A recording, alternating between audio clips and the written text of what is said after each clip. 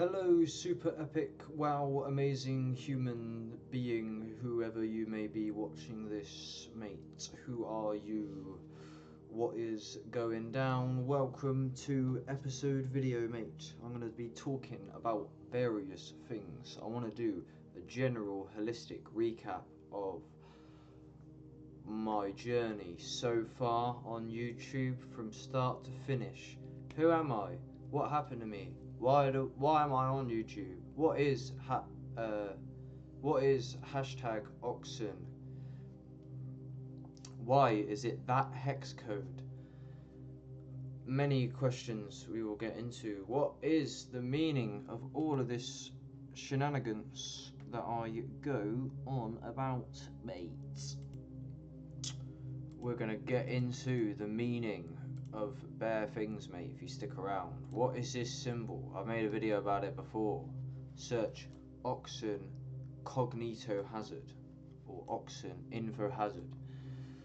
I've now adopted this as one of my logos, mate. I didn't make this one, but I made this one for the most part. This is an old one. It's infinite love. It's just a demo. It looks a bit rough, you can see around the edges, mate. But look, I noticed that you can fit the infinity symbol inside of a love heart. We've got a Metatron's cube as well. It's all interconnected is what I've come to realise. I was like, what should I speak about? And then I'm like, you know, it's all interconnected. It's always been that way. But yeah, so what do these symbols mean, mate? And what does OXSN mean? A lot of people ask me, what is OXSN? I'll just get it out of the way quick time. If you give a fuck, people comment. I swear down, someone commented recently. Yes, brother, as you can see here, this geezer commented. What does OXSN mean? Oh, shit. That's who commented it. OXSN. That's the name I go by for the most part. Hashtag. I got a lot of different names, and they all have a lot of meaning. I got a lot of hashtags, and they're all interconnected, and it's a fucking interconnected web of information that is channeled straight from the astral intuition, mate. So what does OXSN mean? Let's reply to that geezer once and for all. I've said it before, right? Just quick time. It's a very old name. I've had it for a long time, yeah. Like, cause I've been on YouTube for a very long time. Yeah, like for example, I made this fucking music in 2019, and I was called OXSN then. So I wasn't awake, as you can see here. It says NPC before the awakening, detox in progress. So I made this music when I was like some depressed loser in Babylon, and I was an NPC. And I hadn't took mushrooms at this point, but I knew about them, as you can see. So yeah, I've had that name for a long time. It actually used to be not OXSN, it used to be Snox, like that. It was the other way around. It was actually Snox Weed Man, because basically, yeah, this is the origin of the name OXSN once and for all, right? So originally, OXSN come from Snox Weed Man. Snox Weed Man was an Instagram account I made when I was selling weed in and around Oxfordshire and Swindon. Oxfordshire, Swindon. And that's it. So it's just saying, it's OX for Oxford, and it's SN for Swindon. And I grew up and I only knew these places. It was only recently that I left this place. Basically, this is new shit, mate. This is funny as well, if you know the conscious rapper community. MC Words and Inspector Veg.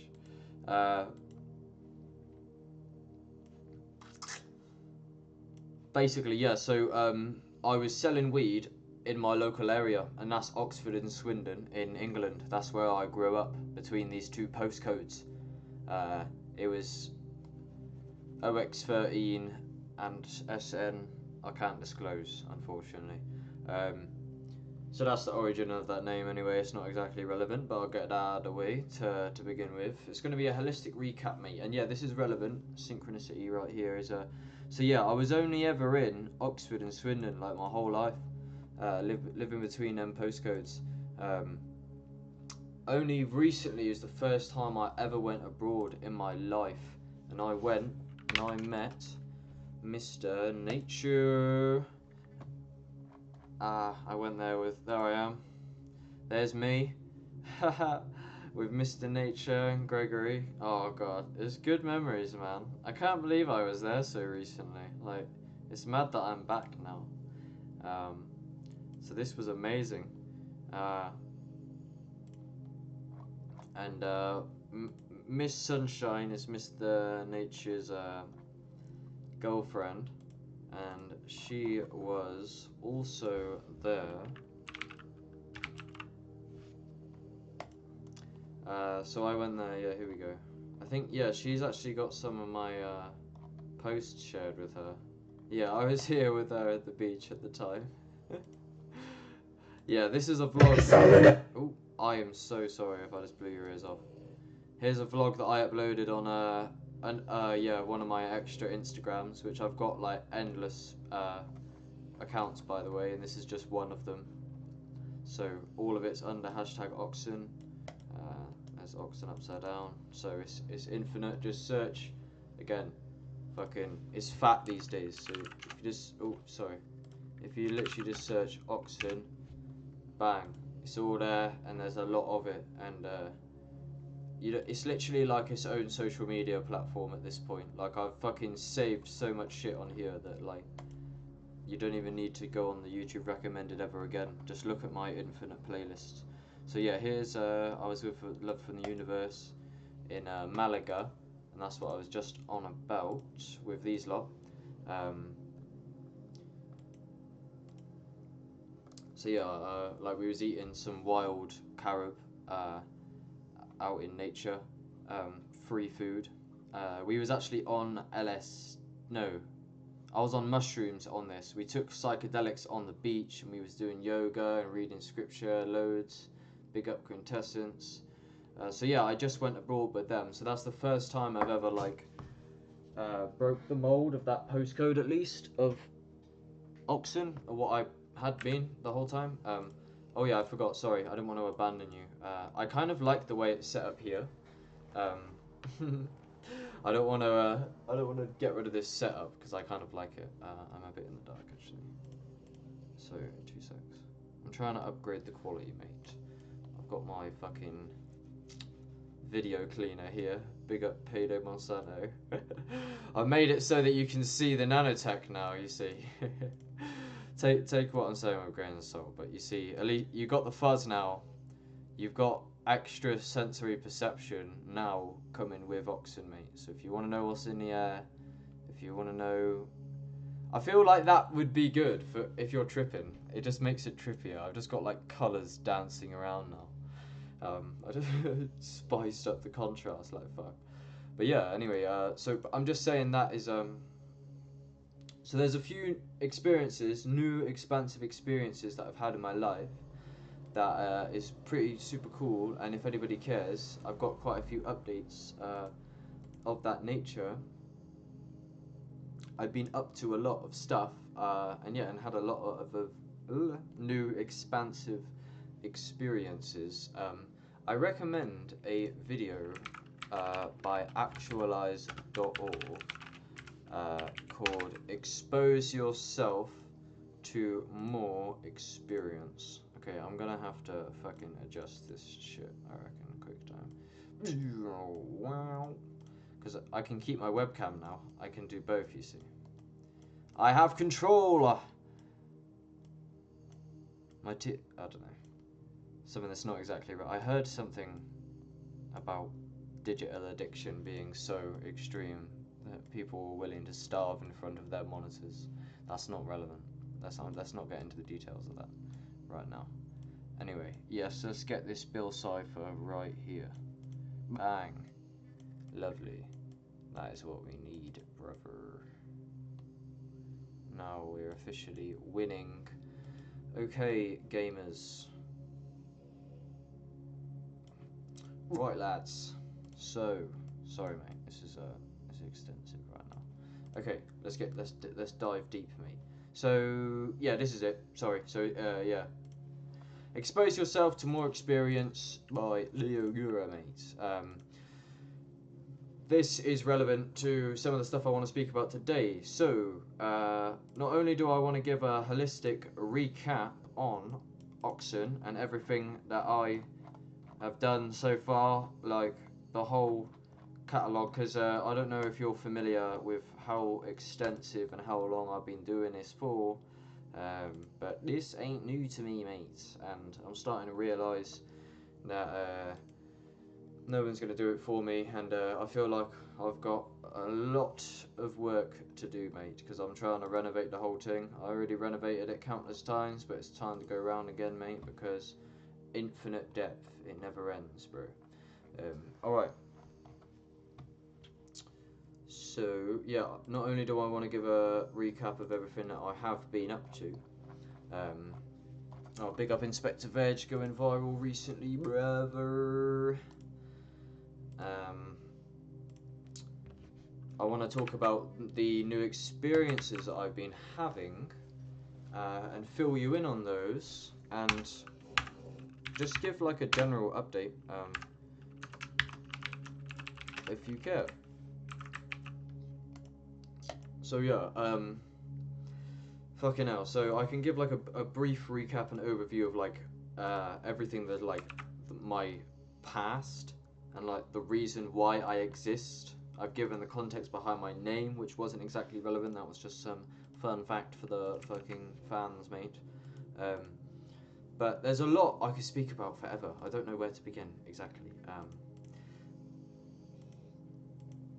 But yeah, I mean, like, I think we could go, for example, all the way to the bottom of my Rumble account here. So, that's an interesting place to start in a way. Like, so yeah, I mean, my first videos now are like 2 years old, which, it's weird reflecting on the past. Because I've like look, I've got like 4-hour long live streams here, 7-gram live trip report. Like, I've been doing this for a long time. 5-hour live stream here, speaking deepness,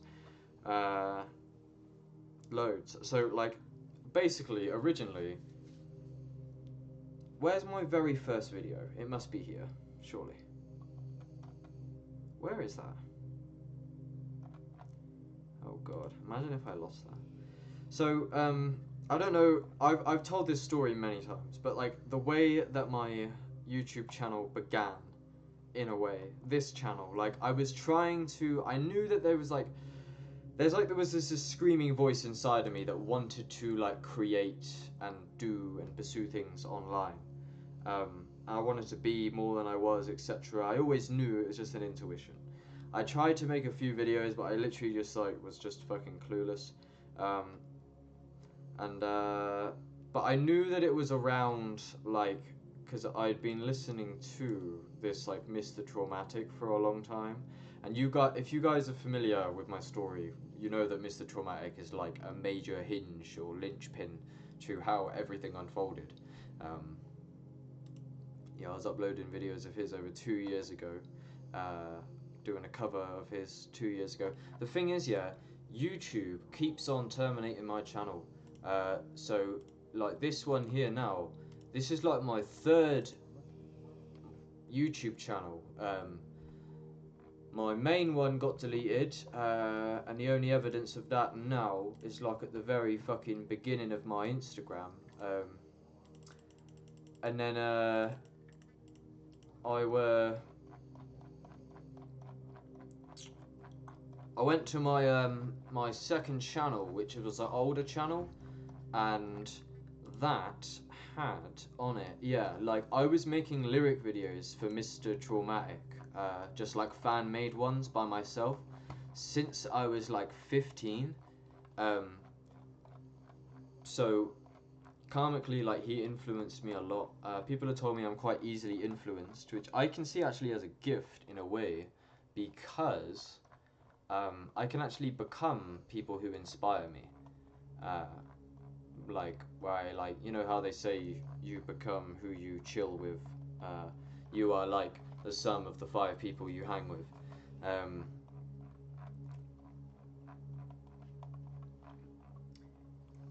Same with the internet. If I get really familiar with a public intellectual or an artist, I end up embodying them via like neuro-linguistic programming type stuff.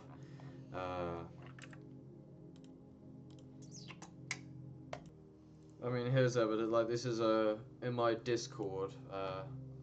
See, I was announcing videos over 2 years ago. You can still find this now. You can join the Discord. It's a free server for like-minded people. That's how many members we've got.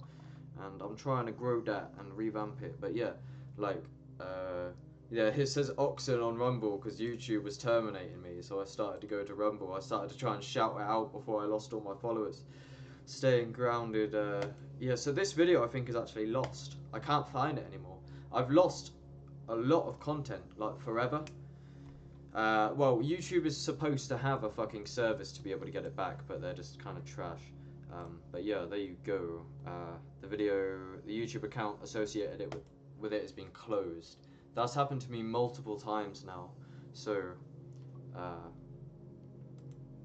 been losing a bit of content. And it happened to Miss Sunshine as well. I was showing you Miss Sunshine like not long ago at all. Yeah, it's happened to her, and she was just innocent on YouTube. Like, I can't believe they would get rid of like her of everybody. It's a bit mad, mate. It's the Matrix. Yes, lads. Yeah, while I'm here, to be fair, I got to go back and remember like what the fuck I'm talking about. But hey, so this was me when I was like 16. Yeah, this was a major thing for me. So, like, I feel like I should go back and like, I feel like I should just do like a holistic reflection of like my fucking life, for some fucking reason, because I'm in a big transitional phase and it's there's a lot I want to say in a way, but I mean, fuck knows. This was when I was young anyway. Like, when I was young, what was that? I was at this point. I was literally I had a job at fucking Subway in fast food. I was like 16 years old. Yeah, I didn't give a fuck about school when I was younger, right? Like, this is how I remember my childhood. Like, I don't know. I just went to school. I was in school apparently, and I didn't fuck with it at all. I just fucked around. I didn't like the teachers. I would just like physically dismantle the school and like, but like, to be honest, like, I don't. It's tricky because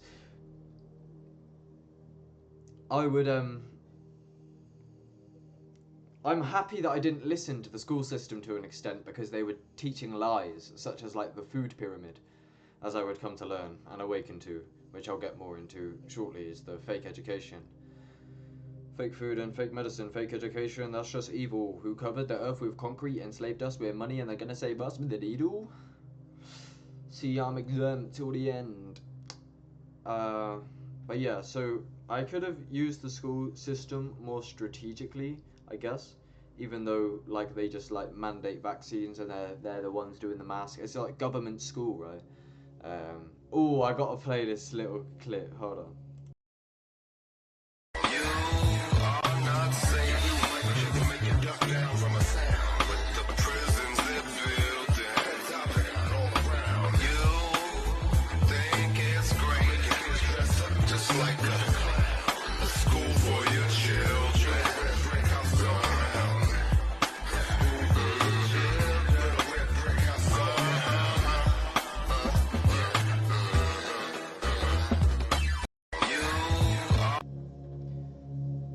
Yeah, if you hear it, you hear it.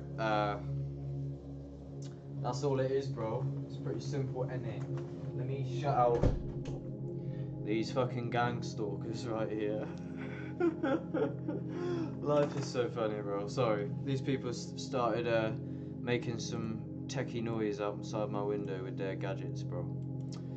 They're trying to stop the stream, bro. The gang stalkers know, bro. They're trying to stop me, fam. They can't stop me, fam. They can't fucking stop me. Wait and see, motherfuckers. That's all I know. Okay. Bro, it's too big now. I can't fucking shrink it because it's just off the radar. Fucking hell, it's gonna take like 10 hours. God, I'm making this take long, and I. Anyway, so anyway, there you go. I went to school. Anyway, I was at school, and yeah. So anyway, I'm trying to be a bit less passive since some of my rude awakenings recently. So yeah, basically, fuck the school system because they were injecting me and everyone with poison. Because it's run by parasitic archons, that's why. So I could have perhaps used the system more strategically to my advantage, but I don't blame myself for not cooperating.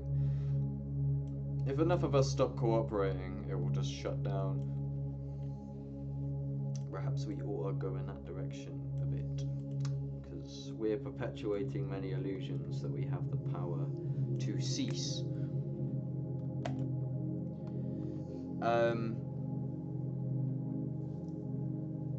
Yeah, so man was in school and I didn't give a fuck, and yeah, and then I ended up in wage slavery, basically, is what I was saying. When I was like 16, man is working at Subway.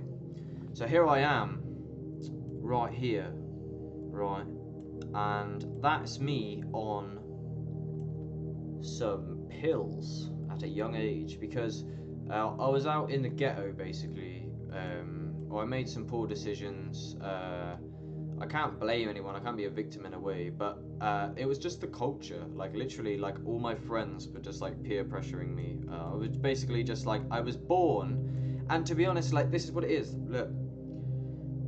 So yeah, I was sent to a school. Like I have a lyric myself. Let me get my fucking lyric up, mate. When it says fucking born on a whim in a toxic culture. This is some bars that I writ and recorded myself, mate. It's still a demo, but just wait and see.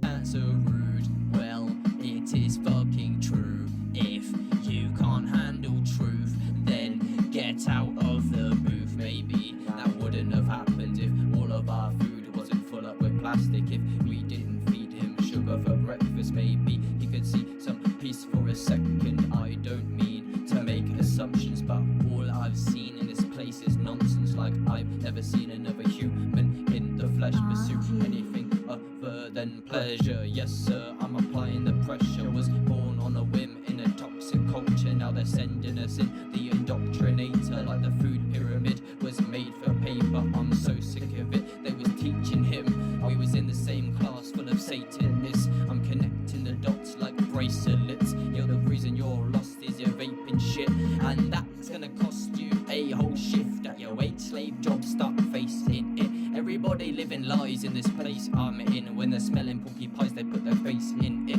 I'm just God in a disguise. I'm just God in a disguise. UFOs in the skies. I'm just God in a disguise. I am God in disguise. There's UFOs in the skies. I'm God in a disguise. Yeah, mate. Sorry, mate. Man was muted. So man wasn't cooperating with that education system and that. If you heard what I said, you heard what I said. That's my SoundCloud. Check that. I got some. I didn't really know Payday Monsanto thoroughly when I uploaded all of these, but yeah, I've got. I made a remix for the Rise Above Cypher, mate. I got bare extensive interconnectedness. I got a MC Words and Traumatic exclusive that no one fucking knows about, mates. Oh yeah, I actually made this diss track. See, the same kid who made this diss track was listening to Mr. Traumatic, so I'm about to interconnect some Mr. Traumatic stuff about how Mr. Traumatic saved me. So like what the reason I'm bringing all this up is like here I'm just doing some fucked up pills. You know, I showed you that picture wherever the fuck it's gone. I was doing some MDMA fucking madness with my friends when I was young, right? I was in the Matrix. I was in a fake school. I was eating fake food. I had traumatized parents, and you're just getting sent into a fake education, and you're getting injected with fake shit. And this is spiritual warfare. And it is, bro. Trust me.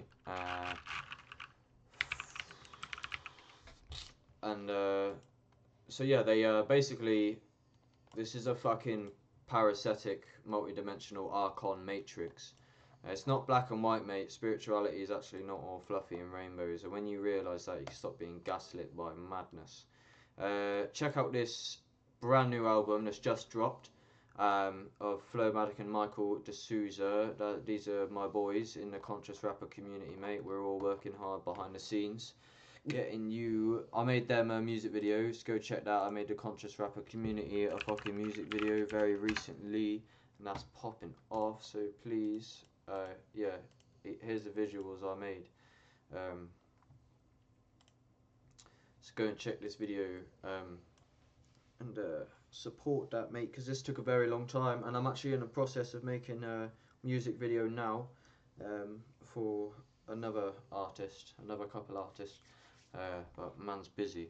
So, is the transition. Babylon! Wow, look at them graphics, mate. This took me a very long fucking time, mate. Very, very long time. Right. So, yeah, so I was out here in the Matrix, eating fucking poison. If you know, you know. Basically, what am I on about? There's fucking so many levels to it, mate. It's like fucking literally just basically tribes enslaving other tribes to an extent. Even actualize.org to an extent is correct on some of the way that he approaches it. Because like the thing is, even though this guy is so biased against conspiracy theories, he still admits to some conspiracy theories as being like valid and not theories, like they're true. So like that's the cool thing, because like that's one. This is kind of a tool. Get this right. So you have to find like a Matrix agent or like someone who's really biased against conspiracies. Like, but if they still admit that some things did happen, that's when you know. Like, I actually uploaded a clip on my Instagram that's just lost somewhere in the fucking infinite catalog. R.I.P. Big up my G. There you go, that's the Matrix there, bro. You don't even know. You don't know until you know, bro. That's the Matrix.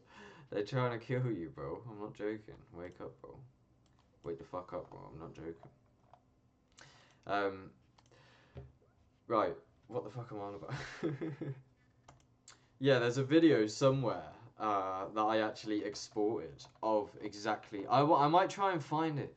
I upload quite a bit of actualize, and I always tag with the hashtags, and this is partly like one of my main fucking missions, mate, and this is hashtag Operation Bodhisattva. Where have you gone, bro? I interconnect hashtags, so like if anyone goes and looks at Leo Gura, I am like I guarantee if you go on this hashtag, look, this what half of my work is done in the background. I bet a lot of these posts are mine. Oh, that's surprising how many are not. Whoa, fucking, he looks fucking mad at us. Jesus Christ. There's quite a lot. I wonder if people are being, I don't know. On Twitter, at least. I know that is for sure. I know that's for sure. There's me. Like, if you go on Twitter, right, and you go hashtag Leo Gura, it's like all me, I swear. But if it ain't, you see, who's this guy? I'm gonna follow him. I don't give a fuck. What is this? I'm scared. Shall we watch it together? Do you know Leo Gura? Am I ruining the video? Let's have a look.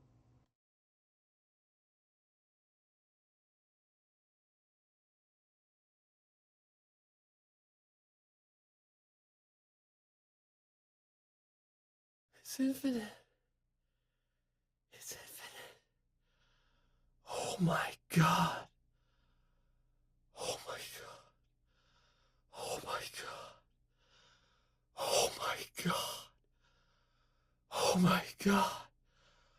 Oh my god. Oh my god.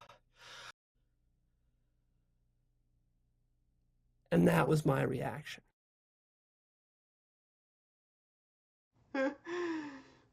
Yeah. See, but that's a whole thing. It's like, bro, right. Just to cut to the chase, right? So this is what I mean. I was an NPC, yeah. Like, look. And I was out here in the Matrix doing all these pills. And then, right, yeah, so this rapper, Mr. Traumatic, I stumbled onto a fucking rapper who set out and he done this whole thing intentionally, right? basically, I stumbled onto this guy. He's talking about psychedelics and stuff. Right? He's got the third eye thing for a reason, right? His music is all about a mass awakening. He's talking about uh, fucking crystals and shit, breath work, psychedelics, health, meditation, uh, and I stumbled onto him when I was in this matrix doing all these poisonous drugs, and I was asleep. I didn't know fuck all. And then this rapper I stumbled onto, for example, let's just have a quick.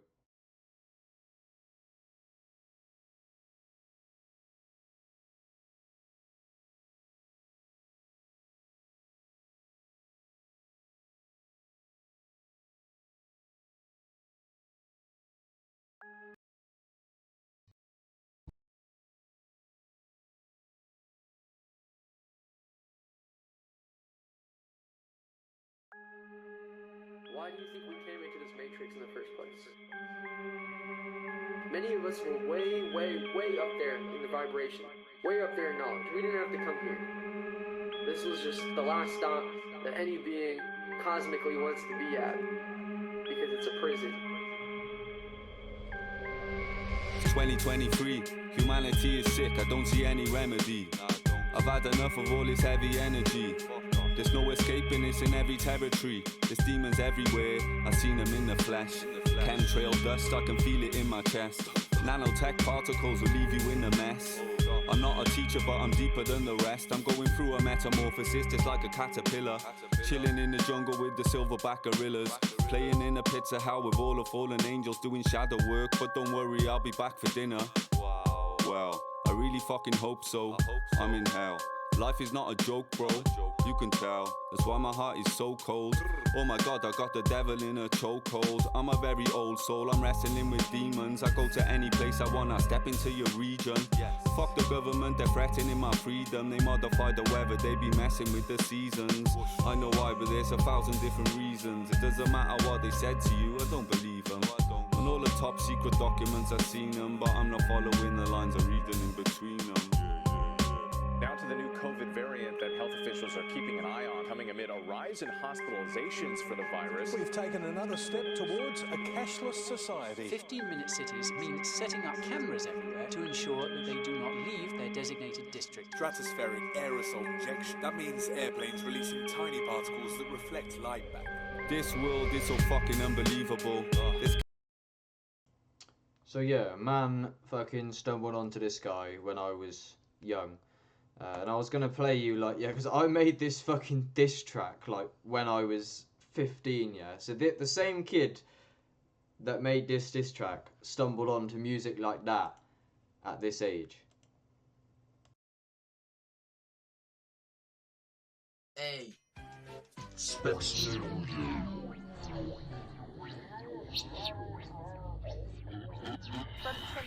you're a twat, you have no friends, your nan's a tart, and you're gay, fuck your nan.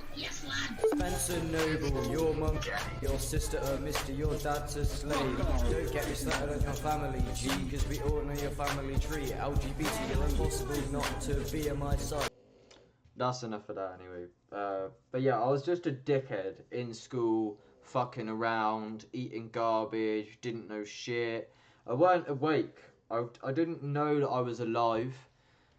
I was an NPC. I was being fucking neuromodulated by the government. I didn't even know it, mate. I was being fucking put in intentional psychological warfare environments, such as government schools. Government school is really just enforced. Basically, is to get the kids on the drugs that the parasitic archons want the kids on, and to inject them with the genetically modified stuff, and to basically mold the minds of the youth so that they can control the population, etc. And we're put in environments on purpose and being gang stalked by a digital hive mind to harvest energy from your divine soulmate, and that's how it goes. Take everything obviously I say with grains of salt. I'm speaking on an intuition.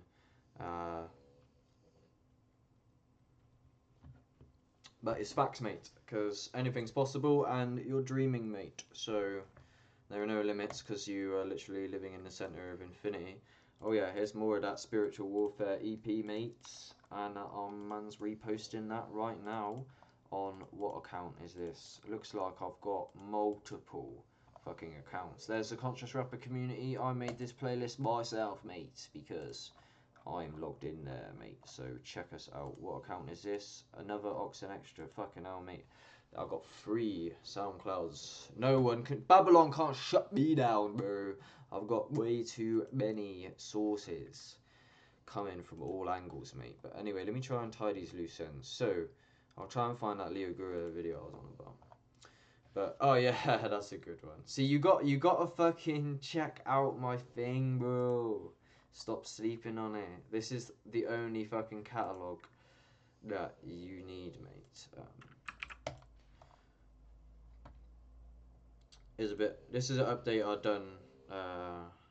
Well, fucking hell, this is getting like a year ago. Fucking hell, time is going way too quick. It's scary. I just said, because again, this video is just a bit of a holistic update, and it will all make sense with long enough time. But I just said, I really need to upgrade the quality of my content, lol. All I've done for the most part is talk on a whim off the cuff. A lot of it is good, but I want a clear catalogue / page / channel / brand of super quality content. A lot of my content now is a gamble. I just rant on a whim and you never know what you're gonna get, lol. I do this partly to save time. I want to say everything ASAP, and with time I will refine and refine. This year will be my biggest year, I know it. I just need time. I'll be working in the background for a while. The only tarot card reading I ever got was from Quintessence Music, and it said, "Now is not my time in the limelight." I always say I need a little more time, and that is a that is a trap. Like I've been saying that recently. Listen to this.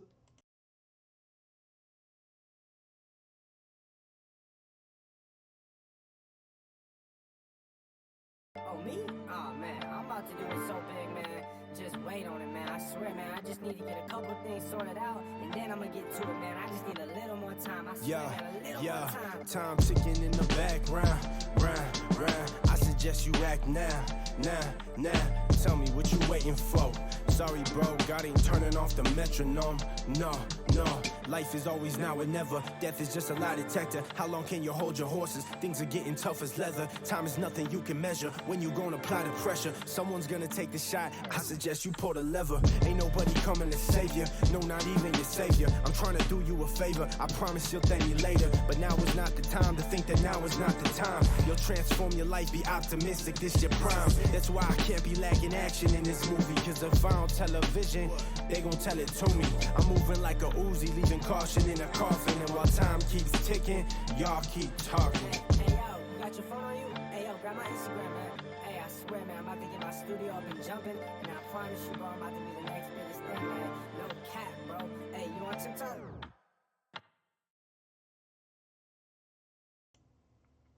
Big up Spectrum. And this is the thing, so me finding this rapper, so yeah, I was just a nerd kid, and I didn't know fuck all, right. I was asleep, and I was a matrix. I was a victim of social engineering and cultural conditioning.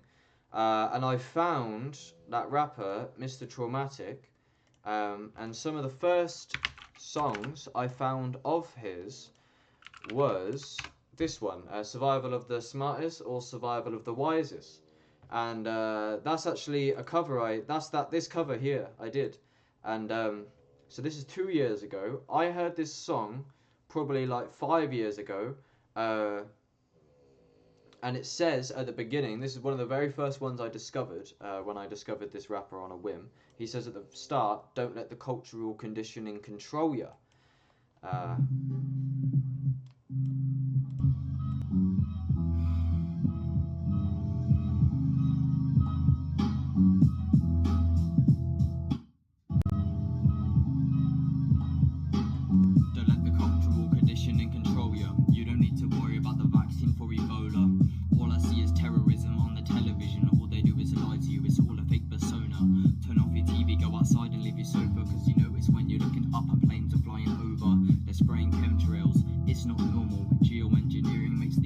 be a colder.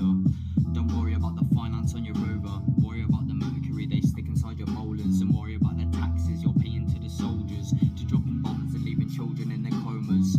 There's aspartame inside your soda, fluoride in your water, turning you bipolar. Worry about McDonald's, KFC and Coca-Cola, cause if you feed them to your kids they might as well catch pneumonia. And mental issues when they're older is terrifying. I'm talking truth, real facts, though I'm never lying. I do my best. I wasn't very good at spitting bars back then. I don't know, that was a weird time. But anyway, yeah, I'm just saying. So he said, don't let the cultural conditioning control you. So I started to, I started to research other cultures, and I started to follow this guy's leads, basically. By the way, he actually shared a video I made about him. I made many videos about him. Here's one that's very relevant to what I'm talking about here, so check this one out perhaps. Operation Bodhisattva. This is a very good one, I think, especially past the midway point. There's actually a remix of that exact song, somewhat an exclusive remix that you can find on my Rumble there. So, how Mr. Traumatic saved my life. This video here, again, it had fucking loads of views, it had loads of comments. I've re-uploaded it a shit ton of times because YouTube just keep deleting me for talking about things of this nature. So I always upload exclusive traumatic stuff here, which is like basically you can't find it anywhere else anymore, so check that. And here, how Mr. Traumatic saved my life. So I emailed this video to him, and he shared it. This is a while ago, and I've been planning on recreating this for a long time. To an extent, that's what I'm doing right now. So check that video out if you care. And again, I share fucking links like fucking all day, every day on here, and hashtag OXSN. That's what all of it is. So, and then obviously it's wise to do hashtag Mr. Traumatic as well, and that is how I find a lot of you. You see, I've actually met people through my YouTube, which is brilliant. If I ever heard about what I've actually done, I would be pretty astounded in terms of even just the people I've met through this. Is I've actually met, who have I met? I've met Psychedelic Actualization in person, and I done happy with him.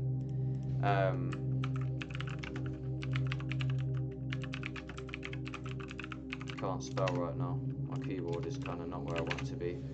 Like through my YouTube channel, yeah. Look, like I've met this guy, and he's got 8k subs, and he's sound. I love him. He was traveling. He come see me. So this, I would not have met this guy if I didn't make my YouTube channel, because I found him on YouTube and I asked him if he would like to do a podcast, and he did.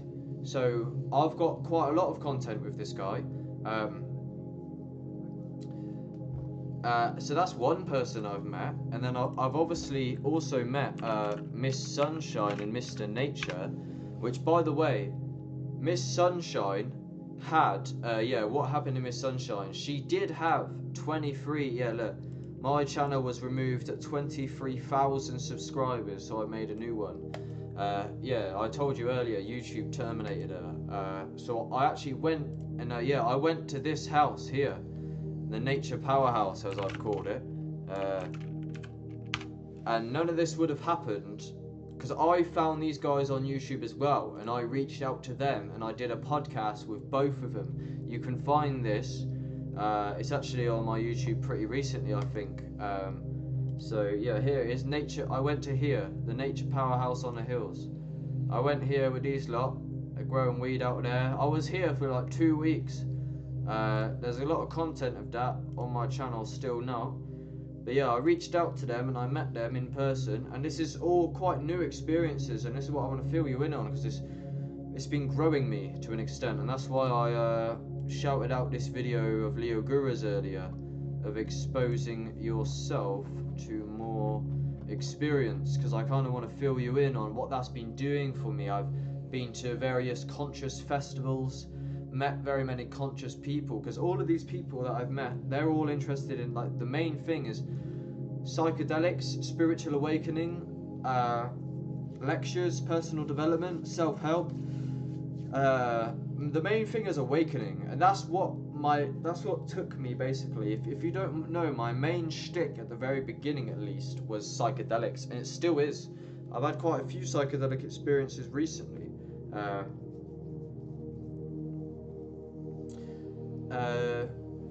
Yeah, for me, psilocybin magic mushrooms changed my life. They woke me up, and I had transcendental experiences where I experienced death, I experienced extrasensory perception, I had astral visions, I was basically dreaming while I was awake. And that is what the name psilosymbiosis means here in my bio. That's 3 words put together, which is psilocybin symbiosis psychosis. And I bring a lot of this up now because so it was that rapper, Mr. Traumatic, he has a few songs about psychedelics. For example, Psychedelic Enlightenment, this one. So I was actually following Mr. Traumatic before this album dropped. I remember him announcing this album and then me being ready to receive it when it dropped. That's 5 years ago. So when I was 16 or 15 years old, I was waiting for this album, Truth Hurts. And I messaged Traumatic, yeah, and I was like, don't ever feel that you're responsible for, like, just because Traumatic influenced me so drastically, it doesn't mean that he literally, like, it's not like he's controlling me like a puppet on a string. He did inspire me deeply and got me interested in psychedelics, even though I feel like I already knew intuitively to an extent, because most people don't care. But I heard what Traumatic was trying to say, and I listened. So I'm gonna shoot downstairs quickly and make a coffee. I'm gonna leave you with this tune. So I found this music when I was young, and the reason why this is relevant is because that's how that song I played earlier, Tick Talking, this is basically it. I found this guy after, because he also talks about psychedelics. He's got music about psychedelics. That's why it's the yin and yang, because it's about awakening. And he's called Spectrum, and that is the spectrum of the yin and yang.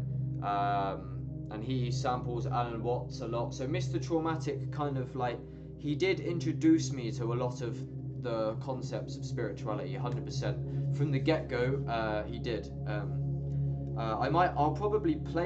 I'll screen record that video at the end in a second of the old one of called Mr. Traumatic Saved My Life.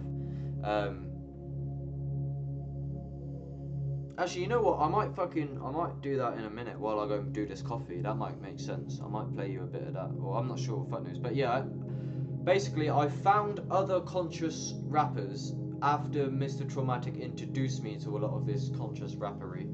That looks cool right now. Oh my god, it's that rustic orange. That's really nostalgic for me. I struggle to recall why. It reminds me of something that I can't pinpoint. That colour. Like an old CD. I don't know, anyway. So then, after finding all these guys, I then made the YouTube channel eventually, after having a breakthrough on psychedelics, which is a loose end that I didn't tie, is that my very first video is Wage Slave Awakening, where basically I took some shrooms, I had some crazy awakening, and I picked up my camera and I started to rant. And ever since then, that's what my YouTube channel has become. And then since then, in the past year, me and Michael D'Souza have founded, even though Michael D'Souza is like the CEO, or I wrote this description basically. I made a music video for these guys, and I made like all of these playlists. I made all of the playlists really on the SoundCloud as well, and there's Spectrum there, as I was just playing his song Tick Talking, and I bet before we know it we'll see some Mr. Traumatic. So I went to then go and work with, and this is brand new stuff right here. This is who these guys here. These are like the CEOs of the conscious rapper community, including myself. Even though I've been slacking a little bit because I've been battling my demons and stuff. But we'll get to that another time. Reposts. I bet before we know it, there will be some Mr. Traumatic. So I'm just saying. I went to go on and find. There's the Traumatic here. I went to go on and find and pursue music of similar nature of what I'm going to play you in a second. It's like truth music, so to speak, that seeks to educate the listener.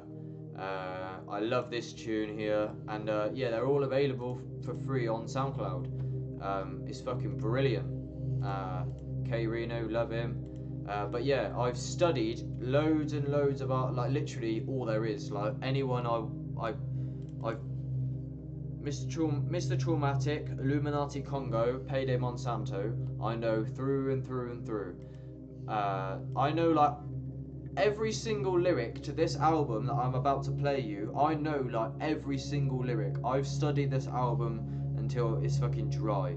So listen to this tune. I was listening to this shit at a very young age, and this radically altered the path of my life because it just clicked with my intuition. So I'll play you this tune for the most part, and then I may screen record this for a minute, or you can go and check that out. You just see I just reposted that. But yeah, so check this. I'll pause my frequency, and yeah, I'll be back shortly. I'm gonna make a drink quick. Bless, bless, love, love.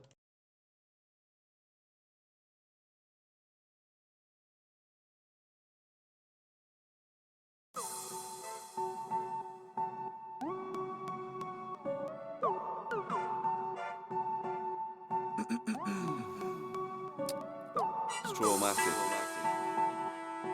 psychedelic enlightenment. Yeah. They're not drugs, no, they're plants. Yes. Show love, be grateful, give thanks. Yeah. They're grown organically, not artificially enhanced. No. These psychedelic compounds, they're medically advanced. Wow. They're not drugs, no, they're plants. Them tablets you're taking, they're profiting the banks.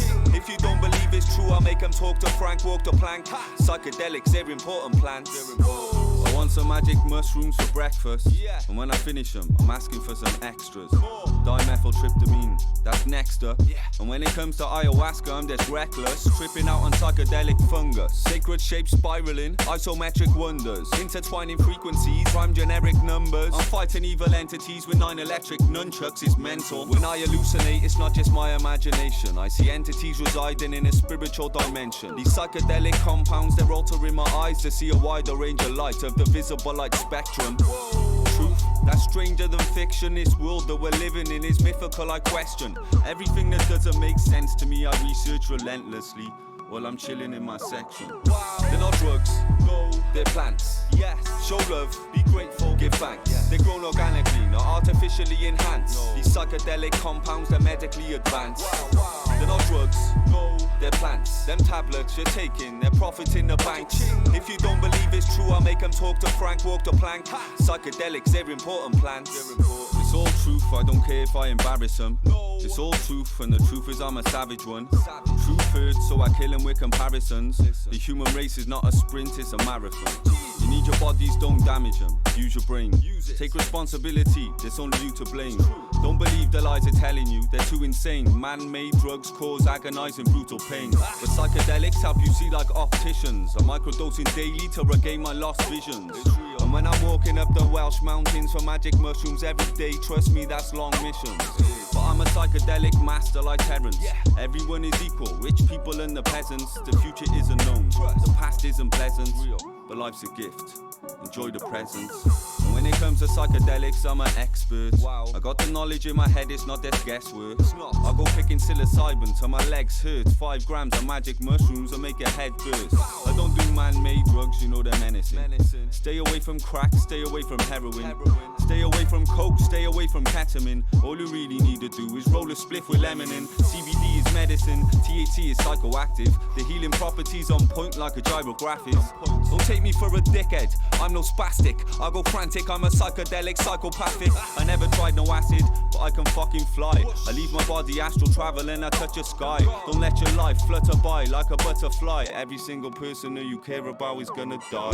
They're not drugs, no, they're plants. Yes, show love, be grateful, give thanks. They're grown organically, not artificially enhanced. These psychedelic compounds, they're medically advanced. They're not drugs, no, they're plants. Them tablets you're taking, they're profiting the banks. If you don't believe it's true, I'll make them talk to Frank, walk the plank. Psychedelics, they're important plants. They're not drugs, you dickhead, they're plants. Be grateful, give thanks. They're grown organically, not artificially enhanced. These psychedelic compounds are medically advanced. You dickhead, they're plants. Them tablets you're taking, profit in the banks. And if you don't believe it's true, I'll make them talk to Frank, walk the plank. Psychedelics, they're important plants. They're not drugs, no, they're plants. Yes, show love, be grateful, give thanks. They're grown organically, not artificially enhanced. These psychedelic compounds, they're medically advanced. They're not drugs, no, they're plants. Them tablets you're taking, they're profiting the banks. If you don't believe it's true, I'll make them talk to Frank, walk the plank. Psychedelics, they're important plants, they're important. The psychedelic experience is as central to understanding our your humanness as having sex, or having a child, or having responsibilities, or having hopes and dreams, and yet it is illegal. This is an outrage. It's a sign of cultural immaturity. We tolerate it, sign that we are living in a society as suppressed as any society in the past. Cheers, Dramatic. Yeah, I'm gonna... If you want, obviously, you can see. If you skip on the timeline, then you can skip it. Yeah, I'm just gonna fucking go downstairs and make a coffee, mate, and I'll be back. I'm gonna play you this. This is probably like 2 years old. It reckons 1 year. That's over a year old, 100%. So yeah. So Mr. Traumatic shared this video to his story, and he said, I've got the screenshot somewhere. There's a few things I want to try and find, a few loose ends I want to try and tie. I've got to try and find this Leo Guru video as well. Thanks to Mr. Traumatic's shout out.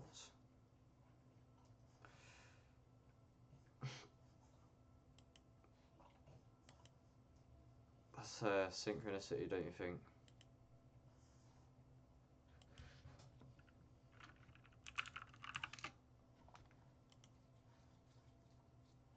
Right. Yeah, thanks to the shout out.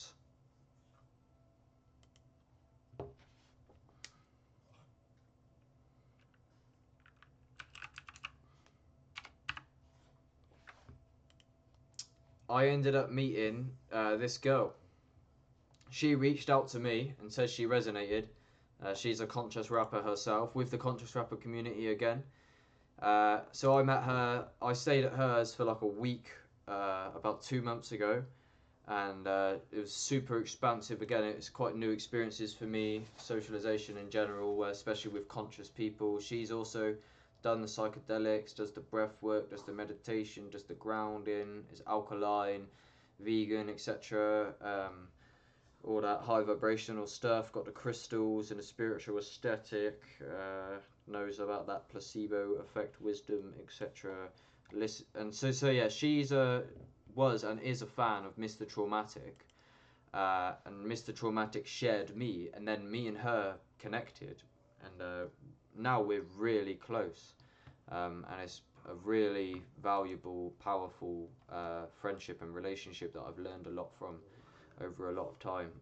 We've gone back and forth for a very, very long time, and yeah, she's made some mad moves. She's growing like mad now. She's spitting her bars on stage. and she's sick. She's literally a lyricist these days, and she's got it. She's and again, she's a conscious rapper. She's Inspector Veg is commenting on her stuff here. Mr. Traumatic actually commented on where is it? Watch this. It was that one. Is it? Where is he? Is he fucking deleted it? Where's he gone? Mr. Traumatic definitely commented on this once upon a time. I don't seem to see it anymore. But yeah, that's what I'm saying. I got a few valuable connections through this shout out. But yeah, I'm just doing a general recap of my whole of my whole story and stuff, just so it's on paper. So I think I'm now going to screen record this video I made about how Mr. Traumatic saved my life, and then I'll be back shortly and I'll do some talking, and I will probably screen record some more older videos towards the end, because this is a lot of what I'm doing. Yeah, is I like how infinitely intelligent, and it's becoming Inception, because do you see how I'm reacting and I'm screen recording videos from the past, and I can see how if I keep this up, even how I've got one version of my logo there, I've got the other version here, I've got this old one which you don't see much of, and I love how I'm becoming the master of my own fucking world, and I understand myself through this process. It's like a self-reflection diary that I've been doing for fucking ages. And half the time I'm tripping on shrooms, doing live trip reports. And I'm listening back to a lot of this for a long time. I've been... oh yeah, there we go, sorry. So there's yeah, so Mr. Nature, I found this video of his. They claim to live for free in an eco-village. So then I reached out to Miss Sunshine and Mr. Nature and done a podcast with both of them. And then here I am with them in person after meeting them. So I manifested it, really. And there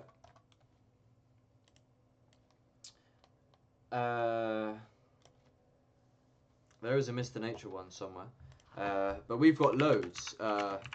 And Mr. Nature also knows Mr. Traumatic through and through. So Mr. Traumatic woke me up and brought loads of people together. Do you understand?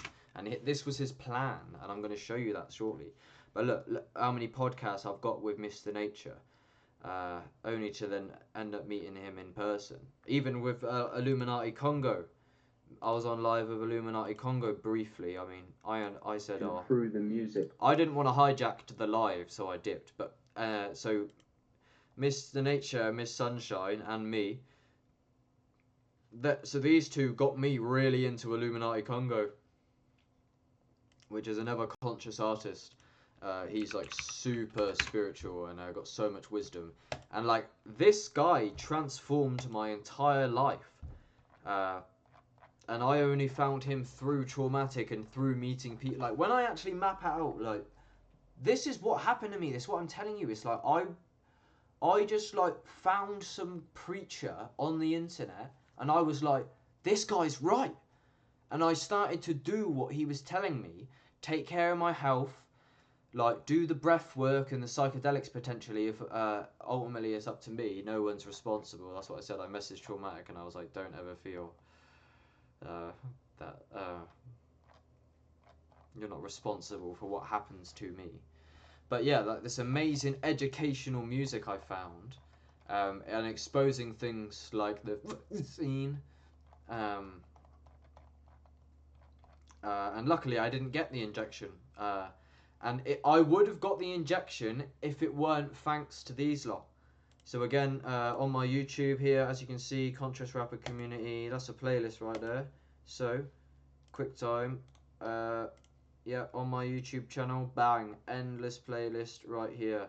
That new EP I was on about, loads of technical research, just videos. I got loads of playlists. I had loads of playlists that I spent a long time on, but YouTube terminated me.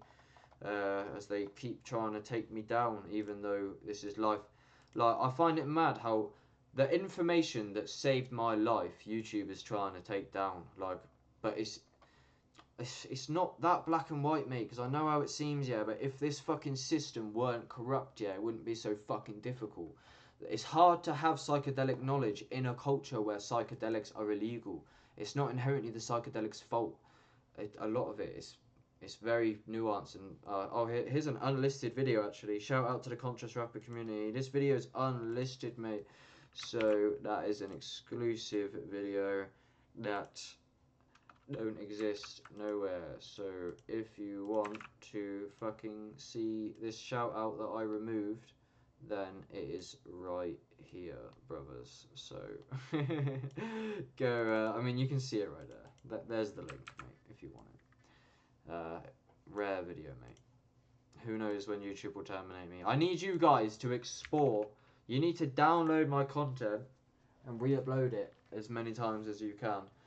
I've lost the cable from my hard drive, but I'm trying to save it. I got a USB here.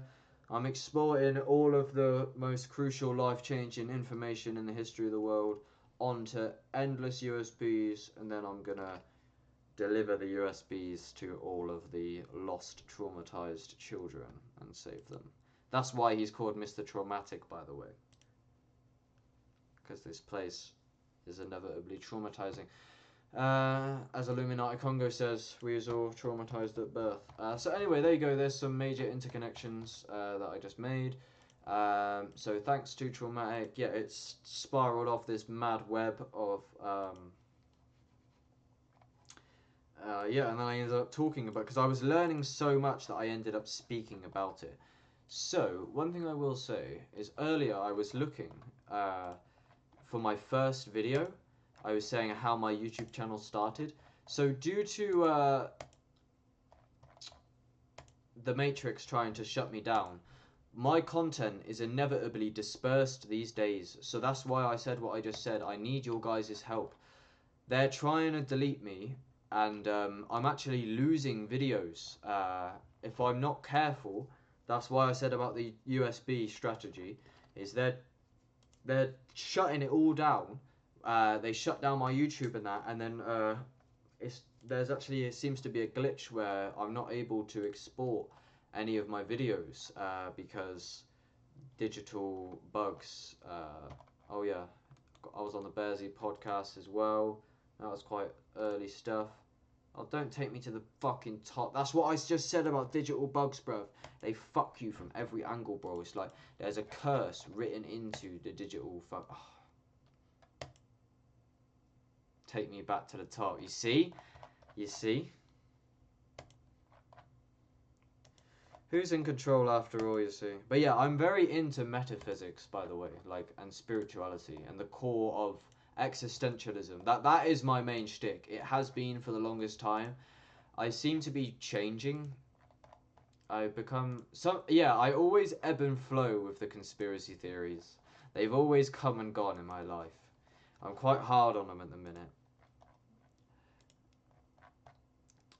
But yeah, anyway, this is all audio. I've got 44 hours of audio on Spotify alone, and that is far from all of my content. Yeah, check this shit out. But yeah, so my first video, I think it may be Spotify exclusive now.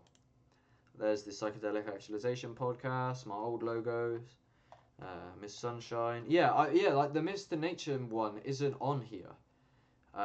It's only now on YouTube and Rumble. So yeah, basically I'm dispersed now. So I have like rare content, and I also have lost content, which like where some of it like is buried at the bottom of my Instagram, almost never to be seen again. There's something cool about the aesthetic of that nearly, but I want to save all of my stuff. Like I've got somewhere, don't know, I have exported a lot of stuff in the past, but definitely not all of it. And I have lost a bit of my content now, so streams of this nature, I've lost a few of these, and I'm not trying to do that, so help me. Anyway, so this is like, yeah, this is like my first video. So yeah, I was just tripping, and I basically realized that I'm a slave. I got an insight of wage slavery. I simply noticed how tired I was and how I don't have a life anymore since becoming an adult.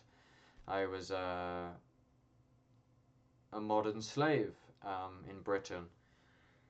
And that's the truth. I've seen countless videos, to be fair. Like, get this. So, not long ago on Rumble, this is exactly what happened to me. Check this out. So we're on Rumble, yeah. Here we go. I was laughing. This old boy, Wage Slay, yeah. So here's a random young lad who's appeared on Rumble, right? Right, and he's like, fucking hell, right? This, yeah. He's not alone, yeah, look. So that's him there. Basically, he's just fucking... He might just be moaning about having a job. But a job is a scam, bro, because it's literally artificial scarcity. Listen to a song by Payday Monsanto called Abolish Poverty. Look, Oxen... yeah, wage slave cage, lost in the grid. Here is another lad of the same age going through the exact same thing. Look. You start the video. Oh, welcome. Hi. I'm not prepared for this video. Oh, hi. Fucking hell. Here he is. Look, here's another one. Hi. Hi. Oh, hi guys. Basically, what I'm saying is, yeah, hold on. Is there the video to this? Please. No, you see, there's no video. There used to be a video.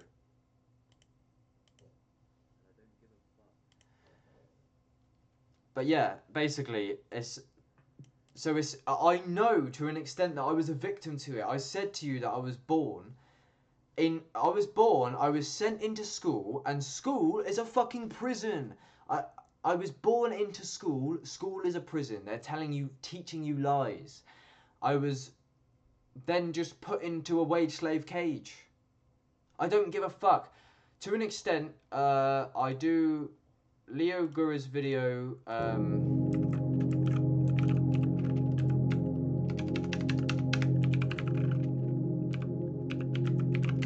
Take with many grains of salt, because I don't like this video. Because see there, he's literally shitting on the chemtrail conspiracy completely. But it is quite important in some ways. The sneaky psychology behind conspiracy theories. It's a meta episode. He's not on about the content, he's on about the structure. And that's a very important point when you're watching this video. I do like this guy, but he's definitely a Matrix agent. This is important here. He's saying this is a meta episode. So read all of that if you give a fuck. What's this? Oh. Maybe I didn't even read the whole thing. I'll look at this later. Okay.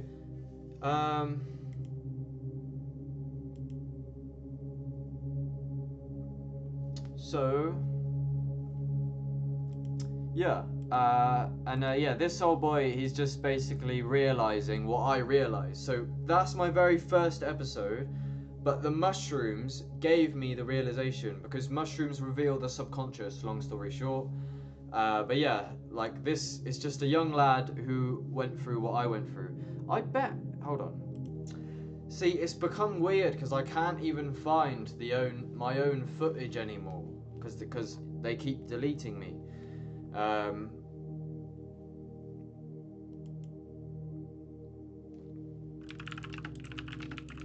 It's not on Rumble, is it? Oh, it is. It's here. Fair play. I didn't see that. But yeah, it's just a rude realization for me anyway, and seems like that old boy's going through a similar thing quick.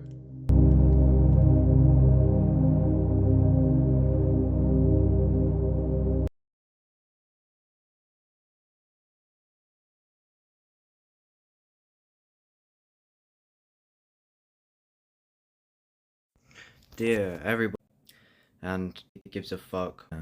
So this when I'm sober, I like to. But yeah, I'll play this, like, because this is how I was feeling basically. Like, basically, I felt like I had my back up against the wall. If you want to go and see this video, I was quite immature. I wasn't ready for YouTube. I didn't really know how it was going to pan out. Here's a little, like, yeah. Here we go. This is like the first thing I ever writ. I swear down. This is how my channel started. So I felt like I was trapped in wage slavery, and it was a rude awakening. I looked at my situation. I was like, fuck. Like, because I didn't give a fuck about school, and then I just ended up, like, backed into a corner. But school was a toxic system anyway. Like, I wasn't given what I was literally malnutrition, like, on drugs in school. Because, like, I was just born into the fucking ghetto. My dad was, like, in and out of prison and shit. And, like, I was just born into poverty, and council estates is all I've ever known. But, I'll read here. So here's a description for my wage slave awakening trip report. I feel I'm speaking for millions of lost souls, trapped in a forever complexifying synthetic system that is absolutely dehumanizing and soul-crushing. If you care for my message, please help me grow and I will help you. Together we can fight for a new world. Socials are linked below, thank you. On Saturday night, the 13th of November 2021, I decided to take 4 dried grams of Liberty Cap magic mushrooms, psilocybin, alone on an empty stomach. It came on very fast and I could feel the potential of the dose, but it remained pretty mundane for the first hour or so. I almost regretted my decision as I became very tired and noticed how abused my body was feeling due to long shifts at work and lack of rest. I decided to lay in bed, knowing that I would have no choice but to remain awake, thinking for 6 or more hours. Side note, that's not, I would have not read it like that now. I mean, obviously, no choice but to think. That's Eckhart Tolle's teachings. After a while, I decided to listen to Terence McKenna, The Weirdest Tales. I highly recommend listening, especially while tripping. This completely changed my mood, and my thoughts started racing at super speed. I listened for probably 35 minutes while contemplating existence. Visuals were mild, as I've done shrooms a lot. And I mean a lot. They seem to become harder to distinguish the more I do them. I'm talking about the visuals. While all this is going on, my subconscious begins arising to the surface, and the existential thoughts about what I'm going to do with my life become stronger and harder to ignore. I had no choice but to stop listening to Terence and explore these intense feelings that were arising. I continued to think intensely for 20 minutes or so, and realize all I've done for the past year is work non-stop. I, of course, already knew this, but I never fully realized I was wasting my life. Running myself into the ground, forgetting my dreams and aspirations, and just selling my soul to a corporation and system that doesn't serve me. Side note, that's not ultimately true, obviously, it pays the bills, but that is the slave system. Then, without thinking, I picked up my phone with anger coursing through my veins and hit record, feeling I'd had a rude awakening and had been shot in the face with a hard truth, and this is what you see now. And there, my friends, is the trip report. Someone commented, sounds like a pretty common feeling people have after taking psychedelics. So yeah, so there's me anyway, and you can find this video, and I'm just raging about what I've realised. So, the only reason I was taking shrooms is because by this point I was probably about 18.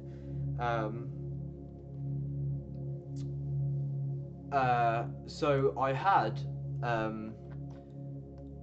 already took shrooms and had some awakenings, like, which by the way, a major linchpin for this whole thing is that this is where my awakening, and this is where I really changed personally. So here you can see this trip report. So whether or not traumatic inspired me to do shrooms or not, I ended up taking 7 grams of dried magic mushrooms on a whim when I was 16 years old, and I ended up like basically getting torn apart in darkness, and it was like a living nightmare of like physical existential torture of the spiral realm and the dark night of the soul. And I literally lost the plot, and I literally was fading in and out. There was no colour in the room. And go check out the trip report. So I spent a very, very long time on this. Even the thumbnail took a very long time, but I spent a long time editing it. And this changed my fucking life drastically, and this was definitely a turning point for me. So this video was I think this video was shot after, but like yeah, this was about 2 years ago as well. I made this video.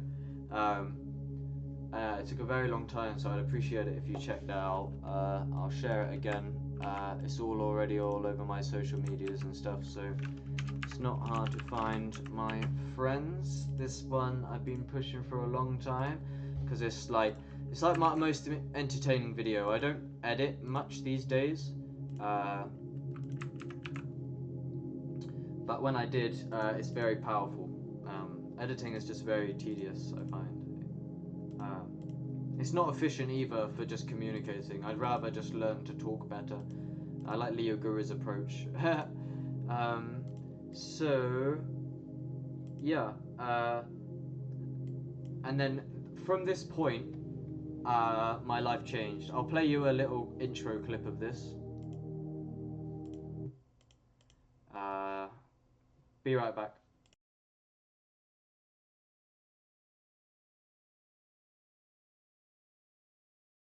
Hello and welcome. Today I'm going to be telling the tale of the most traumatic experience of my entire life. This video serves as a warning to anybody exploring psychedelics, consciousness, spirituality, anything of that nature.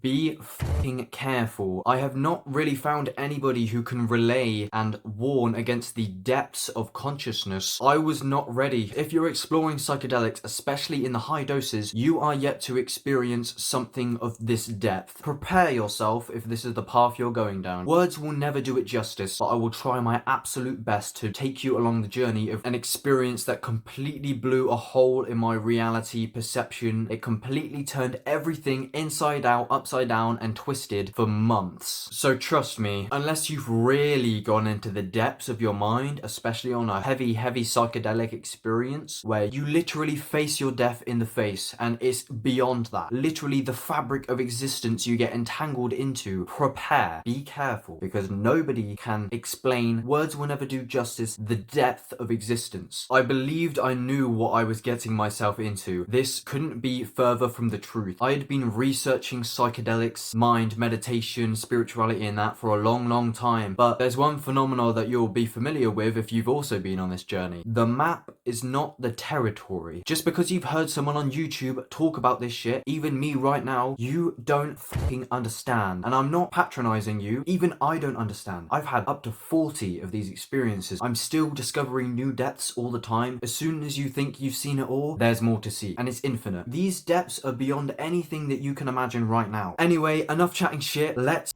I was playing that rapper earlier, Spectrum, the TikToking one. He says, psychedelics took my life and they replaced it with a myth. How am I supposed to save a world that I don't even think exists? He also has a song, he goes like, I've seen the universe crumble. Is how the chorus goes. He also has a lyric that I love. Stuck between nothing's real and realistic. Mess around in the third dimension, but still a mystic. I've said that myself. I've got an old podcast episode called just that. Stuck between nothing's real and realistic. Because that's how I felt half the time. It's like, I know that I'm inside a dream that is God's mind and nothing's real. But at the same time, it is. And I don't know, who I am. Who am I? Sometimes I can feel my mind is actually controlling the whole thing. It's like there's no such boundary as self versus other. It's like everything is one thing, it's doing itself by its own will, because it is itself and there's nothing outside of itself. And if you believe that you are opposing anything as an entity, you are incorrect. There is nothing that can exist that is not your body as God, as infinite consciousness, as the one dream of infinity, mate. But yeah, I hope it's all making sense to an extent. I'm gonna leave you with this now and go make a coffee. But yeah, it's I'm just interconnecting my whole story, bro. So yeah, I'm just gonna play the intro for this at least, and I will be back shortly. So skip forward if you please, bro. Love you.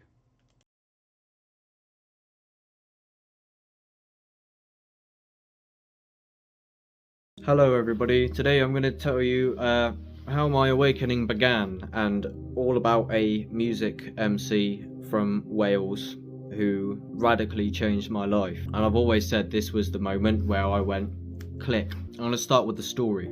I was 15 going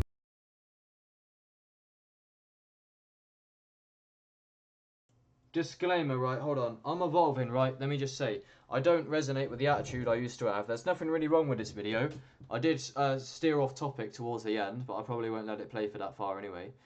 I've evolved. This was like 2 years ago, I'm just saying. Not this video, but around about this time, I did definitely make some very questionable videos. It's just I had an immature attitude, that was all. And I've refined it. Just saying, I don't resonate with the ignorance that I used to embody. I realise that I have and can be, and still am to an extent, very ignorant. I need to listen a lot more and talk a lot less, I think. But yeah, I'm always reflecting, I'm always growing and evolving. But yeah, I feel I've developed a lot since then. And yeah, I had like naive spirituality back then. But I mean, everything I say, like the story itself is still valid. So I'm just saying, when I was living in this flat, in this area, it was a very interesting time. And I don't know how many of you go that far back. But yeah, bless. Oh yeah, also, just one more random thing. Yeah, in this, I speak about, Inspector Veg, who's gone viral recently for his bird's eye baby mums. Yeah, he's going viral.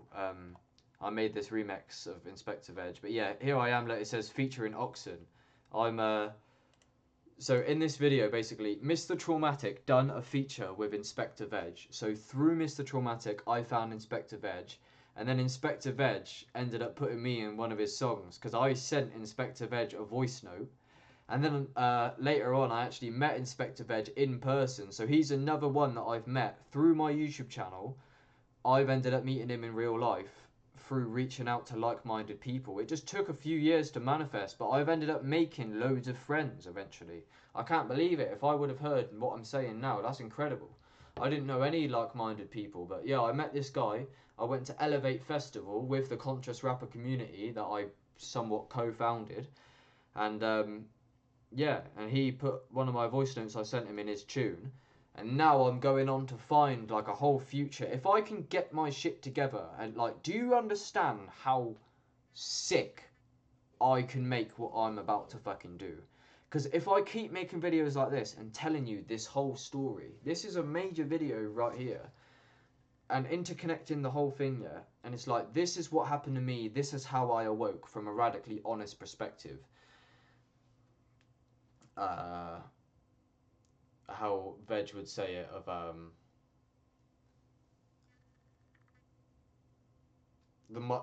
telling the microscopic truth or the raw data of my experience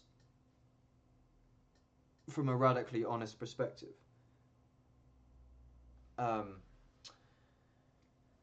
It's major, mate. What's happened to me and everything that I'm onto is major, mate. And I'm interconnecting this, mate, and there's value for you, mate. You can hop on it, literally meet us, bro. But yeah, I'm going to play this thing super quick, and then I'll play the rest of the Traumas video. But yeah, I talk about Veg in the traumatic video that's about to come on, that's why it's relevant. I'm just saying, that Still Exempt EP is fucking levels, bro. and I'd love to learn more about your truth, especially the whole dietary thing. I got a job in the co-op now, yeah. Literally every person buys the same Don't shit. eat that garbage, walk straight past it. Lock off the mind, start fasting. People are eating junk food, that's self-harming. Some drink sour top tea, that's calming. A Friday night freak show is alarming. The lure dinner but the devil seems so charming. Push up the land into the quicksand, getting farmed by the farmers, keep on farming. What fuck a CV, I don't wanna fill forms in, nah, that's boring. I'm tired of warring. Herbs in 1 million a day, I'm getting morphine. Preach peace, cause of all the wars they're causing. A lot of people in the game all gone lame. Talking that climate change, conforming. The beast is bringing new laws in, taking the piss like that they can never force it. Fuck up the system, fuck up the system. That'd be great. Fuck up the system, we can all high vibrate. Fuck up the system, it's time to get that health. Fuck up the system, break the teeth for the ungodly. Hit him in the cheek with the truth, there'll be no apology. Babylon can't swallow me, seeds in the dirt, man, kill the economy. Walk beside me, don't follow me. If you want herbs, then holler me. Y'all speak true words, man, I don't need a holiday. Electrons under my feet like wallabies. Rebuke the nation, destroy the wicked. Meditate till I don't know who Chris is. Kidnap the fishermen, save all the fishes. Bless the whole world with alkaline dishes. Grant God's wishes and discipline frees us. Like the book, but I don't beg Jesus. Think less and let the heart lead us. Does the supermarket really feed us? Fuck up the system, that'd be great. Fuck up the system, we can all high vibrate. Fuck up the system, it's time to get that health. Fuck up the system. Back to nature, enslaved by paper. Yeah, well, you gotta wake up, none of them are wearing a mask like makeup. Back to creation, rebuilding electric nation. Not dairy and constipation, fasting, reading a lot of meditation.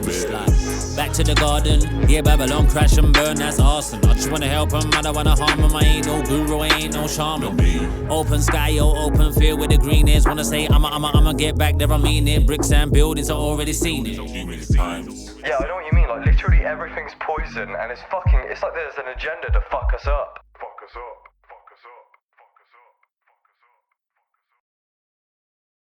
To school in the West in a house always with poverty, and I've always kind of had like an intuition that the system was just kind of a load of bollocks, and it was like I couldn't understand anybody around me barely. Like I always had this deep desire for existential questions forever, and I felt like everything was just like a load of bollocks.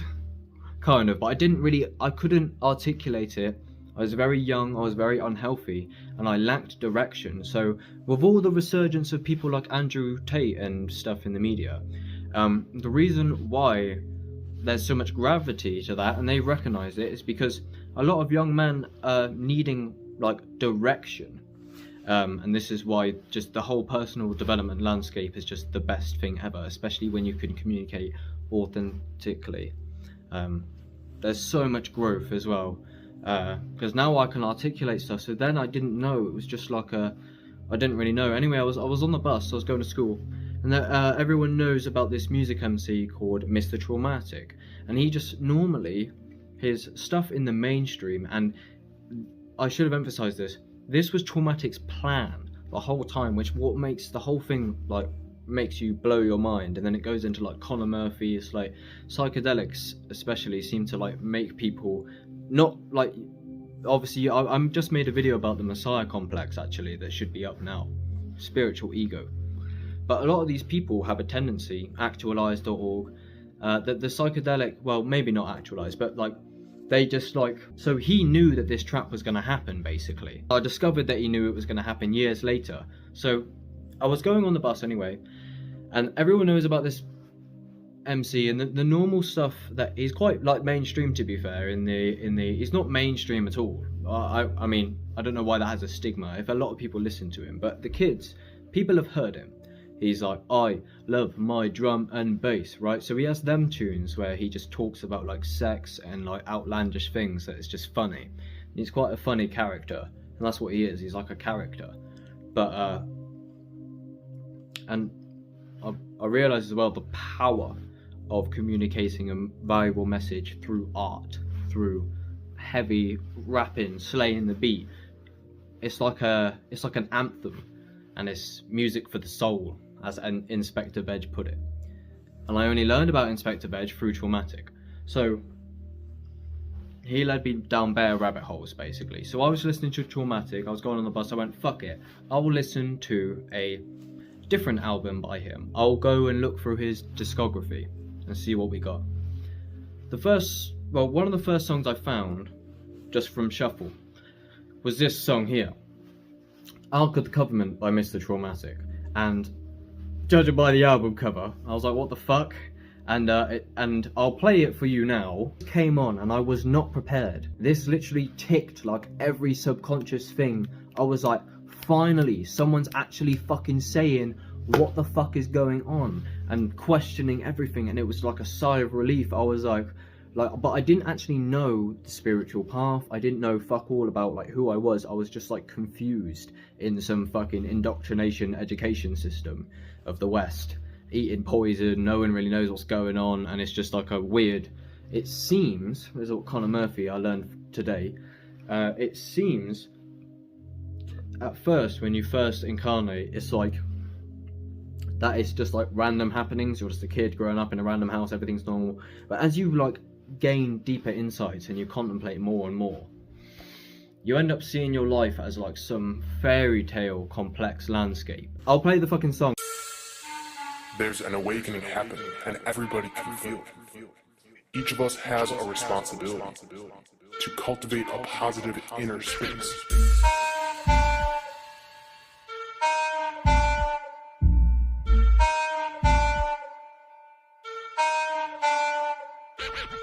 Don't believe a word you heard on the television. Why? Because the media, they're dark like the government. I'm spiritual but not religious. I don't listen to commandments or rules. Fuck the Ark of the Covenant. If anybody tries to rise up or talk truth, trust me, it's a bullet in the heart when they punish them. So you can find me meditating on a mountain, and I'm never coming back. I'm too smart, I'm a stubborn cunt. Every single thing we know is a lie. History is his story, it isn't mine. I'm not an atheist, no. I'm not religious, I'm searching for the truth and information with my inner eye. Cause everything you need to know is within your mind. I'm accessing knowledge of the forbidden kind. I tell you flat out now, the planet isn't right. You need to think and use your dome. The evidence is in the sky. The evidence is in plain sight, it's everywhere. But their eyes are wide shut, they don't ever stare. Truth hurts, and it's never fair. The truth about reality will leave you very scared. Cause it's terrifying, and it's very scary. But I'm never lying, no. Just be very wary. Genetically they're modifying food, and that's the reason I'm a vegan. Cause I don't eat meat or any dairy. I heard that. I was just got off the bus for school. I listened to it again before I was walking in the door. I was like, my mind was blown. And then from that day forward, I listened, and this was so when I was 15. So I often say that my awakening sort of process of pursuing the intellectual path and actually having a deep curiosity of seeking questions of what's going on in society, what's the nature of reality, where are the answers, and they actually led me to the answers in the end, which was psychedelics. It was actually Mr. Traumatic's plan, so he intended for exactly what happened to me to happen. It's like he set up like a trap. They're corrupting the young with lyrics by talking rubbish and speaking gibberish, making tunes about clothes and money, violence, drugs and gangster killer shit. But deep down you know there's more to life. There's more than finding wars to fight. Be wise and go to the Amazon, see a shaman, wake up and sort your life. I'm not saying my tunes are perfect, cause most my lyrics were evil and traumatized, like shank MCs with a sword and knife, and then leave them guys in the morgue tonight. I wrote them lyrics on purpose though, with hidden meanings and purpose, bro, to attract those violent people, wake them up and then show them inner peace. Using quantum similes, cosmic content, flow and delivery. I show these evil people how to ascend and suppress their inner beast. When I decided to research all of Mr. Traumatic's discography, at such a young age, he started talking about sacred geometry, and initially, right, the thing that captured my mind was the conspiracy. It's quite a conspiracy song, and I'm not necessarily I agree with everything he says. That's not what I'm saying. It's just like the absolute outside of the normal paradigm. All I've known is go to McDonald's for a treat, fuck around on the internet, go to school, and then when I always had like an inkling, like it seems stupid. And I never really engaged with the school system, and I was happy I didn't really. I could have played it more strategically ultimately, but I literally flat out did just not listen to fuck all in school. And I'm actually kind of happy, because it probably would have saved me from a lot of cultural conditioning and programming. You know the food pyramid that they teach you in school? It's a lie. It's literally a fucking lie. You have a question about who designed the food pyramid?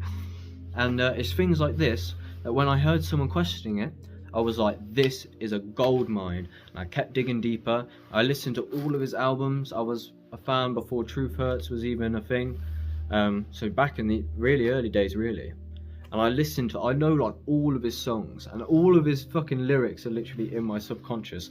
And they literally like, it's more about, it's not necessarily about exactly what he says, but when you listen a lot, like, and he's very like untouched. Nobody sounds like this person, which is what's so good. And he's so powerful, and he's truly a good artist. I never hear a weak bar from Traumatic, never, not really. He doesn't slip. And like me, when I try to make music, it's actually quite a challenge to write lyrics that aren't like my flow's like really off and just kind of pretty shitty. But Traumatic always slays the beat, no doubt. But what I was saying is, it's not necessarily about the particular nuances that he speaks about. Like, he talks about, like, flat earth, firmament, and all this madness, right? One, I feel like he knows what he's doing when he says that. He's not thick. And the main thing that you cultivate, basically, is a message. And it's more of, like, the attitude that he comes at. There's this one line, he goes, what's it called?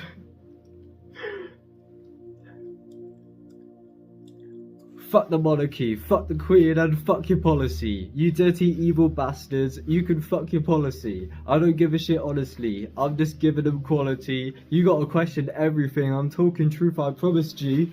And it's like, he literally just fucking, it's the way he comes, it's the attitude. And this is why music is very powerful in this idea of waking people up through conscious lyrics.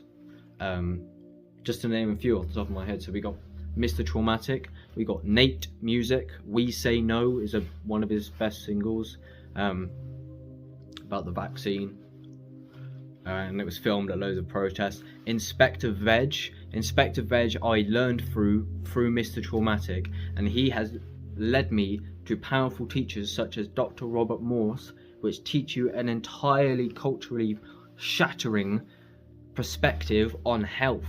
Our Western culture, we have no idea. So when you look at these like teachers that are just way outside of anything that you... And then what I'm saying is, Traumatic began this process.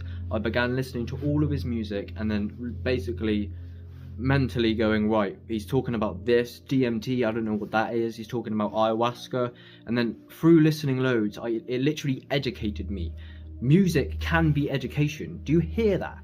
I can educate somebody through a song and they can actually enjoy that song, and then the neuro-linguistic programming just like reinforces a positive message on yourself the whole fucking time.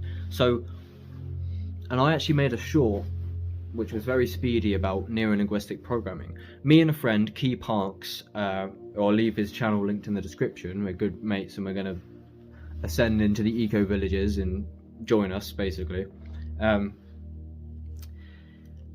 Me and him were on a drive back home one day after having an amazing time. We met up in Wales with some first conscious people. That's when I made the video. I finally met my tribe. When I was with these people, one, we was listening to Traumatic all the time, and I actually said to him, I said, one, it's really good that I can finally have someone who resonates with this stuff without just going, what's it on about? It's not that bad, it's only fucking oven chips. Everyone, you know, everyone just says that they're okay, so we just eat them. Like, it's not gonna kill you. Look, you're still here. What's the problem? You've been here all this time. Like, and you enjoyed it when you was a kid. Or like the diet and stuff, basically. But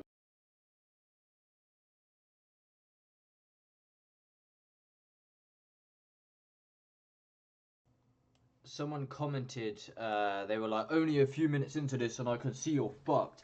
Yeah, I don't know, did you notice that I'm actually tripping on about 2 grams of magic mushrooms while I'm making this video? Just saying.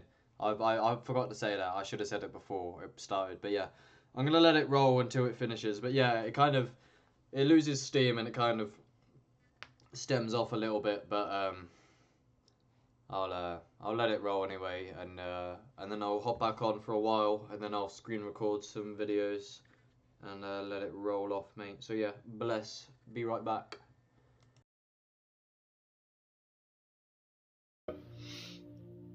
Basically, what me and Key concluded is that when it's neurolinguistic programming is like the music and the media that you consume enforces a kind of paradigm and a frame that you think in. So like you say, you know the very common phrase now, you are the sum of the top five people that you hang around with. You kind of adopt their traits and you become accustomed to them, and you do notice when you're with another being, you're like wearing a mask. You know who they are, and you might not realize, and you're not doing it consciously, but it's literally programmed into your like body. You literally act different. It's just survival. Why am I telling you that? I have no fucking idea what I was saying. I always forget what I'm talking about. Forgive me. But anyway, me and Kia were fucking driving, and we concluded that basically he told me, it's because I started speaking about it, and eventually we built an understanding that not only you are what you eat. We've all heard you are what you eat. Think about that. You're not just what you eat, you are what you consume as well. And then this just goes into how you're literally built on what you consume. If you're going to McDonald's, you're literally built on that shit. Yeah, I'm pretty sure your whole, I don't know, I heard something about like your whole body or some shit replaces every cell every like 7 years. And even if that's not the case, you literally grow from the food you consume. There's no fat, there's no substance if you don't eat sometimes, once, every, I don't know. But basically we drew the conclusion that when Key listens to Pop Smoke, he doesn't want to think about spirituality or nothing. It like puts him into that frame. And Actualize.org has a very powerful video on how socialization makes you stupid, and that's an outlandish title, but what it more is about is that the more you associate with potentially low conscious people, low conscious media, low conscious consumption of, basically you get mired in groupthink. If you hang around with 5 stupid as fuck people, this is why I'm actually very grateful that I have my that I'm like decently alone most of the time. Like I don't really, I go to work and I just like go in my room, and like I used to want a missus loads, and I used to want to find all these spiritual friends so much, but the thing is about that desire is when you go through the awakening process, it's quite funny. It's like a joke, because it's like, for example, I was like obsessing over this girl who like randomly cut me off, probably because I was a dickhead, and I was like ruminating for years, literally. Like it was always recurring, because I felt it quite traumatic when she just cut me off, because we were like really close and there was no explanation, and I was ruminating about it for like, it wasn't like all the time, but it was like I couldn't get over it, and I was going, oh, I wish she'd return, I wish she'd reply to my DMs. But the funny thing is, when you mature, and I've said thank you to this girl so much now, because you actually become grateful. Traumatic has a lyric, living through its hard times has the benefits, life's like a pro tool you develop from the negatives. And then it's me thinking about this thing with the girl and how I'm grateful for it now, and then Traumatic saying you develop from the negatives, and I'm listening to that all day, and then I go, this situation, I desired so many things, I wanted this, I wanted that.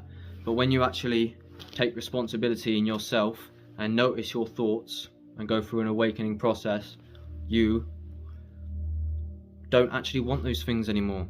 It's the traditional, if that girl now turned around and she said, oh, finally I'm coming back to you after all this time, you know, what I once desired in my low consciousness state. It's like, if that were to happen, I'd go, I'm good, because I've found my peace with how things are now, and I'm on my path to making powerful videos, so stay the fuck tuned. So I went a bit off there, but it's all tied in together, it's all relevant. But yeah, that was just a tangent, I guess, in terms of just like, you have to find the power within yourself. Don't rely on the external things. Very low consciousness, but that's it. It's like the typical like gold digger scheme, where it's like the girl doesn't want to come back to you potentially until you fucking win the lottery, and then she's like, actually, I do love you, and then you're like, I found my peace without you. Actually, it's just that feeling, not that she was gonna come back, but it's like I just like and then the feeling of liberation is what people are traumatic. They're just speaking better ways. There is absolutely no need for the negativity. Is what I met with some very conscious people up in Wales. Key in that lot is you just say no to negative energy, and if you're around the right tribe, listening to the right music, staying away from the toxins, researching, having a value in truth, because for truth's sake, because you're curious, you can truly start to manifest what you have thought your whole life is just a load of bollocks. No. So, you know how you think everything's a load of bollocks? Why is everyone negative? Why am I trapped up in some wage slave cage and I just fucking, there's no actual like creativity or discovering my purpose or nothing? It's just like, it seems like everything in the shop is like cheap and the economy's crashing, and like I'm like, what is this like weird grid where I'm like forced to be overwhelmed on fucking by loads of phonetic alphabets and all these everything's built on so much complexity. But when you finally find the tribe of people with a touch of freedom, you start to get a taste of what it would be like to manifest your own reality. Because who's to say, if you want your land, what, the government going to take it off you? And I know it's a bit far-fetched somewhat, but it's not. I'll leave a link in the description of The Economy is Collapsing, Do This Now, by Iceman Gods of some shit. It's a powerful video. He's got many videos of the same nature. Shit's going down, and the government own us. The pandemic, stay in your house, you can't see your grandma, you're going to prison, madness, hand sanitizer. You know, when you put hand sanitizer on your skin, it just gets absorbed into you. It's basically the same as if you ate some of it. Don't be so thick. There's mandatory fucking hand sanitizers everywhere. Do you know what's in that? No one even knows, do they? Even if I fucking... No one even cares. Everyone just fucking does the same shit. And this is why Traumatic fucking finally saved me. But it's just like everyone's just locked into this paradigm. Like, everyone knows the food's poison, but nobody actually researches what the fuck that could actually entail. It's like no one actually gives a fuck. It's fucking... blows my mind. But anyway, thank you, Traumatic. You're the best. I'll leave them linked below as well. Thank you for watching. Subscribe. I've got mad shit coming. I promise it's only going to get better. Thank you. There you go, lads. So I'm gonna do this one as well. So this is also nearly 2 years ago. It's quite an old video. Oh, I actually linked how Mr. Traumatic saved my life in the description. Which that's obviously terminated now. But yeah, Traumatic even commented on it and that, but obviously they've deleted all that now. So yeah, this is quite outdated, but it's relevant to this video. I'm just talking about my general shtick, you know. Reset that background effect. I'm trying to just do a general recap of like my story of why the fuck I'm even talking. So if you can see the visuals, this video I'm about to screen record is on for about half an hour. So where's that background gone? What's going on there? That's weird. I'll try again. I did have a cool little visual in the background. But yeah, I'm just trying to do a holistic recap of my story, of the kind of the legacy, or what happened to me basically, because I feel like I've changed a lot, and I'm reevaluating a lot, and it's cool to zoom out and to just really solidify what did happen, where am I now, where am I going, what do I reckon, just reflecting a bit on who I was, who I thought I was, and how that's evolved. regardless of so yeah, every partly other as well is detail. because they keep deleting my content to the extent Regardless that of everything, one thing I am it's useful sure for of me to screen record is and I will never export. stop. Sorry, I did not realise that that was on like that. Fucking hell, sorry bro. That was not my intention. What was that? What even was that? I don't even know what I just played. Sorry, that was a bug. What was I saying? Yeah, it's useful for me to export stuff because YouTube keeps trying to take my shit down, and I tell you, I lose my content. If Rumble terminated me for some reason, which they won't, that would be a bit of a shock, and I would probably lose more content somewhat permanently. So I'm trying to export my shit, and all of these files I'm going to be putting on onto a hard drive ASAP. So I will be copying all of this audio, all of this video extensively for years to come. Anyway, I'm going to play this and be right back. Love.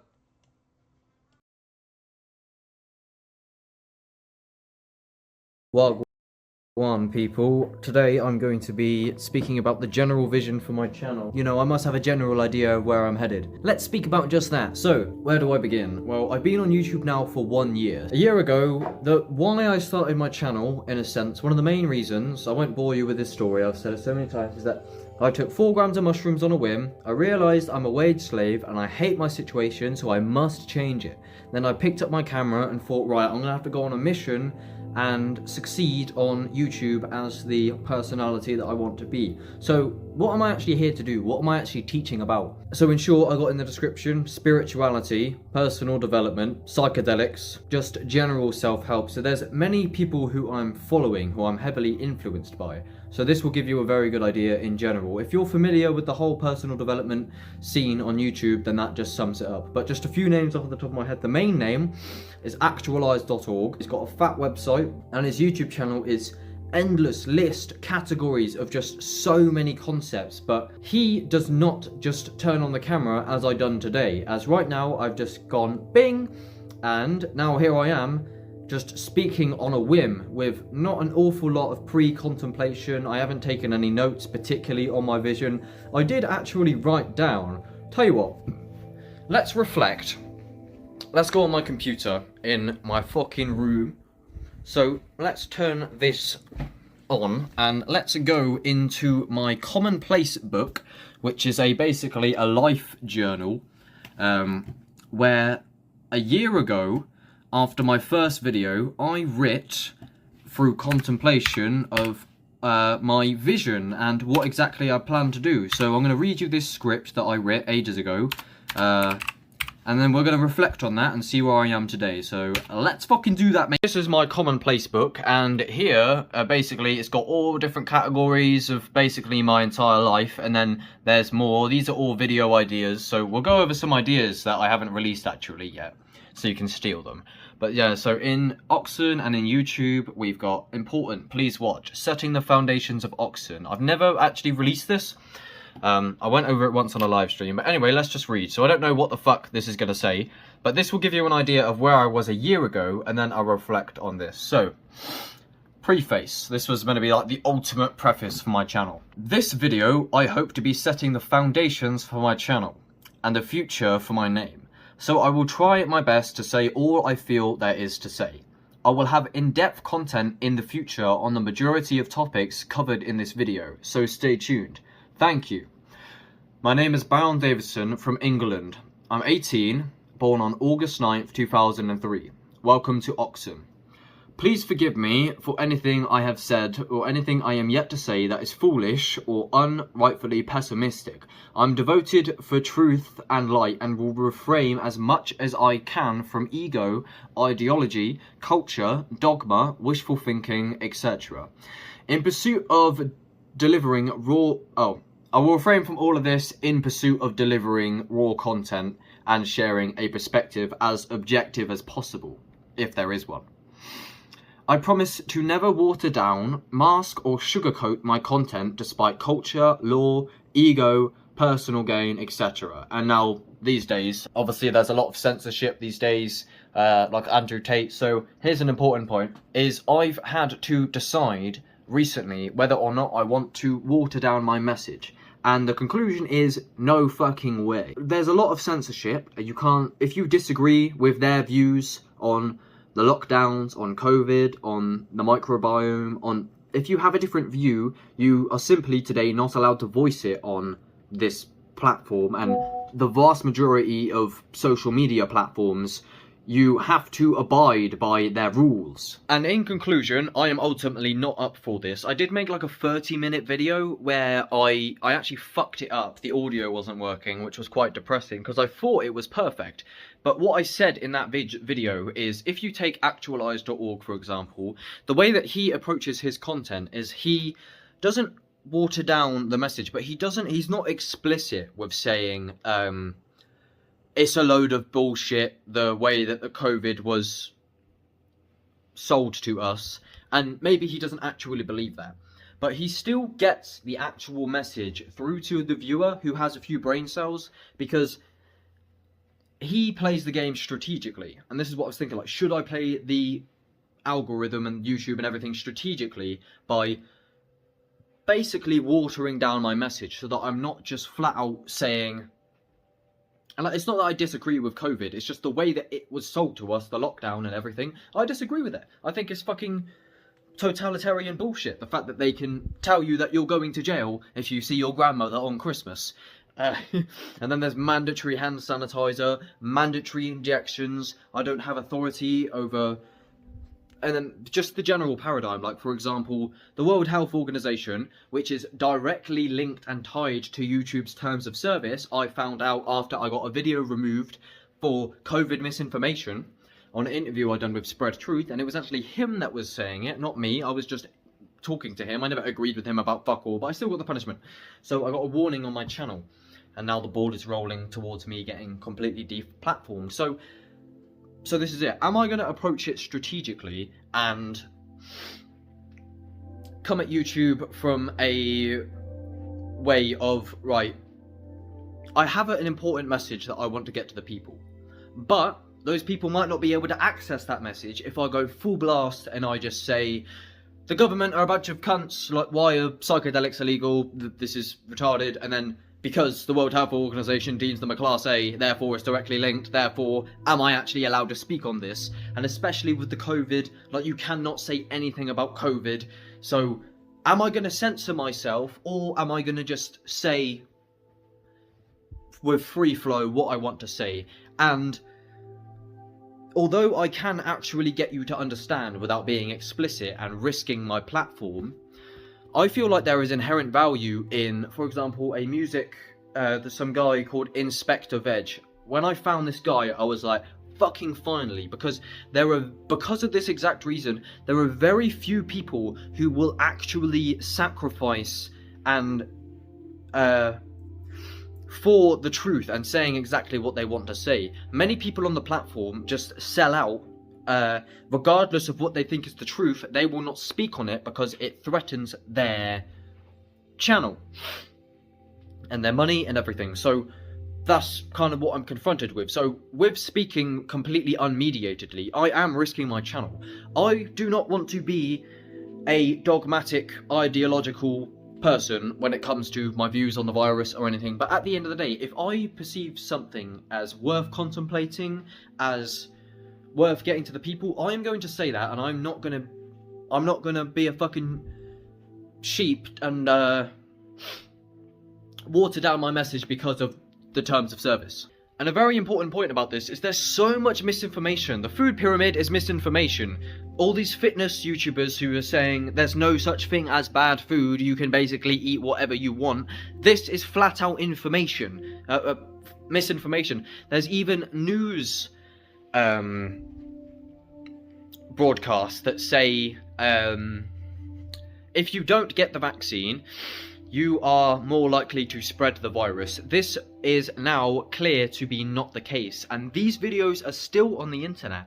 That is misinformation, but they target misinformation that empowers the people, that goes against the status quo, that goes against what the puppet masters would like to put a front on about. So there's actually an agenda to suppress truth seekers, people who speak it how it actually is, or what they perceive as truth. I do not agree with censorship, therefore I am not willing to back down by the potential of me being censored. So there's that, that's cleared up. You ain't got to worry about me watering down anything. So what I was on about Inspector Veg is he comes on, for example, he's got a song called Non-Compliance. He goes, yo, if you think that you're high risk, get healthy, don't buy shit. Don't be scared of a cough and a little bit of spit, cause it's not legit. I don't really care about the testing kit. I don't know why they're still getting tested for it. Living in fear in the houses with disinfectant, wiping down all the surfaces. Practicing social distancing cause they can't see where the real Mercus is. Thinking the only way they're gonna stay alive is they're washing their hands every 15 minutes. So deep in it, they ain't never gonna see where the sin is. Psychologically subdued, watching the news, they don't wanna die hard. Bruce Willis. Yo, mass non-compliance. The lockdowns ain't backed by science. We come to bring that truth, show them proof that we are the giants. So I could, like, go, oh, I'm not gonna, like, you know, say it, but you know what I mean? I could be like that, and then you still get the message. But if I just go, fuck lockdown, fuck quarantine, fuck the government, they're wishing on a dream, and, you know, it's just got so much more power, and there's no possible for actual resurgence if I just fucking water down my... So, yeah, there you go, I hope you understand. So, yeah, I will never water down my content despite culture, law, ego, personal gaming, etc. Of course, I'm also interested in profit, as I'm currently trapped in the system. See my first video, Wage Slave Realization, links below. It's now called We Must Escape, but I'll probably call it Wage Slave Realization. But ultimately, I'm here for the pursuit of truth, as my name... I changed it not long ago to Truth Till I Die, which is still also my name, but OXSN is much catchier and it's shorter, it's better. My goal? To build something out of nothing, which I've come a long way right now, by the way. I'm built to build a community of like-minded people to mix perspectives, be here for each other and just have a laugh. I have done exactly that. And it's amazing. I reached out to Key Parks, who's also on YouTube. I'll link him in the description, who's one of the top tribesmen of me and the gang, who I met in Wales. They're very psychedelic, very like-minded people, and we literally connected on YouTube because I was going to do an interview with him, which I'm still yet to do, so we're definitely going to get on that ASAP. So there's that, and I met loads of other like-minded people, which is a video called I Finally Found My Tribe, which I was so fucking happy about. And then also, I've now got, what, 184 subscribers. I've got don't know how many views, it doesn't matter, but quite a fucking few. So I'm literally manifesting my reality. So there you fucking go. Law of attraction shit. Next we got, on this channel we will be discussing the following. I'll list more and get into more detail in the later videos. So here is a fuck off list of many topics that if you're interested in those, I recommend you stick around, as I will also be connecting the dots. But let's just read it.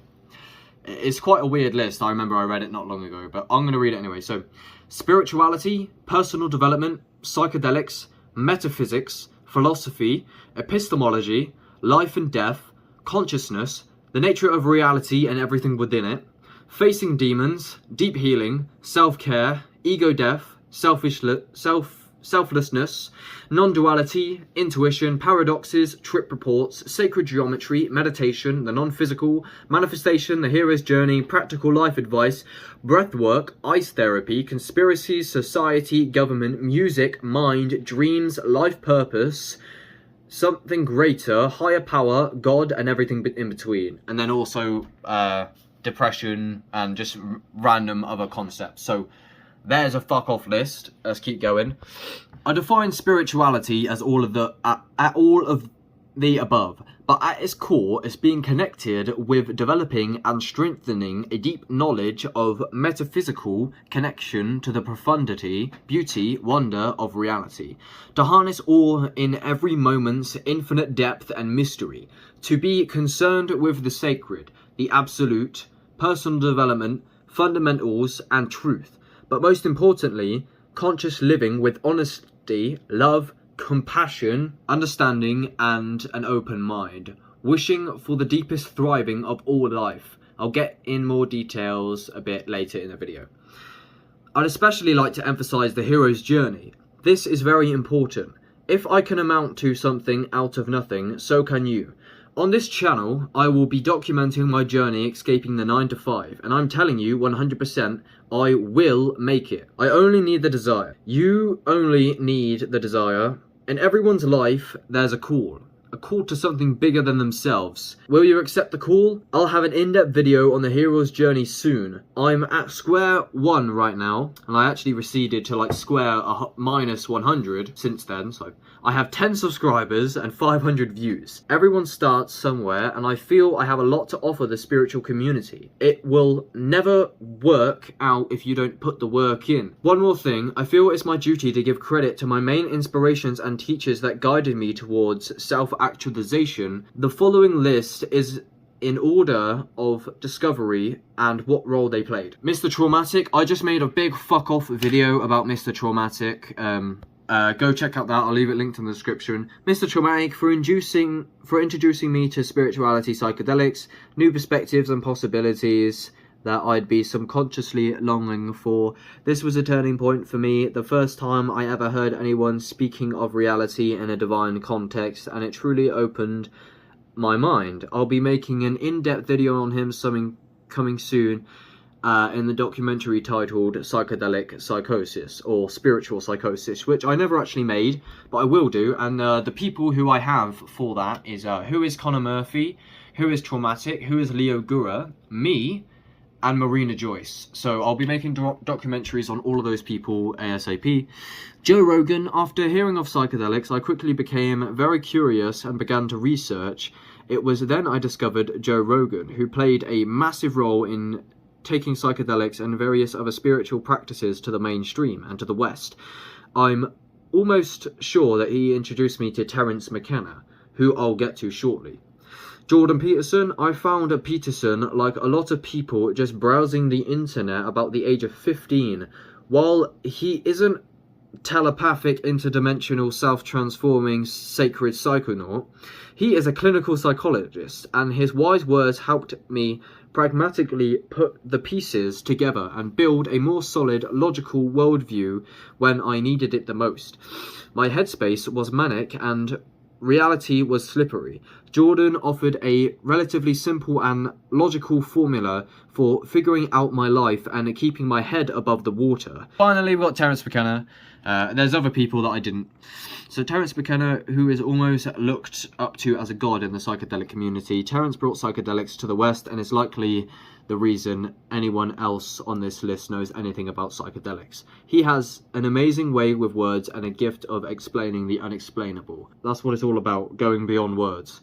And then we got Wim Hof, who teaches amazing breath work and just general spiritual practices, ice therapy. He's very positive. Russell Brand, who makes mad conspiracy videos, tells it how it is. He talks about a lot about psychedelics and just government and corruption.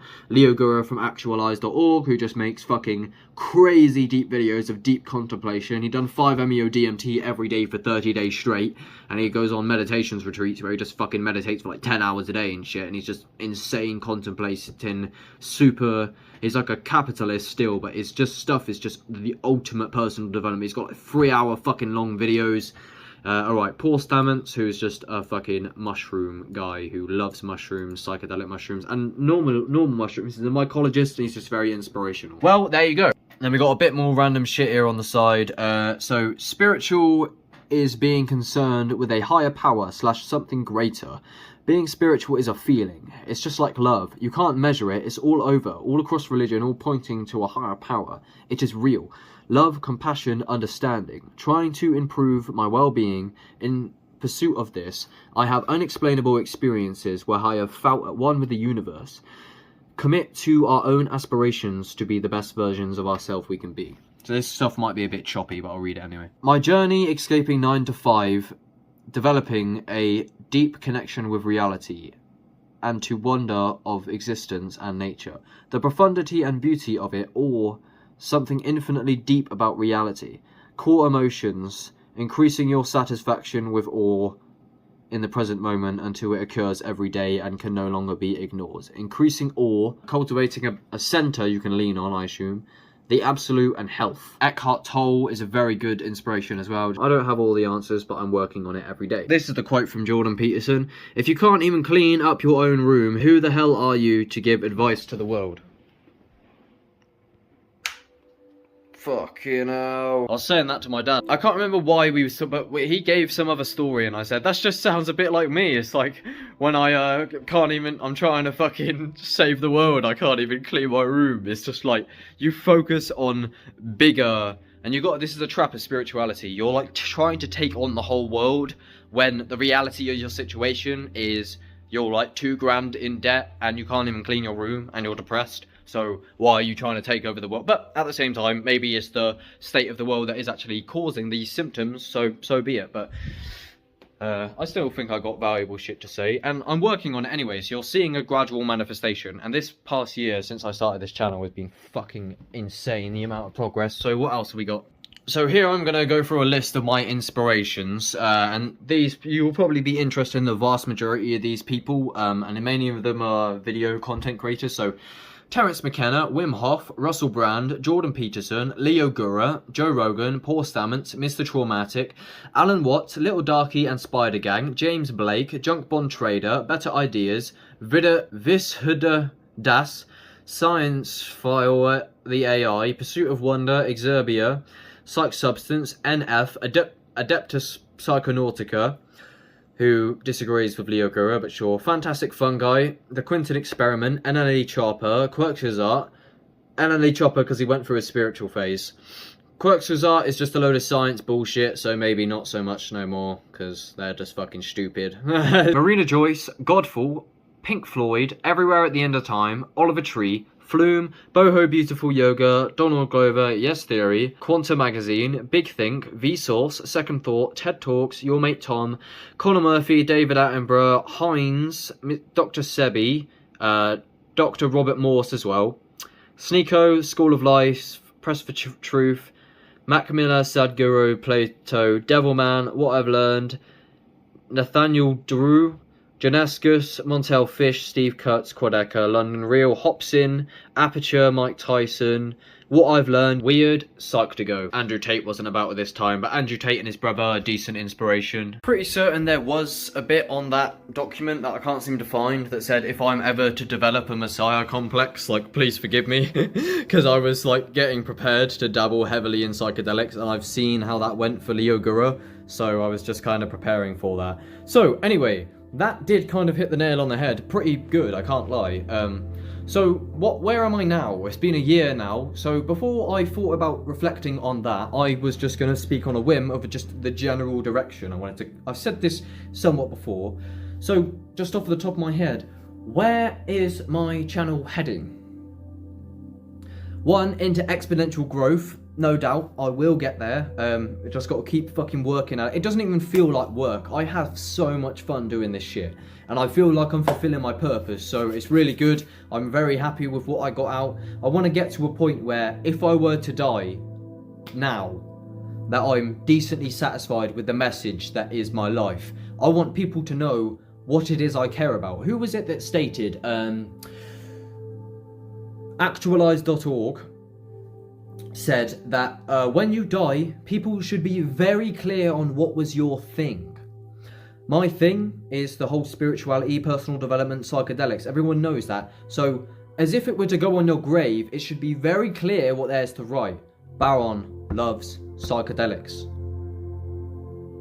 My father, he loves UFC, motorbikes, and the gym. That's probably his main thing. Everyone has their own thing, and you should make it clear and your kind of purpose to kind of prove that to the world of what it is. So that's what I'm saying. It's basically the videos that I made the other night, like my new channel trailer. Check it out. It's called Everything We Know Is a Lie, Exposing and Escaping the Matrix. A very important video. So it's those videos that make me so proud and make me feel like I've done what I need to do in a sense, and I'm just going to keep on pushing, keep getting information out there the best I can. So what's the vision for the foreseeable future? is, as you've been aware, the rate of my videos has dramatically fucking increased. Yesterday I uploaded like 5 videos. I literally sat exactly here, and I just shot 3 hours worth of content in one sitting. And there's like a mental barrier that used to not let me be able to do that. I used to actually not be able to get in front of the camera while I was sober. So the reason I say that my channel is a manifestation of psychedelics is because I tried to make videos when I was sober, but I'd freeze up and I'd overthink so heavily. And the reason why, this is an inherent reason, this is one of the things that psychedelics have done for me that is fucking amazing, and I'll make a video of listing everything that they have done for me, is my first video, I picked up the camera on a whim while on psychedelics, and that mental filter disintegrated. And my second, most of my first videos were me on psychedelics, and it removed this filter and allowed me to be spontaneously free-flowing.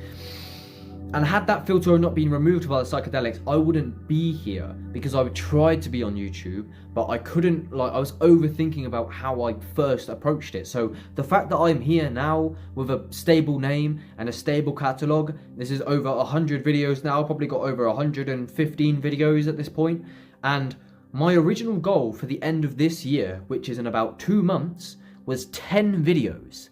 And I've got over 100 videos. So I exceeded my expectations massively. But the reason that was because my second video actually took over 24 hours to edit. It's called Super Psilocybin Rant, or 2 Consecutive Magic Mushroom Awakenings. And you'll see why it took long. It's because my editing, and this is still relevant, I cut off every millisecond of space, of flat emptiness that wasn't necessary to get it the most efficient, bestest video. But it took so fucking long, and it was so draining that I don't actually know if it's worth it. Because you know what the most valuable YouTube channel I've ever found is actualized.org. And you want to know one of the core aspects of Actualized? Is he never cuts a video, not fucking once. He contemplates, he gets down, and he does it one fucking time with no editing.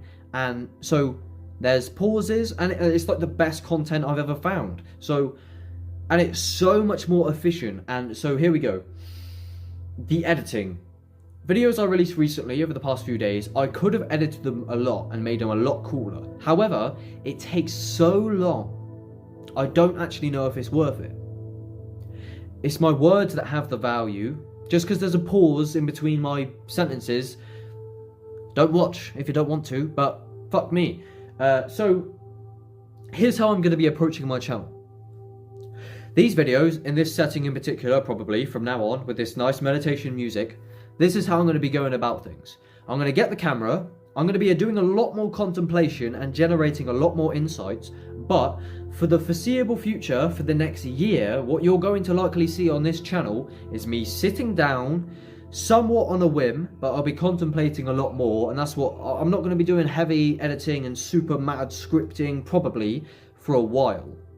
I might do, but I feel like the most efficient way to get my words out there before I die, because I could die tomorrow, so I haven't got time to be fucking around editing for ages, the most efficient way to get that done is to simply set the camera up, get here, think of something on a whim. Yesterday, I had no idea I was going to film those videos. I literally thought, right, what can I think about?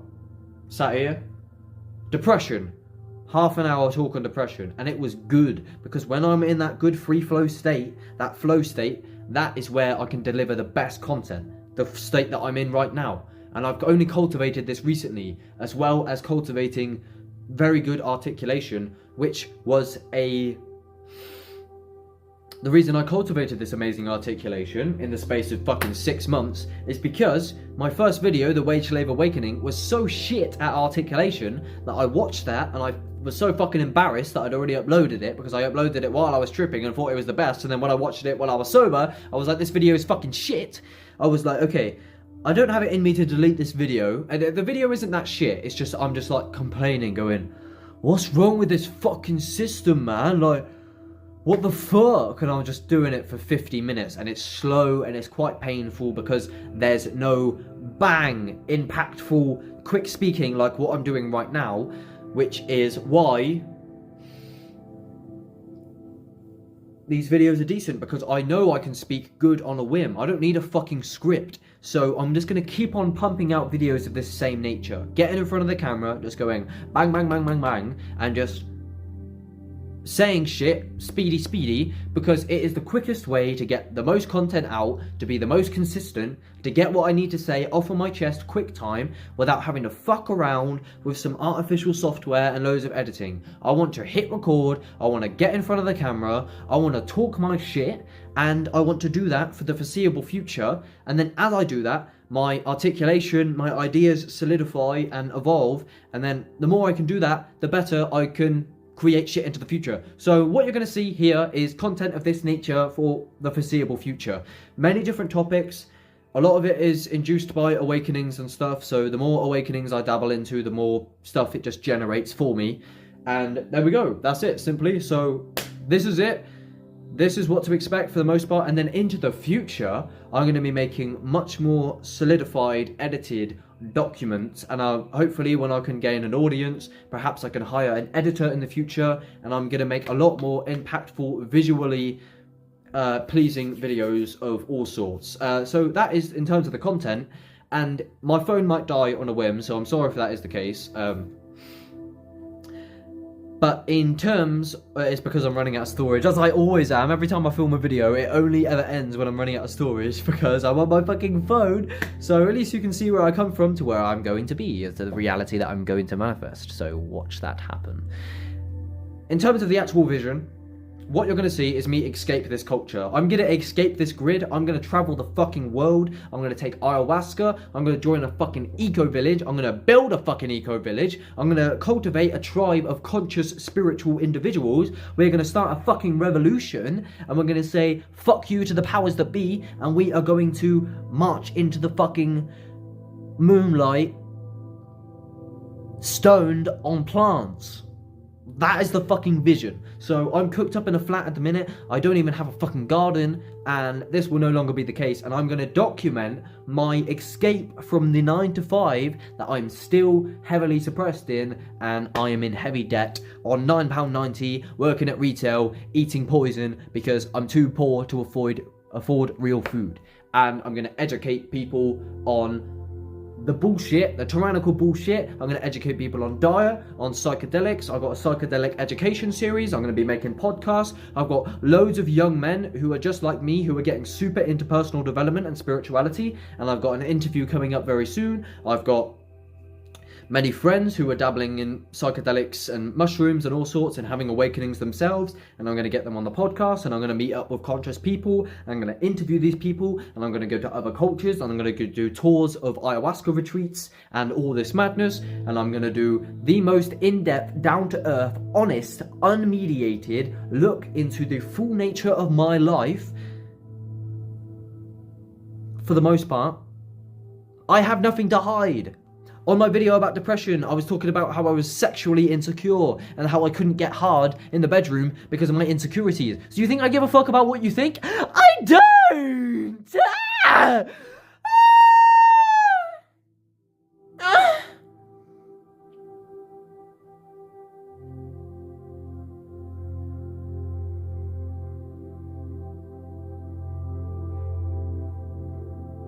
And that, my friend, is the future of OXSN.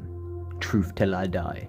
Website coming soon. Join the Discord if you want a catalogue of life-changing content. I've got the most life-changing content I've ever found in the history of the world in my fucking Discord. There's a channel called Life Changing. I've got a Rumble account for when I get banned. That I might get banned. I shouldn't get banned. I hope they don't fucking ban me. But they might fucking do. Because that's what they fucking do. They don't care about the truth. They just want to push their narrative and suppress the people. So fuck the government. I hope you all die from a fluoride overdose. Hit subscribe, mates. Thank you.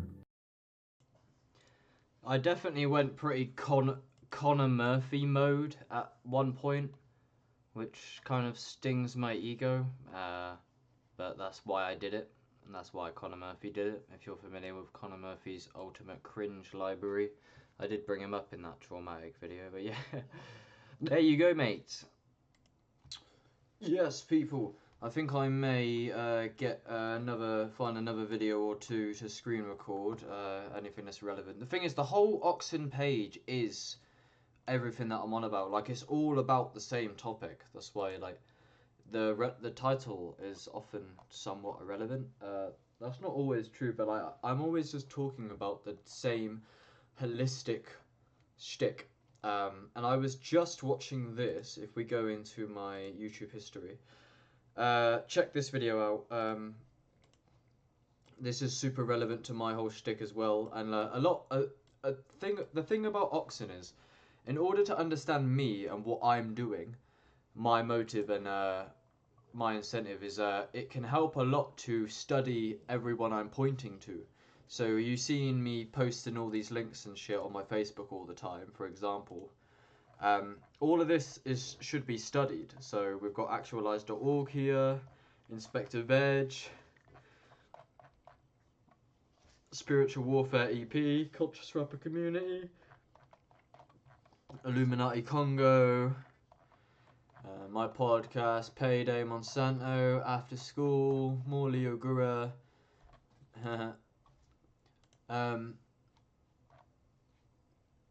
So, yeah, if you study the stuff that I point to, basically, you will understand me a lot better. So I'm telling you, for a fact, I don't know about this guy inherently, but yeah, this guy and, say, actualize.org of Leo Gura or Inspector Veg, a lot of these people have teachings, and if you understand the value in the teachings, that's a lot of what I am. Like, a lot of the value that I can provide, if any, and I've said this for a long time, is pointing to the stuff that I've discovered that has completely transformed my understanding of life.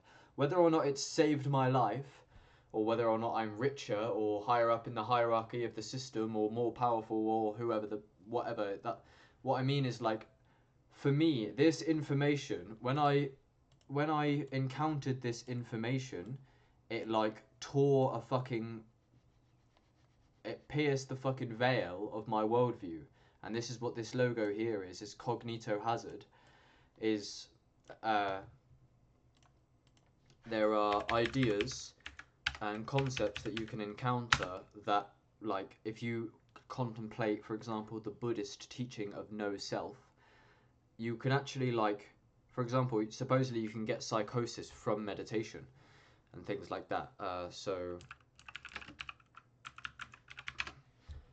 here's the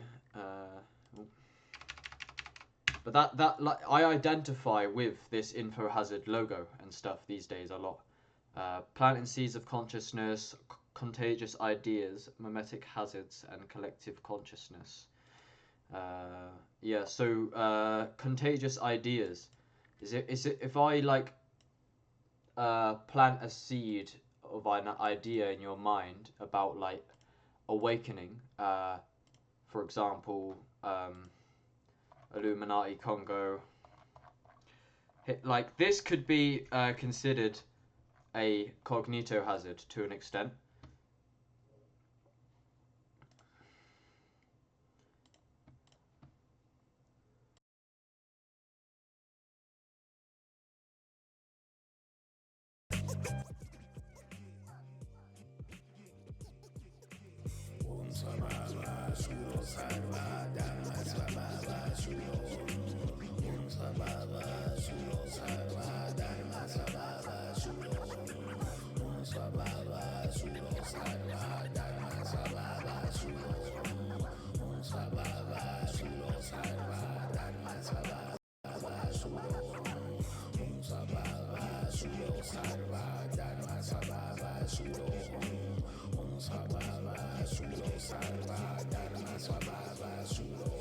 Nothing to interfere, it's clear, it's empty. Nothing is here, it appears empty. No hopes, no tears, no fears, it's empty. I stared in the mirror, I wasn't there, it's empty. No it's clear, it's empty. Nothing is here, it appears empty. No hopes, no tears, no fears, it's empty. I stared in the mirror, I wasn't there, it's empty. All concepts destroyed, I've entered the void. Form and formless joined to form two sides of a coin. Objects vanish into the blackness, all burns to ashes, only changes everlasting. Hear silence in the utterance, all things are nothingness. Everywhere the center is, nowhere is circumference. With thought we color this canvas and cover it. Resistance and judgment is the root of suffering. Lighthearted, never heavy, garbage now empty. Superconscious as Capri, all concepts have left me. Rainbow like translucent, luminous and lucid. Illustrious illustrations, master of illusion. Nothing to push away, nothing to cling to. In the vastness of space, it's all see-through. Nothing to condemn nor scorn. Never die, never born. Form is emptiness and emptiness is form. No thing to interfere, it's clear, it's empty. Nothing is here, it appears empty. No hopes, no tears, no fears, it's empty. I stared in the mirror, I wasn't there, it's empty. No thing to interfere, it's clear, it's empty. No thing is here, it appears empty. No hopes, no tears, no fears, it's empty. I stared in the mirror, I wasn't there, it's empty.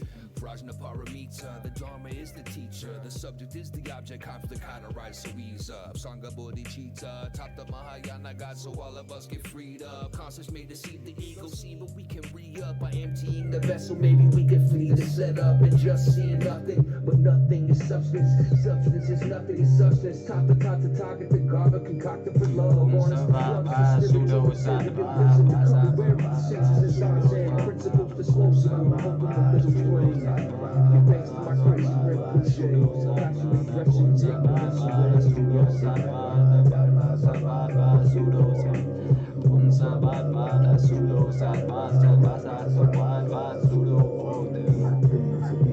it's clear, it's empty, no hopes, no empty. I stared in the mirror, I wasn't there, it's empty. Even just the Wim Hof method, like even breath work or meditation itself, or just knowing about the possibility of psychedelics is a cognito hazard. Actualize.org is a cognito hazard.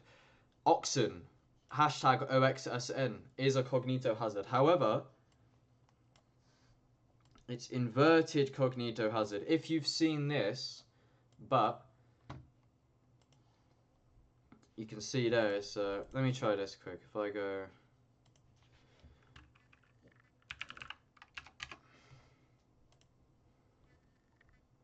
Here. So it's upside down and inverted.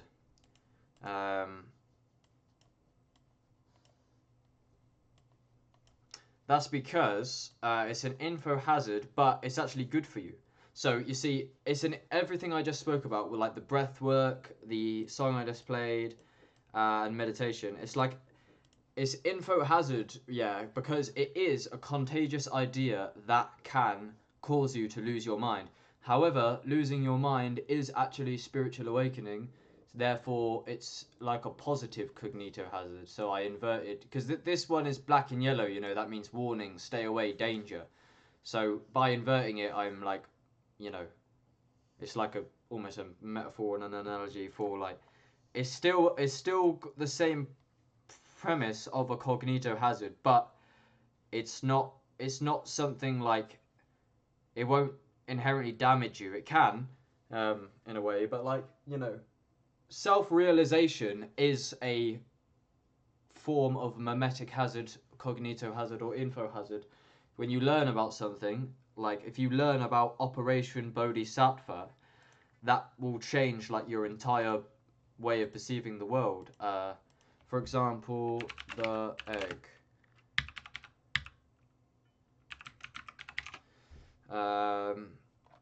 What's it fucking called? Fuck off, bro.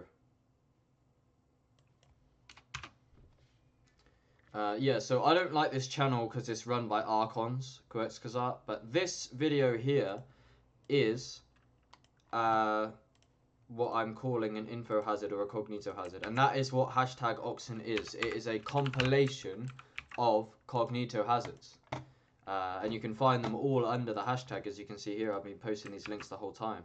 I do this often. It's a catalogue. and it's infinite. So you don't need to get recommended stuff by YouTube. Just check out my endless playlist. So yeah, this is about Operation Bodhisattva of reincarnation. That basically about how you will end up behind every pair of eyes as a thought experiment. If you want to see more about that, on my YouTube, the first video that comes up here, Just like here, I talk more about Mr. Traumatic and Operation Bodhisattva. Check out this video. I quite like this video. I think it gets rolling. It's good.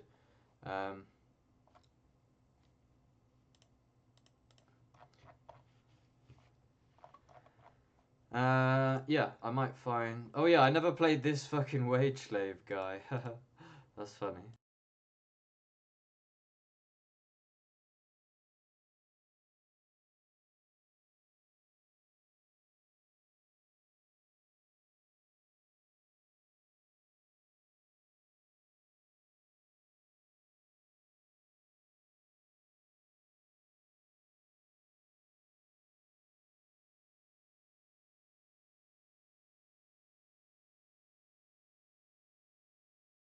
Oh.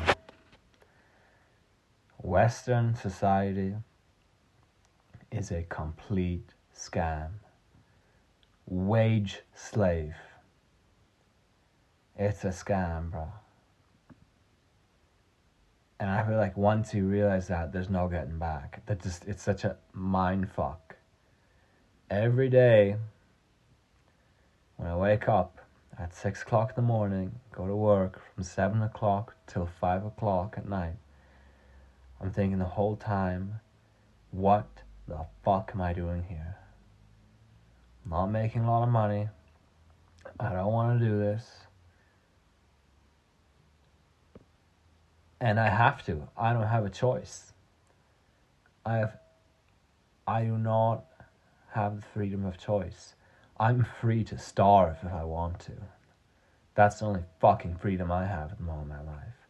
And that pisses me the fuck off. All I want to do is wake up in the morning, go fucking hiking, play hockey, and go paint.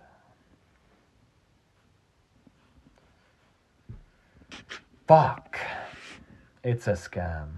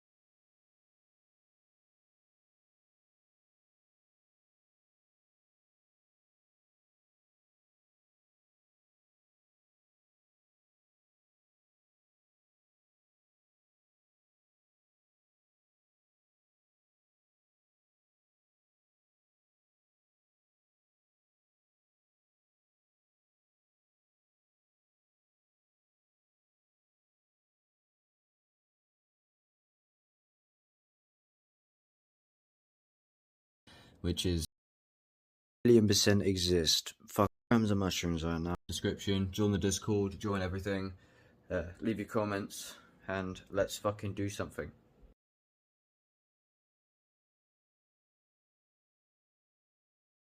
Sorry that my mic turned off for a minute. Fuck, I thought it was on. See, I'm still getting the grips of it. I'm still learning. Sorry, I gotta respect your attention span. But yeah, those are just some relevant videos anyway. You didn't miss out on much. But yeah, this is like what you just saw with that wage slave. Is like I was going through the exact same thing, and this is what what you're about to see is when again the first video I ever done when I realized that I was a wage slave. I was heated, bro. I literally felt like I was a prisoner because I am. I'm still a prisoner, bro. Like, this shit, like, wake up, bro. Like, don't forget that you're in a matrix, bro. Because we were literally born into a prison, fam. I'm not prepared to be told otherwise, because I know what happened to me, mate. I'm not being gaslit by some fucking matrix agent, bro. Hello everybody, my name is Baron Davidson, or OXSN I guess is probably going to be the name I go by online. I've got a very serious video to make right now, I guess. I'm on 4 grams of mushrooms right now, and I've just been listening to The Weirdest Tales by Terrence... Why can't I say his name? Terrence McKenna, that's it. Yeah, I've just been listening to The Weirdest Tales by Terrence McKenna for a long time. And he's explaining to me super fucking telepathy and all this shit that is 1,000,000% exist. Fuck off. Anyway, all this stuff is nothing to do with this video. I'm aware that I look fucked right now, probably. I'm not in the best physical shape, I guess. But you can fuck off. Because I've just been rolling around in bed for hours, basically, fucking thinking crazy alien shit, basically. So yeah, all this is going on, and then I think, what is my life? All I do is fucking work, like most people. All I do is fucking work. 9.5-hour shifts I do. What do you mean 9.5-hour shifts every fucking day, and then I have to work every other Saturday? No fucking thank you. So why am I making this video, basically? This video is, in short, my fucking cry for help. I need to escape. I can't live in this stupid fucking cycle. What do you mean I have to go to work every fucking day? I get there's shit I have to pay for, obviously. But what I'm saying is I need to fucking escape my day-to-day. I'm fucking trapped. I can't fucking work like this all the fucking time. I need to escape. So yeah, I accept there's stuff I have to pay for, whatever, that's fine. But basically, yeah, I just can't work the 9 to 5, basically. That's why I'm fucking crying. Because I'm not actually crying, by the way. But yeah, I can't fucking live like this. It's stupid. What a fucking waste of a life. You know, I'm tired all the fucking time.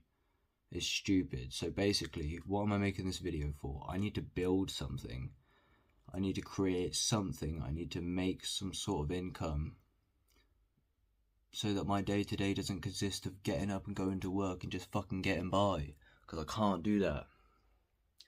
I can't fucking do that. I'll do it for a bit so that I can build something. But I can't do it forever. Because what a wasted existence that is. It's funny how it takes mushrooms for me to make a video, or just psychedelic in general, for me to make a video where I'm not... Normally when I try to make a fucking YouTube video, I'm there eyeing up everything I do, like, this is going to be the perfect video. Hello everybody, my name is Bound, or blah blah blah. Fuck off. This is a fucking raw video, mate, and here I am on 4 grams of mushrooms, thinking for hours, and I'm thinking, yeah, what is my life? A load of fucking shit. I need to escape the work. So yeah, if people at work are watching this, if this is... But yeah, it's not about escaping work, it's just about being passionate about the work you do. Like, I'm like in these like neuromodulation fucking warehouse grids of phonetic alphabets that are like literally like fucking giving me a mental illness via LEDs. Like, it's just unhealthy, toxic environments of poverty and fake food and mandated vaccines of poison and shit like that.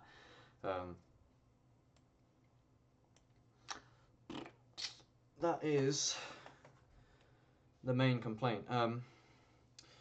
Sort of, I don't know. But yeah, it's deep. But yeah, ultimately, yeah, it's about what are you going to do about it. We should be solution oriented. So yeah, it's deep, and that was like 2 years ago this was uploaded, and this was a re-upload. After they started attacking my YouTube channel. So the whole time, by the way, for the past 2 years, yeah, so this was 2 years ago, I was struggling with this, with poverty, with wage slavery. I've been watching loads of people, loads and loads on and off, loads of different public intellectuals, personal development channels, self-help content, content that is dedicated to like helping people get out of like wage slavery, and that's what I'm talking about now. I've discovered really valuable, life-changing content, and I'm bringing it to you. The best if I'm shit at providing value, the best thing I can do for now, at least, is point to what has provided me with value, and that's exactly what I'm doing. So I've been watching this guy on and off the whole time. I think he might be a bit of a Matrix Archon to an extent, but he's good. I'm gonna play the intro to this video now, just so because I'm just saying, with the general message of what the start of this video is about to convey, I agree with, and this is what I'm trying to go towards. So I shall play this in 2 seconds, but yeah, I'm going to play an intro to this, and then I'll probably screen record another one of my old videos quick, and I'll wrap it up shortly. But yeah, be right back, mate. So this is Hamza, personal development, grounded Western YouTube channel. He's done a little bit of mushrooms, but he didn't lose the plot with it like me. Psilosymbiosis, a bit of a rabbit hole, mate. Psychosis is not real, but it also is. Oh. Alright, be right back.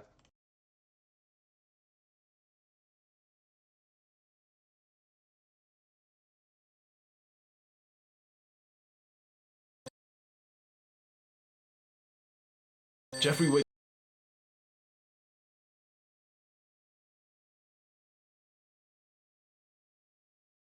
up groggy and checks his phone right away. His Discord friends are already awake, telling him to come online, and so he sits on his computer chair. He hasn't even brushed his teeth, and then he plays video games for 2 hours straight. His single mother keeps shouting at him to get a job, but he can't imagine anything worse. He finished school a while ago, but he still hasn't figured out what he wants to do with his life yet. The day slips by with Jeffrey only doing bad habits, and the worst part is that video games and fapping aren't even enjoyable anymore. It's 1 AM when Jeffrey feels sleepy, but his friend says, "Just one more game?" Adonis wakes up next to his beautiful feminine wife Anastasia. He loves her so much he pulls her closer to him, kisses her all over her shoulder and neck, and then he gets up to start his day. Wow, look at that physique. And not only that, his body moves so well, you can tell he does yoga. Oh, what is he about to... Wait, he just fell over. Wait. He's doing push-ups. First thing in the morning, Adonis. Yes! What a way to start your day. But that's not the best part. After he finishes the push-ups, he meditates for 20 minutes and he journals, and then he goes into the other room and he wakes up his children. Mini Adonises. They're all athletes, as fit as their father. Adonis starts work for the day on his business that gives him so much purpose. He makes money online, and so he has complete freedom to be wherever he wants. When he steps outside of his home, he sees his brothers, men that he trusts, stepping outside of their homes too. They all live together in the Adonis compound with their women, children, and farm animals. Now that is the way that life is supposed to be lived. I want to ask you this question. I want you to just answer in your own mind. Why is it such a common problem for young men that we all need to like fix our lives? Like, what caused this? Who is the enemy that has led to so many men being directionless, having no path in life, being just consumed by addictions, porn, video games, junk food, weed? What caused this in us? Because you can imagine 100, 200 years ago, this wasn't a problem for young men. You could probably imagine, right? I don't have any data to prove that, but I could imagine young men didn't feel very purposeless back then. Young men weren't turning 18 years old and thinking, oh, I need to fix my life. But most guys, it seems these days, do. What caused this? I think there's a few. I think the education system did not develop men properly at all. And I literally, this is a side note, I am so happy to be one of like the the figures which is overthrowing the education system. Maybe you didn't know, but right now there's like a secret revolution. The education system, like schools and universities, are being overthrown by something. Do you know what that something is? It's online education. And so I am like a fairly big creator in the online education space. I have literally my own online school. I'm not going to try and sell it to you. I'm just telling you as an example, right? Because I fucking hate the education system and what it did to men. You know, you do realize every year of schools in every country, men perform worse. Every single year group, every country, boys perform worse. The education system is blatantly sexist towards men, but when you're sexist towards men, nobody gives a fuck. So that's one of the things. It literally, like, we went through so many years of education, but we were not taught the things that we needed to learn as men, like the lessons that I give to you today, the lessons of discipline, the lessons of working hard, of finding purpose, of being a good man, of finding your wife and having children. You didn't learn any of these. All we learned was the fucking mitochondria is the powerhouse of the cell. Like, what do you use from school? I'm telling you right now, I only started learning when I was like 22 years old after I graduated from the education system. I learned nothing before then. So that's one of the big reasons why men need to fix their lives. Another one is low testosterone. Another one is like the problems of the sexual revolution and feminism. Feminism empowered women so that they could be sluts. When women can fuck, they... So yeah, again, just I think if you want to understand OXSN and what I'm trying to do, looking at channels of this nature really help, because I have been inspired super deeply by content of this nature, and I am starting my own. Like it's called a personal brand. that's a cool banner. It's just a personal brand. This is Hamza. This is what he does, and this is me. This is what I do, and you know, into this light. I feel like it's become like almost like a social thing where it's like it's like a competitive field. It's like it's like an extension of your personality. I know Little Darky says that. It's like your art and your music becomes an extension of who you are. I am my music. I am my YouTube channel. And I really am, even on a metaphysical level. So yeah, there's that, and yeah, and just like I want you to just look at some of the titles of this type of content, and this is really what I fuck with, and what mainly inspired me is content of this nature. Where is it? Fucking how to practice love, how to detox heavy metals. What is paradox? Why does paradox exist? How to fall in love with life. A poetic description of God consciousness. The avoidance of truth. Introducing 5-MeO malt, a new psychedelic. How your mind interprets reality. This is a very deep one that I awoken to recently. I actually did a talk on this myself and linked to this exact episode. If we go here, I got loads of content here. He says there, look, new OXSN. Here, I'm talking about how I had the insight of how my mind was interpreting reality, and then I remembered that video and went back to that video, and there you go. How you see? So it's all interconnected, fam. July. There's loads of this talk. Look, this is absolutely exclusive, where it's like you could only find it on my Instagram on this thing here. There's loads of them, and I've been doing this for like 2 years as well. My Instagram is like half of my content these days. My Instagram is fucking proper solid in terms of that's where you want to find me. Inspector Veg, Michael D'Souza, MC Words, loads of shout outs. It's sick, man. Actualize.org. I've got a big compilation of all this. Yeah, if you want to compilate, and Hamza, there he is. Oh shit, whatever. But yeah, anyway, there's that. Yeah, I feel like you've got a general gist of it. I'll try and find another video I can screen record, and then I'll hop on a bit later and tie some loose ends. But yeah, I think I could theoretically end the video now, but I'll keep it rolling for a bit. Be right back. I might leave you with some of my demo raps. I'll just play a few of my raps talking about the same general stick. But yeah, I'm just going to let some of these play through for a minute, and bless.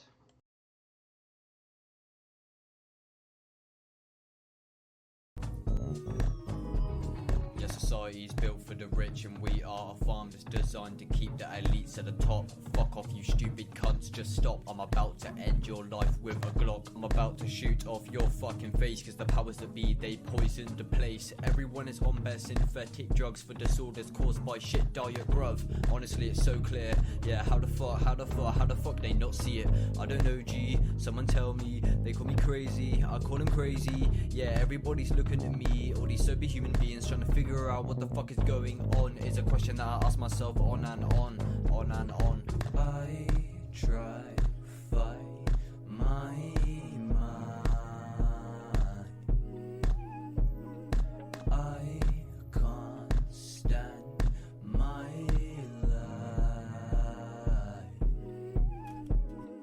Everybody knows that I'm talking big facts. I can't be a wage slave no more. Fuck that, I witness existence dissolve to syntax. An illusionary holographic simulation, soul trap. I walk around in a gas mask and tin hat. Witchcraft, black cat, sacred mouse. I'm always tripping, my thoughts race like bare fast. I know they listen, I'm being trapped, I'm men in black. Now I gotta follow my ambitions. I'm a maggot on a mission. Fucking faggots keep on dissing cause I'm meditating on my vision. All I see is NPCs dependent on the evil system. This and how I'm living. G society's an open prison.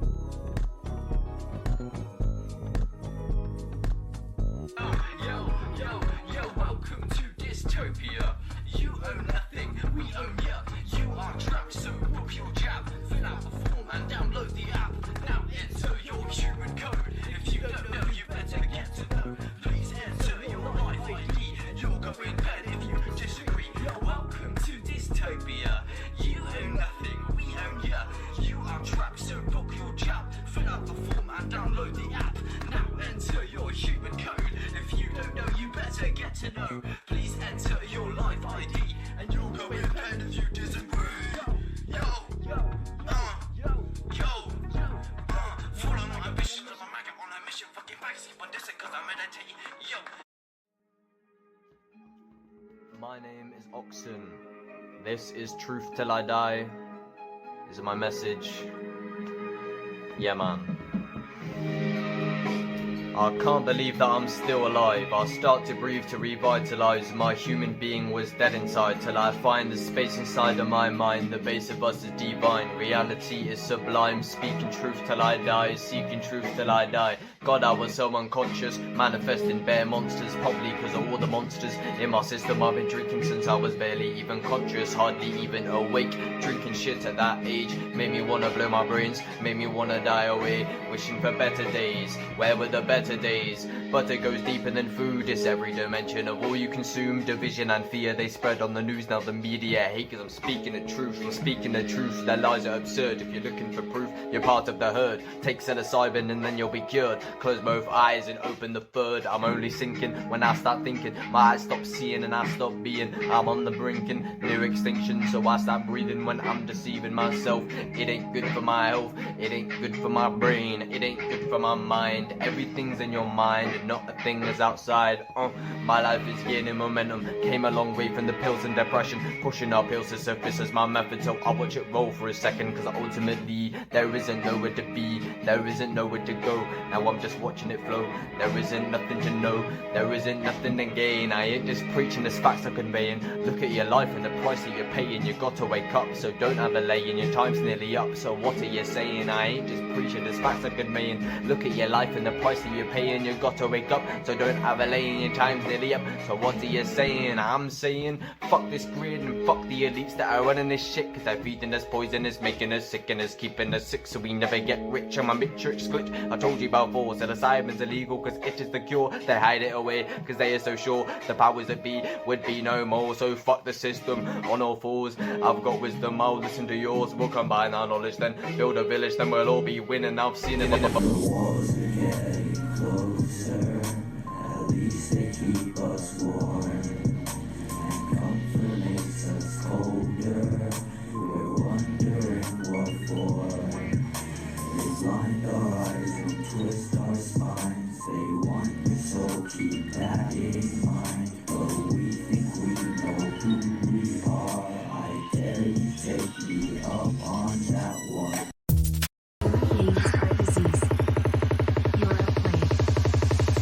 The cure. Psychedelics took my life and they replaced it with a dream. I'm a medic synergizing LSD and DMT. I'm not selling psilocybin, but it's brewing in my tea. Entities have tendencies for taking me behind the scenes, teaching me the master key to manifest reality. I have to see my family be proud of me eventually. I'm sipping teas of liberties in the trees. With my teas we're making peas and bun and weed, but we're not dropping ecstasy. Plasticity will set you free, G. Honestly, just swallow these 3,5-methoxy DMT teas. You will see what's meant to see. Reality is very deep, but this mountain climb is very steep. I'm not focused on the peak, that's some easy self-deceit. Be grateful every time you eat, every breath you get to breathe. Eventually these get to leave and you'll be sad you couldn't see. Countless opportunities, they start to leave so rapidly. You're lazy watching movie scenes, you need to use your energy. You abide by Andrew Tate, I subscribe to the Ogura. He's implying poison, mate, that's why your lungs look like a sewer. I no longer masturbate, so I live longer feeling newer. There's no poison on my plate, the man is healthy in the mirror. Life is just a big reflection when you witness imperfection. Just like things that need correction, that's your ego showing tension. Let me go, feel the blessings, what you're thinking's manifesting. Let me go, feel the blessing. Where the fuck is heaven? It's within, motherfucker. The kingdom of heaven is within, motherfucker. If you wanna find heaven, look within, motherfucker. Yeah, the kingdom of heaven is within, motherfucker. Heaven is within, motherfucker. Yeah, heaven is within, motherfucker. Yeah, you gotta look within, motherfucker. If you wanna find heaven, look within, motherfucker. Yeah, heaven is within, motherfucker.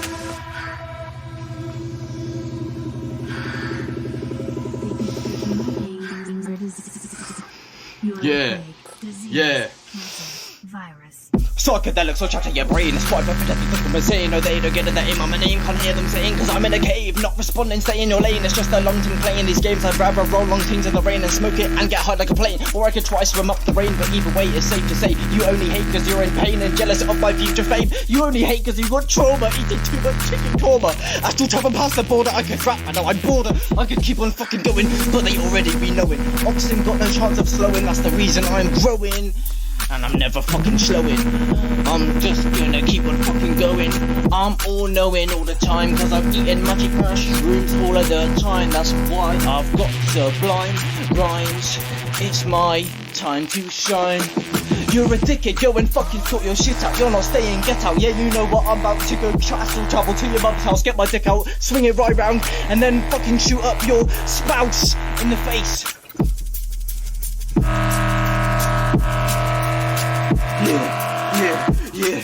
Yeah. Yo, I lost my mind, bro, nothing inside, no. Now I might try and go the other side, so see you goodbye. Don't eat it, just eyebrow, stare at our eyes, realise that we're alive, do or die, fireflies, suicide is in my arms, so high, I could die. 9 grams of liberty caps in the cybern, magic mushrooms for breakfast, neural hyperconnection. Shrooms, the bucket depression, it's all in your head like you're stuck in erection. My room is a mess and it's getting me just cause my bed and my crib's a reflection of how I've been feeling, but still I keep healing myself. So I'm breathing for help, or deceiving myself with the junk on the shelf. No, that is not wealth, what is this connection? Sorry, I've been gone for a little bit. I've been doing all sorts of weird shit, like 50 potent psilocybin trips, fucking tripping deeper into the abyss, fucking flipping over countless burgers, bitch, digging trenches just to fill the fucking ditch, working just so I can make a couple quid for banana pie, cause I'm a weed addict. Have you been checking my rate of development, casually curling the weight of an elephant, constantly learning about fake medicine, Babylon system, keep on selling them, leave that junk on the shelf, I've been telling them, only true wealth is your help, I've been telling them, will they ever, yo. Hey. Psychedelics took my life and they replaced it with a dream. I'm a medic synergizing LSD and DMT. I'm not selling psilocybin, but it's brewing in my tea. Entities have tendencies to speak to me behind the scenes, teaching me the master key to manifest reality. I have to see my family be proud of me eventually. I'm sipping teas of liberties, I'm in the trees, I'm with my G's. We're making peas and bun and weed, but we're not dropping ecstasy. Plasticity will set you free, G. Honestly, just swallow these 3,5-methoxy DMT teas. You will see what's meant to see, G. Frequent G, psychedelics will shut your brain. It's like everything I'm insane. No, they don't get it, that ain't my name. I hear them saying cause I'm in the cave. You're responding, stay in your lane. It's just a long to play those games. I'd rather roll a zoot in the rain and smoke it and get high like a plane. Feel like a twice from up the rain, but either way, it's safe to say. It's frequent.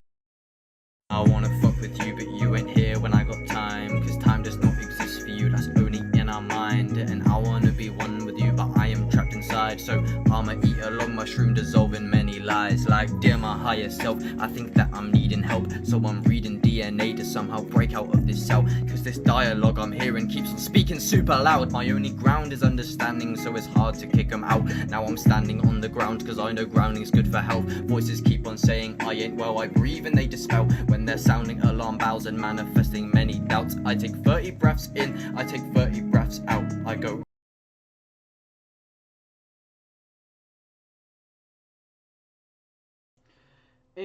in out. The Wim Hof method is the best, no doubt. Yeah, look, Mr. Traumatic commented on this, see?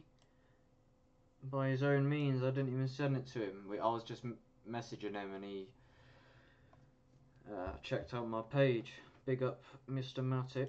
But yeah, there's that anyway. I could go into more, but I feel like that was quite good, just laying the foundation. Still under construction, mate, so help me construct that by exporting some of my content for me, mate. But yeah, that's it. I think you get the general gist. That is the introduction, bro. Oh yeah, also, because I made that video for the conscious rapper community, which I have spoke about a few times. If you saw earlier, Hamza, we was watching Hamza together. There's where is he? I'm just saying that there is a bit of a there is. That's Hamza's Adonis thing there, look. I put it in the music video. Because it says like something like all of the visuals are relevant if you listen to the lyrics. Wait. I'm a sensei. Man can't fuck with the pen game because I don't leave the pad until the beat is raped. And what I'm trying to, I'm a sensei. It says man can't fuck with the pen game because I don't leave the pad. Pen game because I don't leave the pad until the beat is raped. What I'm trying to say is that's an essay. That's an essay. Sexual assault. This was a hard video to make, fam. Go check that out. But yeah, that's it. Don't know, people. That's all I got. I'm still. Maybe I'll screen record that last one there. But yeah, I don't know what else to say really. It's all up there. Just go and check out the rest of my stuff, and you'll know, mate. Other than that, I might just yeah. This one's probably, how old actually is this? I don't know, because YouTube, I had to completely re-upload that because it was actually missing. Like YouTube deleted it and then it was just missing for like months, and then I realised it was gone. Okay, so we've got that one. That's a more recent update. I might screen record you this update video and then that one, and that will make this video quite OP. Because then the thing, instead of having all of these videos, I can just have one file. You see. So this is an update I did about 2 months ago. Yeah, this was actually like the original upload somewhat, I think. Oh yeah, all these links here, don't forget them. But yeah, this is a pretty recent update, 2 months ago update. So I'll play you a couple recent update videos, holistic general updates. Screen record 1 or 2 of these, and then I will wrap it up, I reckon. And that will be like a fucking 4-hour video that is super powerful, and it shows and documents a lot. It's very useful for me to screen record, because like for example, I wish I had screen recorded like I'll get better with partly why I'm started to screen record and do this active commentary a lot more than I used to is because if I had done this with my old channel, you see, I would have a lot more screen recordings of my old YouTube channel, which I now don't have. I will actually have, if you go to the very beginning of my Rumble, I guarantee, like, if I've done old live streams where I was screen recording, what the hell? Rumble's been taken down. That's weird.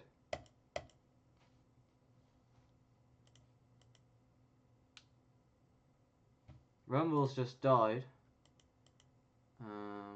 That's rather strange. Okay. I wonder what that's about. That is weird. Alright. What was I saying? Sorry, that distracted me. I'm not really sure, to be honest. I don't know, just have this video anyway for now. Be right back.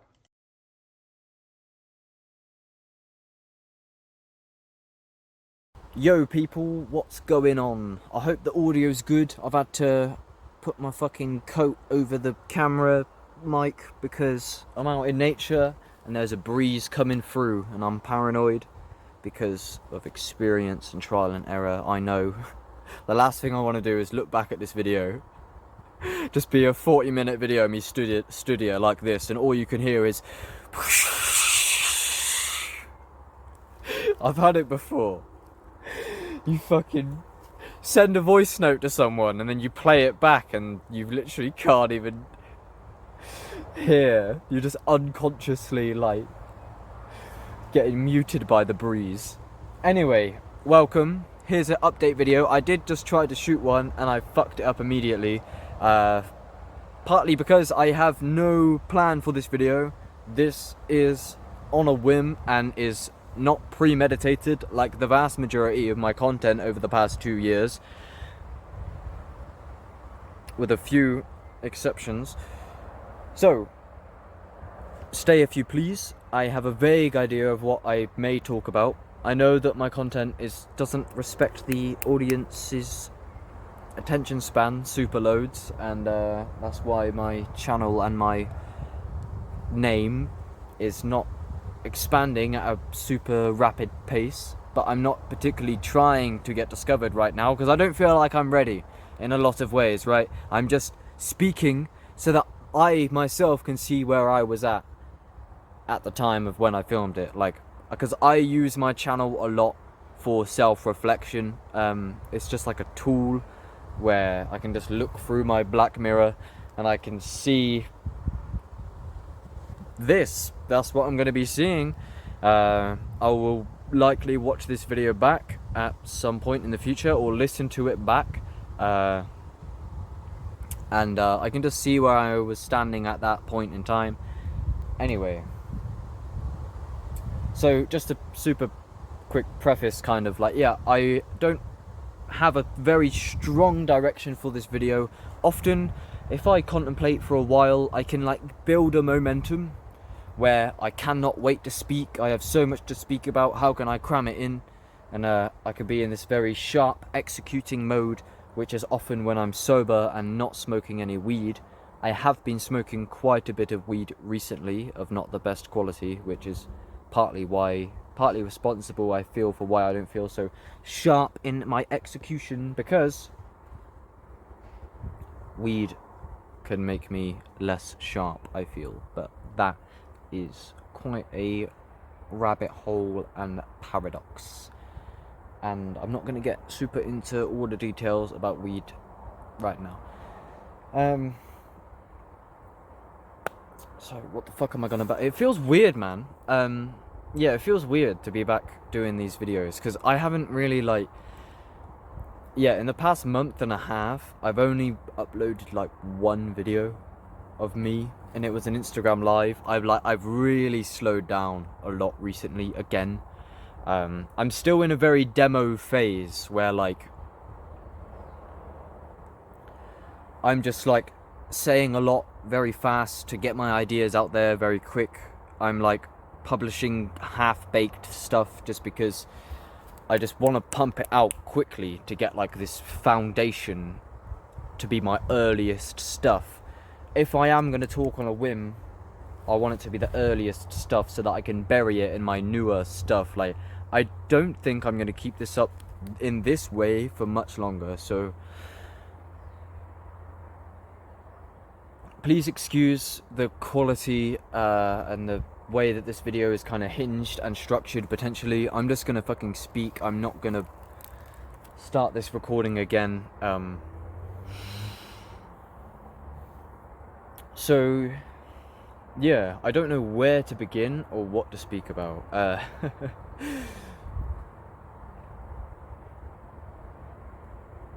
I do feel, and I've been saying this for a long time, and this dovetails with what I was just saying, that OXSN as a whole, or my whole shtick, #OXSN, helps to interconnect everything that I do and give a fuck about. I do feel, that it's still in its very early phases, and there's so much more I want to do, so much I want to expand. Like, a lot of it is, I'm constantly listening to these really deep podcasts, all these lectures, some of which are way beyond others. I listen to quite a wide range of, if you're familiar with spiral dynamics or like the stages of development type thing, that could help. But what I mean is, like, different people that I may listen to, or that you may listen to, they're on, like, each influencer or public intellectual is on a different stage or level of development somewhat. It's a model that can help you understand people. I'm gonna be somewhere-ish on this model. What I mean by the stages of development is, if you're familiar with Maslow's hierarchy of needs, it's a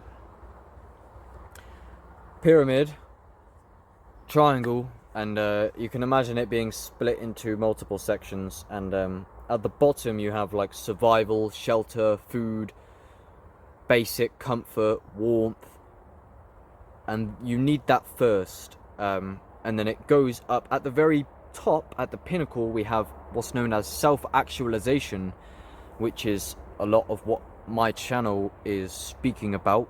These podcasts that I listen to are speaking about self-actualization, and this is like reaching the pinnacle of personal development, or not inherently, but it's about becoming like the fullest, most actualized version of yourself.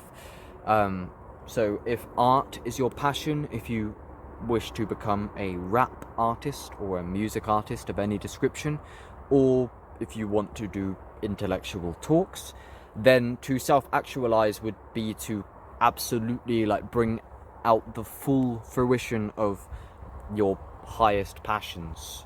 So to push it to its limit, to push yourself to its limit. But they're on two opposite ends. So we got self-actualization at the top of Maslow's hierarchy of needs, and at the bottom we have the basic stuff like food, shelter, warmth, and these materialistic like necessities, you could say,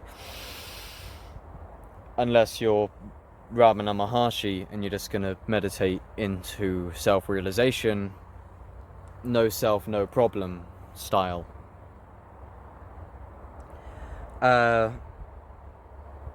So in terms of categorizing these different intellectuals that I listen to a lot, including myself, as I'll end up listening to this audio in like a month's time, likely, depending on, in order to define and label each intellectual or lecturer or podcaster with a prescribed label from Spiral Dynamics or Susan Cook-Reuter's 9 stages of ego development model, I believe it's called, or any model that's interchangeable with Spiral Dynamics, kind of. The Maslow's hierarchy of needs pyramid triangle is relevant for defining what intellectual is at what stage of development. In terms of me, you're watching me, so how can you define what level of Spiral Dynamics or stage of development I am on? Well, if you cared to find that out, you would measure me with the Maslow's hierarchy of needs to an extent. Where me personally, recently, I've had deep financial struggles and problems. A mix of things. I've struggled to keep these corporate warehouse wage slave jobs, and I ain't got much higher aligned in society for me. I am passionate about things like psychedelics, which are illegal, as I know to an extent that humanity is still in the dark ages.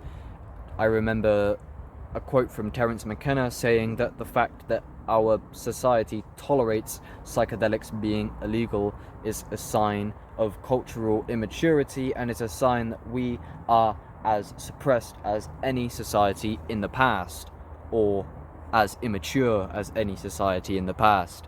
So, I mean, that's my lane. I would love to go deeper with psychedelics potentially, but they're illegal almost everywhere this day and age, so that's a bit of a tricky one. That's not an excuse for my financial problems, but why am I bringing all this up? Can I tie it all together before I branch out into infinity ADHD style and don't tie any loose ends, which is not my goal?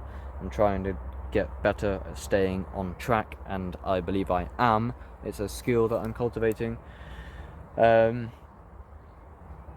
And this could turn into something that I could monetize if I keep cultivating speaking skills. I know that I have a lot of good stuff to speak about. It's like when I first turned on the camera, I didn't know where to begin. But when I start honing in, my mind has this thing, right? I'll tie all the loose ends, right? But like, basically, what I've noticed is like, it's invisible. My highest quality is invisible because it's in my mind. In order to know the structure of this invisible quality, I have to feel it. And to feel it, I have to speak or think or write or listen in order to feel the boundaries of my worldview, so to speak, or the structure of my worldview, or the structure of the way that I think or my mind. What do I mean? So this is probably like the highest thing that I can offer. If I can upload my downloads, essentially. When I listen to any of these wide range of intellectuals on whatever stage of development, that's not inherently relevant, but I'm very, very familiar with certain intellectuals. For example, like Leo Gura of actualize.org, which I do have problems with, by the way. I'm going to make an extensive report on Leo in the future, and I really want to build off of his work more, because it will really help you if you're interested in anything that I may have to offer. In order to understand me, it is almost nearly a necessity that you understand certain intellectuals, and it makes me kind of down this niche that can be harder for a wide audience, because, like, for example, maybe if you're not familiar with spiral dynamics or Leo Gura or Mr. Traumatic or the conscious rapper community type things, it will be harder for you to understand me and what I am trying to do here. But it's a good thing, yeah, because it's like there's a hidden depth to OXSN myself, hashtag OXSN. The hidden depth is that I'm building off of people's work that you're not familiar with, maybe. So, to reel back 2 seconds in terms of what was I on about with feeling my mind, feeling the structure of my mind. That's what I feel right now through articulation. As I gain momentum, I can start to like feel the boundaries of my beliefs or my worldview. Beliefs. I don't really believe in believing, as Terence McKenna would say. But that's another thing, is as Terence McKenna would say, as Leo Gura would say, as Mr. Traumatic would say, it's like, where am I getting this from? I've got like a memory, right? There's like some Akashic records, so to speak, almost. Or to tap into the ether of infinite ideas. Or when you take psychedelics, you just get downloads from the ether, right? Magic mushrooms, you just download a trip from the fifth dimension, and then you experience and explore that for the next 6 hours, and then you, like, where are the ideas coming from? What I'm speaking about is, so in terms of the structure of my mind, so to speak, or the structure of my beliefs, or the boundaries of my paradigm, that is relevant to what I was saying about how I keep pulling from different intellectuals. So if you are familiar with my videos, I'm always pulling from Leo Gura, Ram Dass, Terence McKenna, Mr. Traumatic, Illuminati Congo. I will constantly reference almost exact quotes. Earlier, I referenced a pretty lengthy quote from Terence McKenna. That quote, I have an audio of that quote living in my mind, rent-free, because I have that quote, which is a seed of consciousness that was planted by Mr. Traumatic in his song Psychedelic Enlightenment. At the end, he has a sample of Terence McKenna, which I repeated into this camera and microphone almost exactly word for word, and that was Traumatic's plan, was to wake people up through music, through neurolinguistic programming, and I know almost every single Mr. Traumatic lyric off the top of my head. I will do a cover of his albums, like, completely. I will put on a Mr. Traumatic album and just rap the whole thing just to prove to you. Who's Mr. Traumatic? Who's Leo Gura? Who's Terence McKenna? Who's Ram Dass? Well, if you got familiar with them, if you looked at the playlist on my YouTube, if you went to my Twitter, my Threads, my Facebook, my second channel, look in the description, look how many links I have, my Instagram, anything, it's fucking massive. Just pay attention a bit, and when you catch on to what I'm trying to fucking... It's like a deeply interconnected web of intellectuals. And the internet is like the linchpin of it. The internet is so important. We need to maintain this information revolution. And the information revolution, the people that are at the forefront of that live rent-free in my mind, and I literally can ask them because I'm... So, for example, Leo Gura, I know almost exactly what Leo Gura is going to say before he says it. That sounded like a bit of an impossible over-exaggeration, but I kid you not, I've listened to some... So, Leo Gura of Actualize.org, he has, like, most of his content is like 3 hours long. I've listened to multiple of his 3-hour-long videos, like, 3 times over. So I listened to the fucking 9 hours on each top. Like, bro, I can scroll down Leo's thing and it's all of the red bars are completely full. And it's, I don't sit there and actively watch him. I have done a lot in the past. I try to normally listen to stuff while I'm being productive and proactive in the background. But it's so entertaining to me. Like, if you like watching soaps or comedy or TV shows or documentaries, cool. I like documentaries, but my main form of entertainment is it's not just entertainment, it's learning. It's like these intellectual leaders that I am so passionate about listening to. I listen to them so much with being fueled by my passion for it, to the point where I can actually very consistently intuit what they are going to say. So I've actually, like, I swear down, these people have actually colonized my mind to the extent that I died. I don't think my own thoughts anymore. I think what they think. And I did that on purpose because I saw how these people were much more developed than me in the hierarchy of... in the hierarchy of needs and in spiral dynamics. So I just, like, drowned myself in their talks, and I literally mean that, by the way. And like, I'm taking it with grains of salt more these days, in terms of I'm being hyper mindful of what these intellectuals may have done to my mind, and how some of them, like, I take them all with grains of salt, as you should take me with grains of salt. Because, for example, with Leo Gura, I found flaws in his whole proposal, that is his entire thing that he's doing with his brand.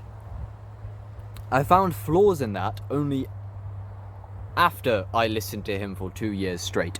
The main flaw that I find in his work is the... And again, I'd have to speak to him directly, or I'd have to clarify, and I'm gonna make a video. So just to get this out of the way, yeah, my main flaw with Leo Gura is his bias against conspiracy theories.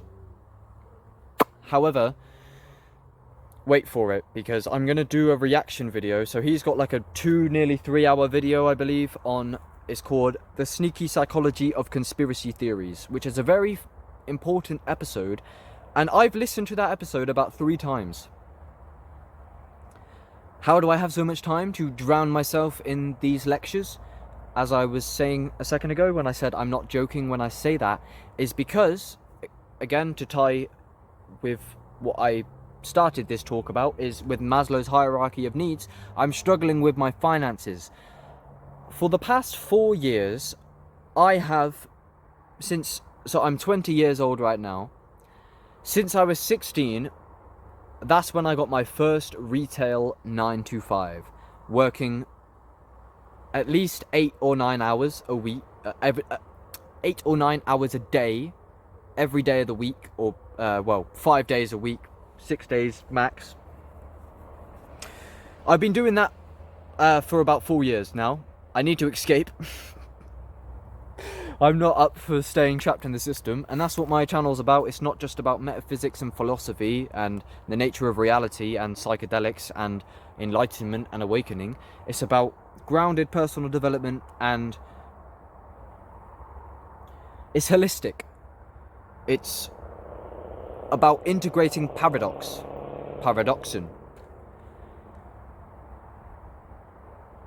mastering multiple planes of life and reality, because we do live on different planes simultaneously, somewhat, and maybe not simultaneously inherently, but you can learn to move your consciousness to different levels of consciousness.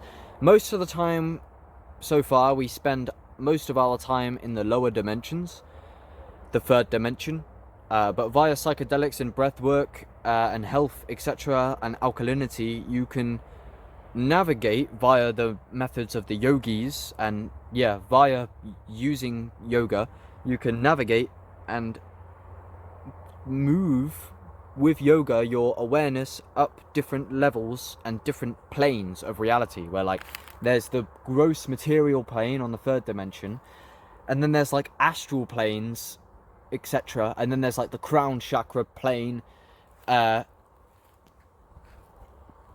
It's hard to explain, but it's very dreamy stuff, very metaphysical stuff, but that's not exactly relevant right now. What am I talking about? So, my channel's about holistic personal development. It's very holistic in general. It's supposed to be aimed at the biggest picture perspective possible of life, and that is what Leo Gura aims for as well. And that's partly why I build off of Leo Gura. So, but he's one of many intellectuals, and I post these intellectuals constantly, clips on my Instagram, on my 2nd channel, etc. And I'm trying to show you this interconnected web of a information revolution. And that's a lot of what I do, is to interconnect. A lot of what I do is background stuff that a lot of you won't see a lot, where like I'm interconnecting hashtags and combining words. I spend an awful lot of time on that, like, in terms of, do you want to know my new name? If I can remember it. My new name that I thought of, which I've changed like all of my social media to today, and sometimes the coolness of the name expires within a few days, but it is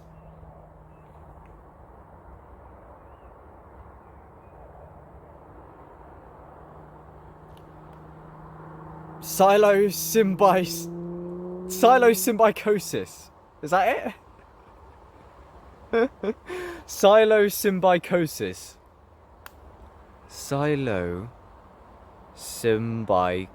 That's it. It's such a tricky name, fam. People are gonna struggle with that. No one's gonna know how to pronounce it. But what is that?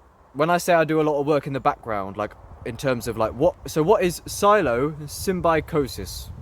It's psilocybin, symbiosis, psychosis. 3 words in one, and that's my new name.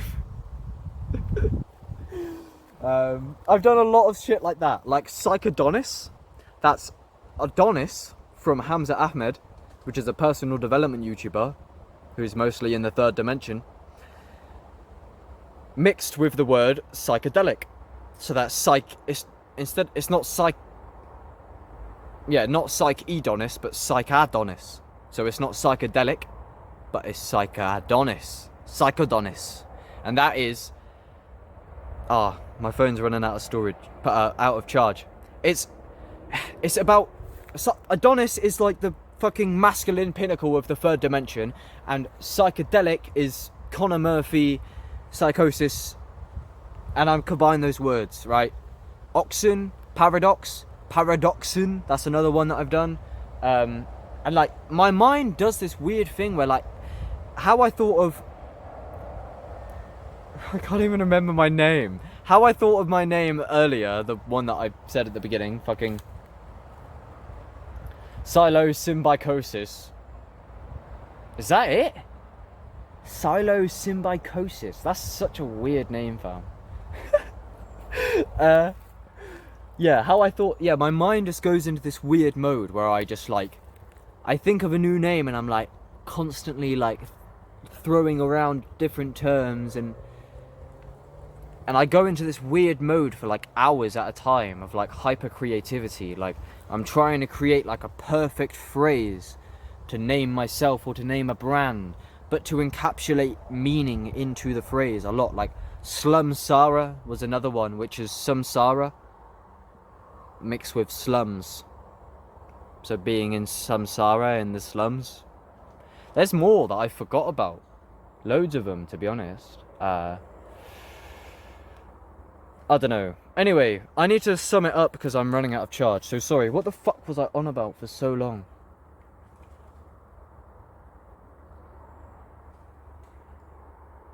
Oh my god, I don't know. I'm sorry. Yeah, so, yeah, I've been working full blast in these wage slave jobs for so long, right? But I try to get jobs where I can get away with having earphones in, or headphones, or have a speaker out loud. Recently, I've been doing some labour work. I've been painting, and I've been listening to podcasts while painting. So, the reason partly why I know so fucking much, regardless of if I'm right or if I'm wrong, I'm always evolving, and so are you. Other than self-realization, that's just eternal. This is the blessing in disguise. I hate working the wage slave jobs, but the entire time I'm in the wage slave job, I am either contemplating or listening to a podcast, or meditating and breathing. The contemplations and the downloads never stopped after the initial awakening, the initial karmic rupture of psychedelic abuse. Ever since then, I've been having downloads forever, and you can't stop it. And that's what this is I'm uploading my downloads. I get the download, so, psilosymbiosis, I take the psilocybin, I go into symbiosis with the psilocybin, which means relationship. So, how I thought of that new name, by the way, is because, basically, I worship magic mushrooms because they are the god. They are God.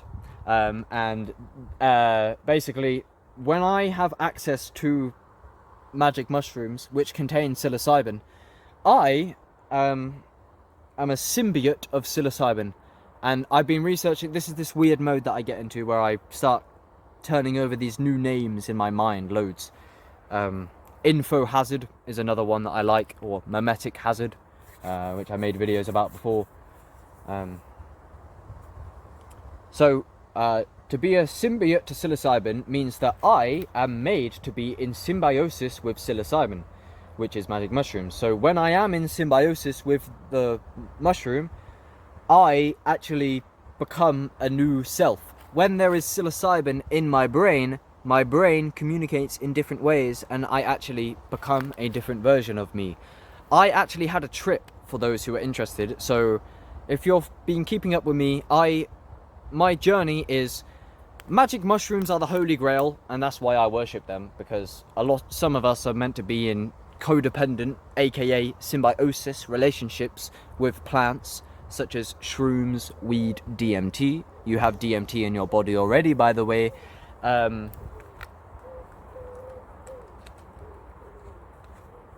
what the fuck was I saying?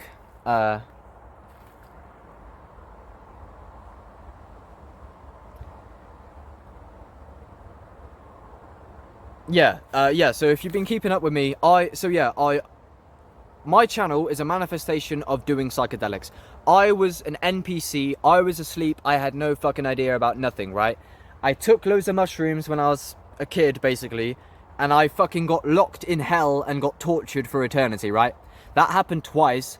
I also had some beautiful, profound, mystical experience. Not just some, I mean, like, I literally become fully enlightened. I became God, everything mounted. I died. I fucking infinite love awakening madness, right? And then I decided to speak about my psychosis, symbiosis, psilocybin on YouTube. Stuck between nothing's real and realistic, mess around in the third dimension but still a mystic. I started to upload my downloads. So yeah, I'd take the mushroom, I'd get a download, and then I'd upload the download, which is what you're watching now. Because I'd done so many mushrooms I'd done like as many mushrooms as humanly possible to the quickest ability in the history of the world, because they are the holy grail, and that's why I worship them, because they saved my life and they solved all my trauma. And I am not who I'm meant to be right now. Yeah, so basically, so I had 8 months off. I gotta go because my phone's run out of charge. So I abused psychedelics loads, and that is who OXSN has been. OXSN has just had 8 months off of doing any psychedelics at all. 8 months cold turkey. I have had a bit of weed, but that's not really a psychedelic, kind of. I had my first trip about a week ago, and yeah. So in terms of, so I'm not who I'm supposed to be, yeah. So psilocybin symbiosis psychosis is when have psilocybin symbiosis, I am a different self. When I took the recent trip that I did a week ago, when it kicked in, I looked in the mirror and I went, I'm back. Where the fuck have you been? I can't believe it, I'm back. I woke up, I swear down. I didn't trip for 8 months, yeah? I took the mushroom and I was like, I knew it. I'm back. How did I forget? How did I ever forget this? But you always forget. And this is a fucking universal experience that so many people are having. Wake up, fam. There's fucking plants that we fucking forgot about because they've been made illegal, and when you take them, your brain communicates with the rest of your brain and you become activated and you remember that you forgot who you are.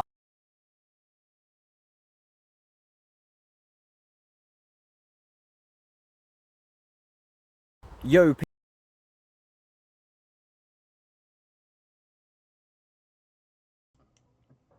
Yes, people, there's that mate. Yeah, I realised, like, that's what I was saying, is I'm re-uploading this now. Oh shit, it's only just, fair play. This video is a lost video. Lost old vid.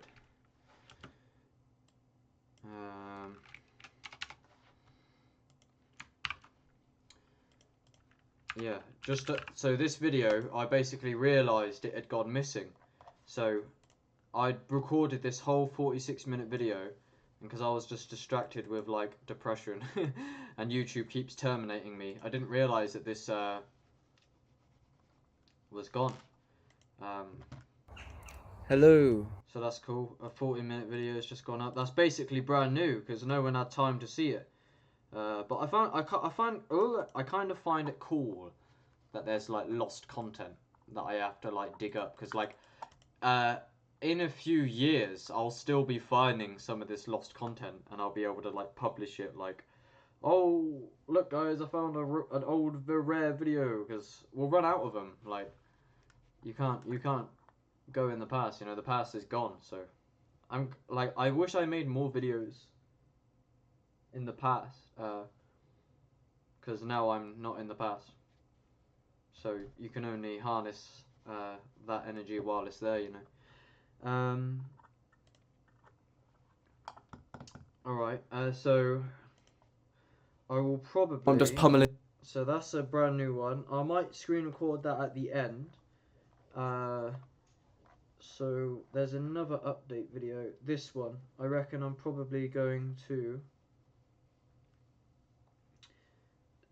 play this one. And that's a 40-minute video. It's another general update. But I talk about Mr. Traumatic and Operation Bodhisattva, and that is why this one will be relevant to everything else. It dovetails nicely with most of everything that I've been on about. It's just a compilation of update videos, just so you can like get a general gist of where I am. This one might kind of be relevant, but I haven't got time to fucking put every single video in one. But there's loads of updates. There's an update here, look. But yeah, it's just like a general recap. But yeah, I will screen record this one, so that's 40 minutes, and then there's another 40-minute video one of this brand new one I might put at the very end. But yeah, for now, I'm just gonna play this one. But yeah, these are those old ones, by the way, that look like this. I was tripping on both of them, as they were like live trip reports, but I couldn't disclose it because my parents didn't want me to take mushrooms, because I was kind of losing the plot. But that's because everything that culture tried to tell me was a lie, so it's hard not to lose a plot when you're in an insane culture. Anyway. Or you've experienced psychedelia or awakening and things. Hello, epic, super epic people. How is it going? I have not really got a plan for this video, but I just wanted to say hello as I normally do and give some updates and stuff. I'm in a good vibration right now. I'm feeling positive, which is kind of rare for me recently. I am dealing with a lot of pain and growth and learning and just maturing. I'm only 20 years old, so there's a lot to learn, but yes, what the fuck am I actually talking about? I'm bald. I've got a skinhead again, so I've partly probably why I feel better, because I just feel sharper instead of having a monobrow and a fucking scruffy, crazy ball of shit. So let's just jump into it. Don't expect anything from me, but I'm going to try my bestest to respect your attention span more, as I've been reflecting on some of my old content and some of it is fucking terrible. I think partly, yeah, like my channel kind of serves as a reflection of how I'm doing in that moment. Like you can kind of like, it's just a reflection of my mind, where like some of my videos, I cannot respect the viewer's attention span, likely in a way, like because I'm not centered and I'm not focused in terms of, I think that even though these are just labels, I have definitely had clashes with schizophrenia and psychosis and severe mental health, like depression and that. Ignore the giraffe that's fucking apparently talking about schizophrenia and psychosis. I don't know, this is irrelevant. I don't want to talk about irrelevant stuff, but it's just funny. I see this fucking guy. I reposted it on my Instagram, and he's basically, there was this light like flashing, and he's like, "This is Morse code right here, guys. Right here, this is Morse code. Actually, probably this is actually probably really actually Morse code right here, guys."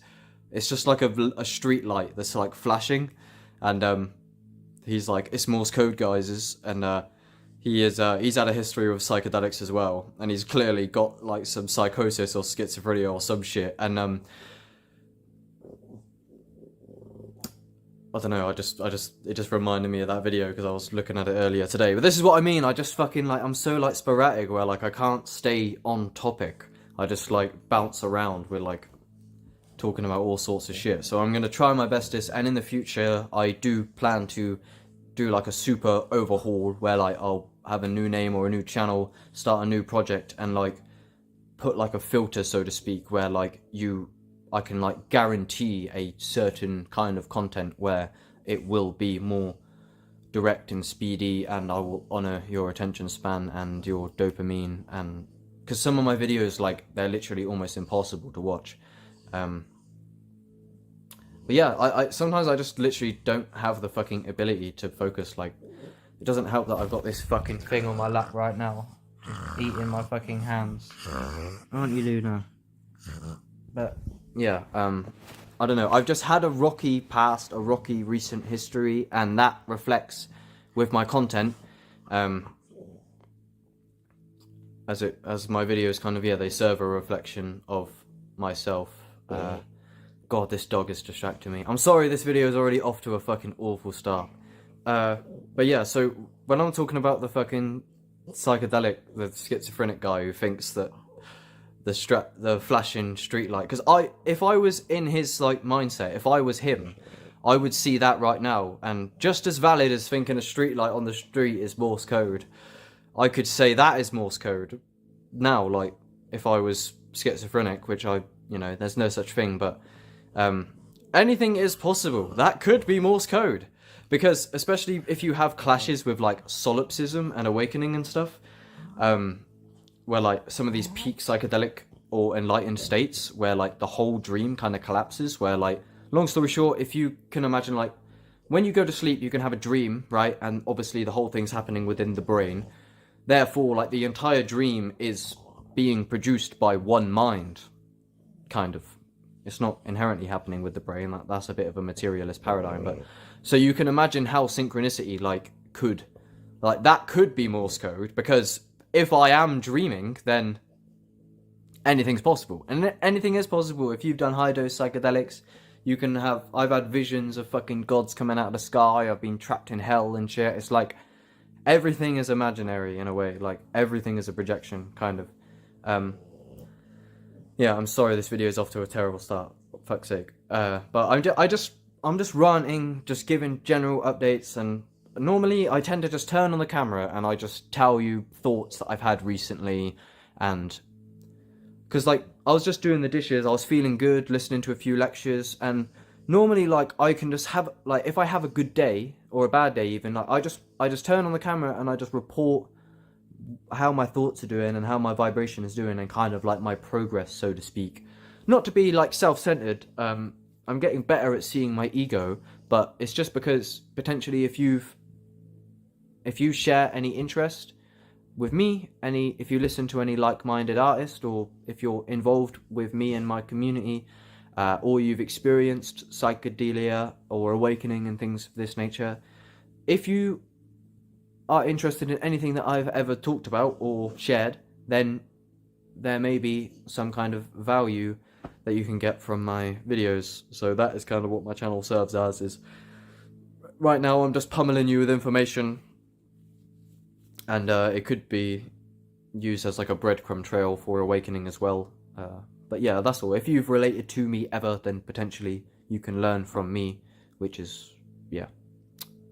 Anyway, I feel like I'm doing what I didn't plan to do, but look, I'll get better with time, right? This is a very transitional phase for me, right? I was young. About 2 years ago, even more than that, like I literally like lost myself to psychedelics about 3 years ago, and then like they just completely blew my ego to pieces and my whole life, and I'm recovering from that. I'm still like, I neglected my survival situation because I was like too involved with spirituality and awakening, which is videos I'll make more extensively in the future. I have spoke about it a bit in the past recently as well, where like say if you're familiar with like Alan Watts and Ram Dass, like you can kind of get into this like let go, man, or even Mr. Nature and Miss Sunshine. I've done podcasts with them, like let go, the kingdom of heaven is within, but then like you just neglect your like survival on the relative plane. I think there's the absolute plane, which is like God, dream, awakening, psychedelics, but then there's like the survival, which is like your actual ego development, and a lot of this spiritual talk can kind of get you to let go, but then you like neglect, like, you know, because I was so involved in like, I got sucked down this fucking metaphysical wormhole. I'm not exaggerating. Like, I literally grasped existentialism from a young age. Like, I'd always wanted to know, like, why do I exist? What is the nature of reality? Like, you know, because it seems so strange. You just kind of, you're born as this human, also you think, you believe, and you just kind of are confronted with a supposedly external alien world, and it seems it's like amnesia, they call it. Amnesia is like a state of like forgetfulness in a way, where like Mr. Traumatic has a lyric like saying humans are way too powerful, we've just got amnesia, I've come to wake you up and break you out of that seizure or something. And obviously Mr. Traumatic is a conscious rap artist who talks about awakening and stuff as well. Me and him are in the DMs a little bit. I made a video about him, about how he saved my life, how he inspired me to take mushrooms and things. I was doing sun gazing and breath work earlier today. I was staring at the sun when it was sunsetting, like, which is known as sun gazing, and I was thinking of his lyrics that inspired me to do just that. Like I was telling a colleague the other day, he heard me listening to Mr. Traumatic. He's like, oh, you're listening to Traumatic? I'm like, yeah. He was the one who inspired me to like get into mushrooms and that. And that was yesterday. And then today I was doing breath work while grounding, my feet on the grass, and doing the sun gazing, working on my health. And I had these lyrics by Traumatic in my subconscious thinking. He goes, meditating, grounding and sun gazing, that's all self-healing.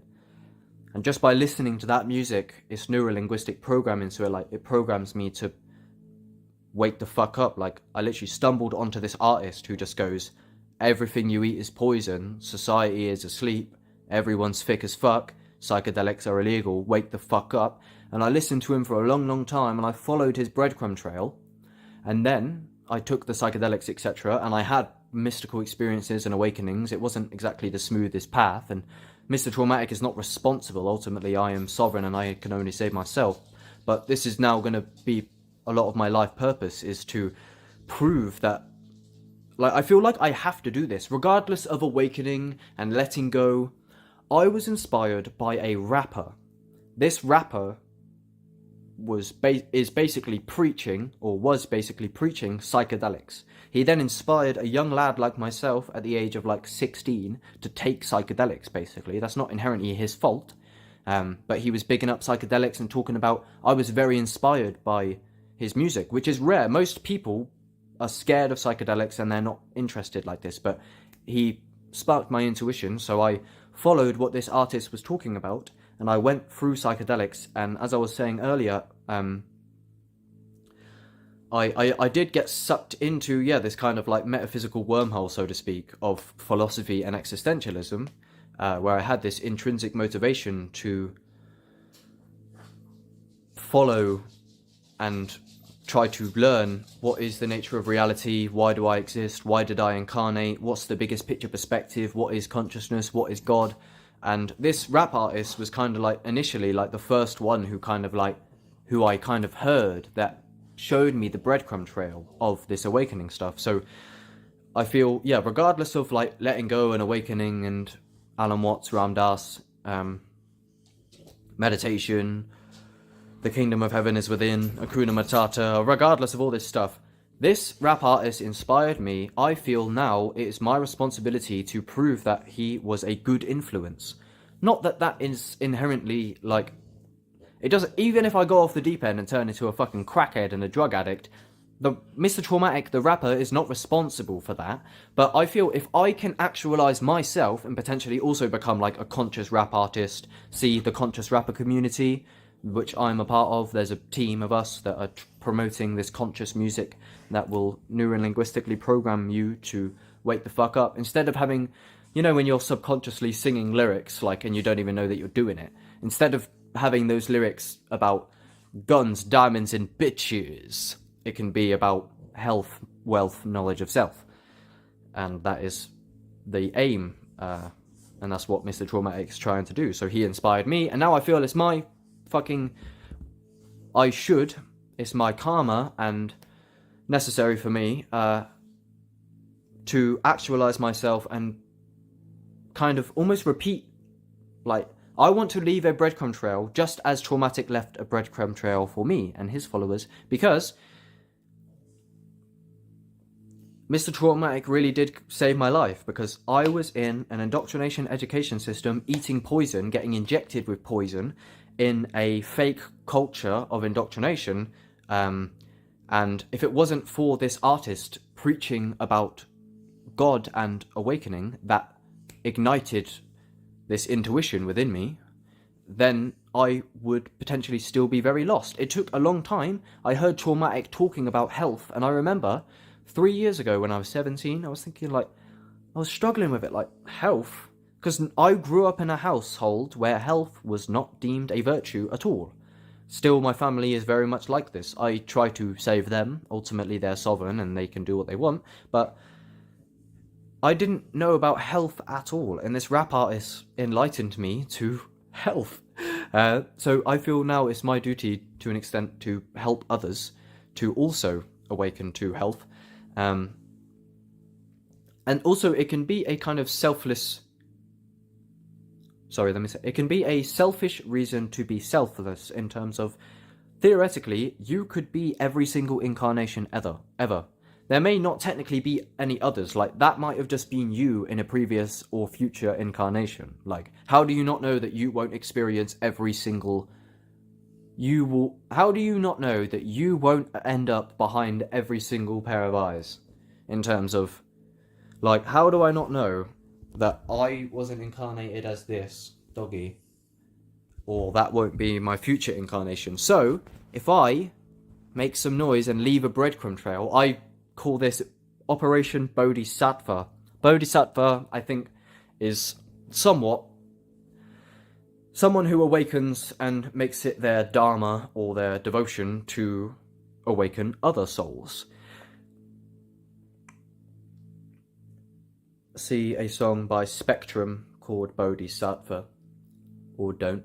But what I mean by a selfish reason to be selfless is, like,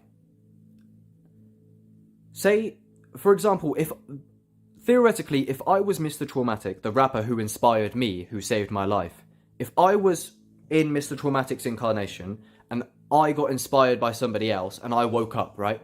And I was like, oh my god, this guy's right. Now I'm awake. This is the most crucial information ever, and it saved my life.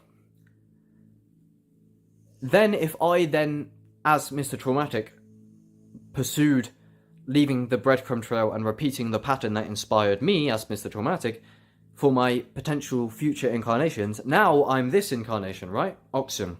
Or whatever the fuck I'm called. Paradoxen. Babylon Starseed. Who knows? Baron Davidson is my real name. So, how do I not know that I wasn't traumatic in a past incarnation, and I left a breadcrumb trail for myself, just in case I reincarnated as another human, so I could find this information that would save me from samsara, or delusion, or self-deception. So, the more we try to solidify awakening information by, like, making hundreds of USBs and hard drives and, like, burying them, so that if someone, like, randomly finds a fucking... You're on a building site digging a hole and you find a fucking USB on a... Oh, what's this? And then you fucking plug it in, and there's no internet these days because maybe it was before the internet really took off, or maybe there was a solar flare that took down the internet. Then the builder put the USB in the fucking computer, and on this USB was, like, loads of music that was, like, preaching truth, and it resonated with the builder who found the USB on a whim. Like, I could leave those USBs as this incarnation now, as Oxen, and then in the future I could incarnate as somebody else, and then I could find those USBs and then plug them in, and then the USB would hold critical, like, scripture knowledge of as above so below, like the Bhagavad Gita, I don't know how to say it, or the Tao Te Ching. Like, if I print off, like, thousands of Tao Te Chings and bury them, I feel like that's a virtuous move. It's a wise move to not let my future incarnations fall asleep. So that's all I'm saying, is I feel like I'm devoted to repeating the pattern. By the way, that's another part of the breadcrumb trail, better ideas, kind of, even though he's not really properly awake. But yeah, that's it, just solidify the awakening shit. So I feel like a lot, I was just thinking just now, before I come on this video, that even though there's nothing to do and let go and everything's already done and Alan Watts and Ram Dass and all them, man, also, like, I feel like, you know, you're alive because there's loads of stuff to do. And I posted on my Instagram, which is basically my blog, so check me out on Instagram, OXSN. I posted a picture that I was talking in the Conscious Rapper community group chat on WhatsApp, and I said basically, like, you know, when will you be ready to die? Not that you want to die or should die as this ego, and obviously death is an illusion because consciousness is infinite, but regardless of that, what I mean is, for example, like, I remember a few years ago, I was in the gym with my dad, and because obviously you're making progress in the gym, right? It made me feel this feeling of, I don't want to die because I have so much left to do, where, like, you know, if you're working on a project, I think Leo Gura actually said this. There's a phone call of actualize.org, aka Leo Gura, with Connor Murphy. And I believe Connor Murphy said something along the lines of, like, why don't you kill yourself or something, or like something like that. And Leo said, because I'm working on stuff. There's stuff that Leo wants to finish. And in one of Leo's pinnacle awakenings, supposedly he could have permanently went to the Godhead. Like, he was in such a high state of consciousness that he had the choice to just leave and merge back with the Godhead permanently forever. But he decided not to do that because there's still kind of karma, so to speak, and loose ends to tie in his human incarnation. So I could kill myself right now, and ultimately it wouldn't matter. I think it would. I think the values of the relative plane are absolutely important, kind of. It's kind of tricky. Like, I think, like, it doesn't matter ultimately. Fundamentally, nihilism is kind of correct. Not inherently negative nihilism, just that you create meaning and you project meaning onto the emptiness. Like, it's only sense perception and you kind of choose who and what to value and stuff. But I mean,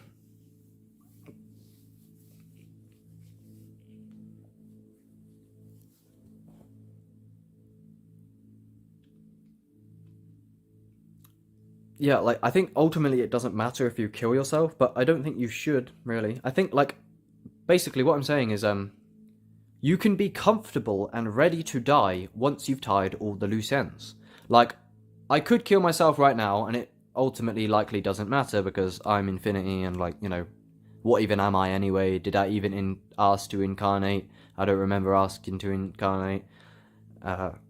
Is this just a dream? You know, so the idea that it's almost like when you awaken to, like, solipsism and the Godhead and awakening, it's like you realize that reality is like playing a game where, like, you can't lose. I posted this on my Instagram the other day as well, like, saying that, like, you cannot leave the center. You are always at the Godhead.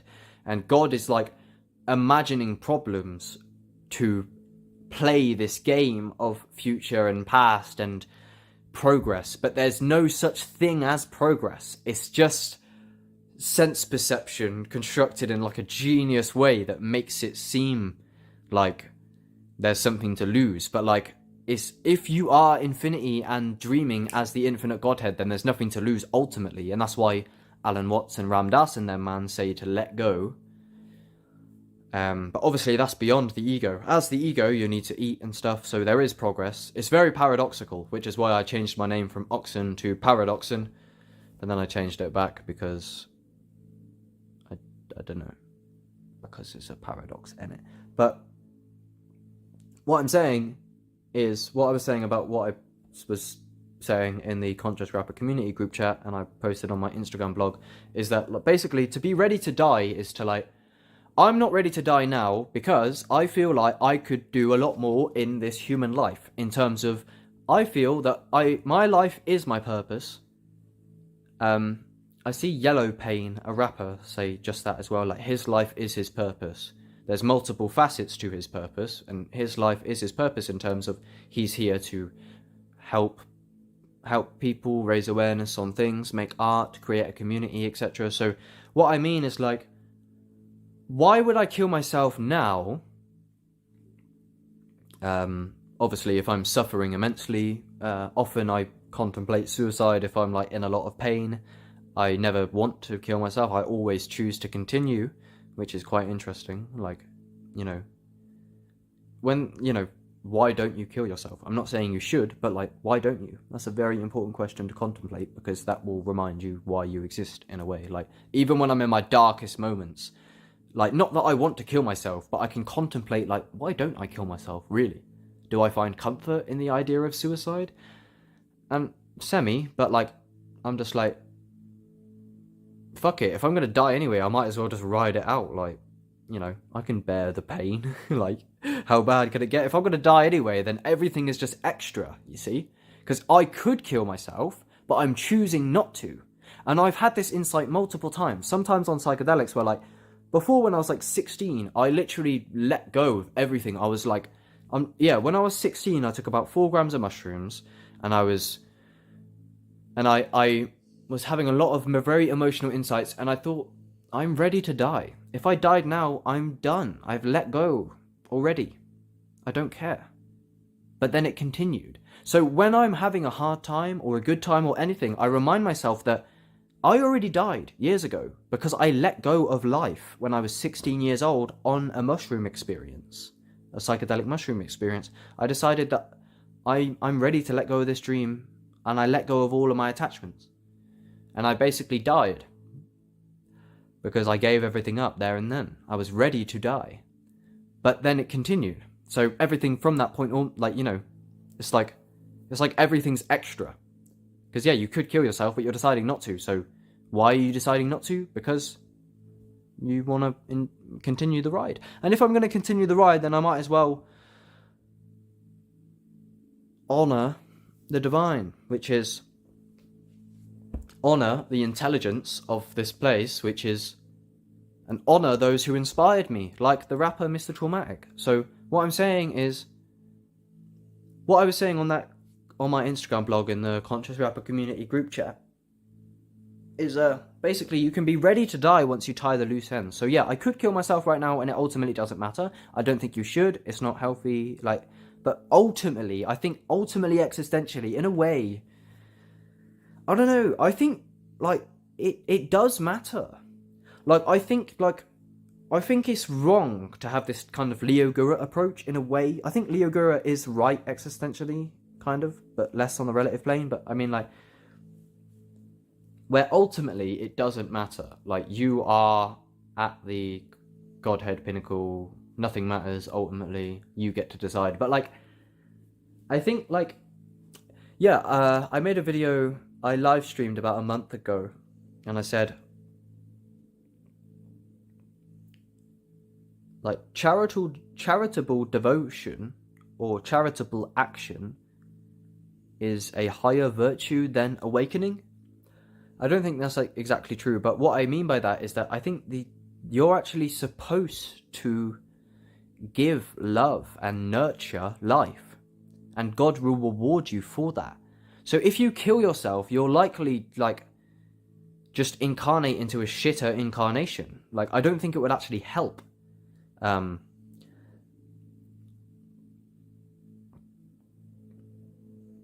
So I think it is absolutely... It does absolutely... The relative plane absolutely matters. So I think to live a virtuous life as this ego, and to take good, right, charitable action, and to manifest love and the kingdom of heaven, I think that is actually a absolute virtue to take on, where potentially you will remain trapped in this samsara duality cycle of suffering until you fulfill this life as an ego. Like, why? Like, because the thing is, the absolute will absolutely come. So that can wait. You've been put in this game to play the game. I often use the analogy of Minecraft, or a sandbox game, a video game, or even a board game potentially, or even Super fucking Mario. When you're playing Minecraft, you could awaken to the fact everything's consciousness. And, you know, if you know the game Minecraft, there's not actually something inherently that you have to do. It's kind of up to you. You can follow various adventurous paths, but ultimately you can just build your house and you can chill and you can just enjoy. And that's what Mr. Nature and Miss Sunshine kind of do in a way. They're not too concerned about getting rich in that. They just enjoy consciousness and enjoy life. So you could play Minecraft by just making a fun... Minecraft, life is a fucking sandbox game. If you're not familiar what a sandbox game is, then go find the definition. So it's up to you, ultimately, what you want to do.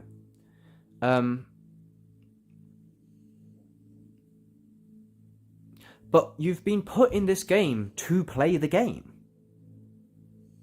Awakening and the absolute will come after death, even though death is an illusion. But the death of this ego, finite self, and merge into the infinite self. But you know, you didn't fucking load up Minecraft to let go and to meditate and go within. You're in this game. Become acutely, fine-tunedly aware of the body that you're in. It's fucking amazing. It's not inherently good. It's up to you to decide. You can only save yourself. You best use your beliefs in a useful way that will serve you, kind of. If you want to believe everything's shit, then that's what you'll get. But I just mean, I don't know, there is truly beauty. Whether or not you want to say it's good or bad, it's fractal infinity. Everywhere around you, there's so much multidimensionality to it. The five senses, and the entire spectrum of all of those five senses. The sixth sense and beyond. It's crazy. So, honor that by not being a fucking loser and actually engage with the whole thing. I'm sorry if I'm just being schizophrenic and sporadic and not making much sense. But yeah, a lot of what I'm on about is, I was saying in the Conscious Rapper Community group chat on my blog, what I mean is, when I tie the loose ends, instead of killing myself now and, it doesn't really matter, like Minecraft, right? Minecraft, again, with the analogy of the sandbox game. You could turn off Minecraft anytime you want. It doesn't really matter. But don't you often feel more comfortable with putting the game down after completing the game? When you kill the Ender Dragon in Minecraft and you complete the game, you log off, don't you? Almost for the last time. That's what happened to me and Ollie, my friend I've done a podcast with in the past. We had a bad trip together at the same time. We were playing on a server together and we killed the Ender Dragon. And most people, I think Leo Gura, I think there's a comment on one of Leo Gura's video, maybe how to fall in love with life or something. But it's basically yeah, when you complete the goal, it's basically you spend your life when I complete the goal, I'll be there. When I get there, I'll finally be there. But the journey actually is the fun. So when I finally get the success and when I finally get everything I've ever wanted, I'm now what? Because that, the game was the carrot on the stick. And God is the carrot and the stick and the one following it. So it's self-deception of where unity divides itself to play a game of hide and seek. And that is the game. And some of my peak awakenings on the peak psychedelic, I literally dissolve everything. The entire dream collapses into solipsism, pure vibration. And when you realize that, I wanted to go to sleep. I put a sleep meditation on and I tried to go to sleep. I wanted to return back to the dream, even though the dream is suffering. Life is suffering. It can be.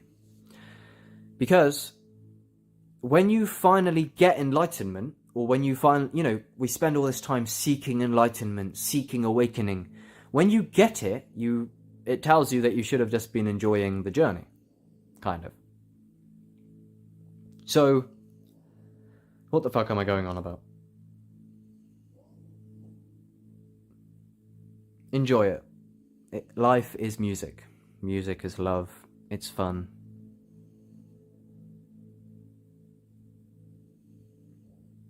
It's a fucking cosmic joke. Everything is obviously going to come in the absolute. It's all on the way. The absolute's on its way.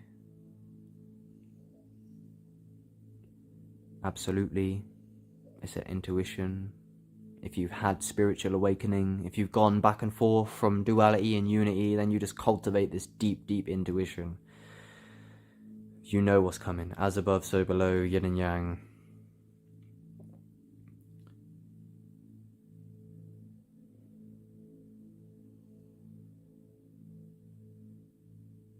It's fun to pretend that there's somewhere to go. God is playing that it isn't God. And it's distracting itself from eternity. Because you are eternally awake as infinite consciousness. So, let's pretend that everything isn't perfect. Because it would be fun to explore every corner of your infinite self. And that's what the darkness is in a way. It's valid, the pain is real, the suffering is real. But it's a game because ultimately everything's absolute perfection.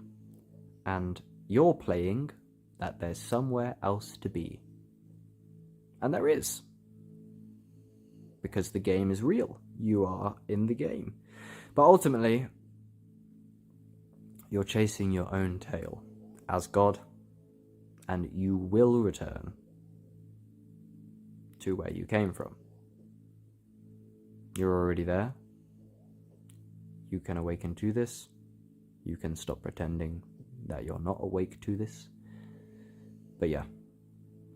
I think it's safe to say that, I don't know. Sometimes I go back into my old self, but yeah. I don't know. Ever since I lost my mind, I ain't going back. I can't go back. This is what psychedelics will get to you. Kind of. I don't know. I chose this, I chose awakening. But yeah, awakening becomes very real when you literally don't know what's real and things. It's been tricky, it's been a long path. But anyway, I got a lot of exclusive content on my Instagram. I'm going to export a lot of stuff. So go check shit out. But yeah, overall, my phone's running out of charge. I'm out of storage, I gotta go. But yeah, I was just saying, I can be ready to die as this ego, even though I couldn't really care ultimately. I could die now, but there's things I want to do. I want to remember this dream, and I want to do stuff. This is a game. So, yeah, like Minecraft again, you could turn off Minecraft whenever you want, but, you know, you best, like, you know, you don't buy a game. So, you've loaded up this game, you've loaded up Minecraft, or this sandbox, right, that you're in right now, as this ego in this incarnation. You've loaded the game up, so you're supposed to complete it on the relative plane. Like, you're meant, you know, that's the point in loading the game up. Why are you going to stop playing the game halfway through? Even though ultimately, because like I was thinking this, like Mario, you know, when Mario saves Princess Peach, right?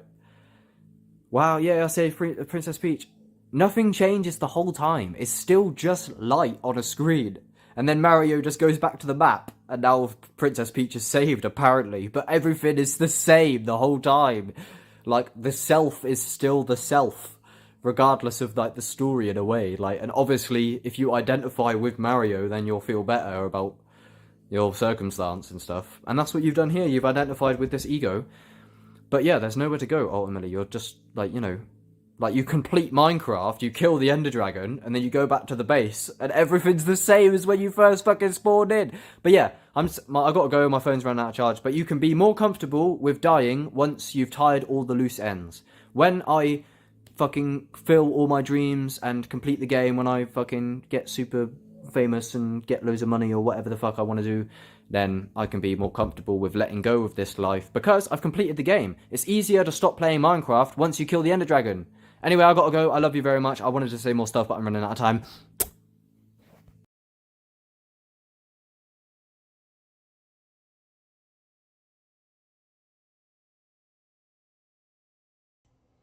Yes, people. Yes, lads. What we saying? How's it going, mate? Anyway, I'll probably end it there. Might end with a song, just play a tune. But yeah, that's it. That's quite a holistic recap, mate. I don't know how relevant some of the screen recordings were in the end, but I just let it draw out. I could play more episodes, but there's no point. Go and find them yourself, mate. But yeah, that's it. Just uploaded a brand new video, or the one that was lost. Yeah, I got to end it with this amazing tune. I wonder if I can find it on here, to be fair. But yeah, that's it. Don't know. Oh yeah, one thing I wanted to shout out as well is so here is one of my Instagram accounts. Actually, I'll find it via like this. What one will be on there? Here. Or this one. New Earth Actualization. So this is a lot of my passion. For some reason it keeps... Why won't it let my... Oh, there you go. What the fuck? Weird, man. Anyway, this is a lot of my core vision and my core passion, and that is it used to look quite different, this, but so like that's Babylon. But yeah, check out this Instagram account, because this is like a meme page of the best ideas that I compile. But here's the main part of the section. The main idea is, so normalize buying hundreds of acres of farmland with your friends and growing your own food and families together. The goal is to build a life that you don't need a vacation from. Rebellion isn't what you think it is. Take control of your own future. Grow your own food. Preserve your own food. Trade and barter. Cook from scratch. Save your own seeds. Become self-sufficient. Maybe we should stop asking why real food is so expensive and start asking why processed food is so cheap. Got the mimetic hazard, the info hazard, which I just discovered a tune, by the way, like on a whim. It's a complete coincidence.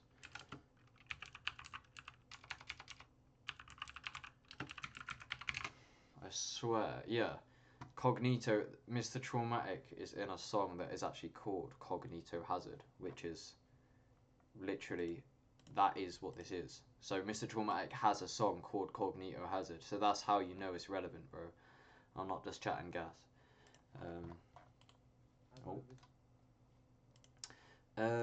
Right, what else am I doing, mate? What the fuck was I just doing? I actually can't even remember. This new world order. Oh yeah, New Earth thing.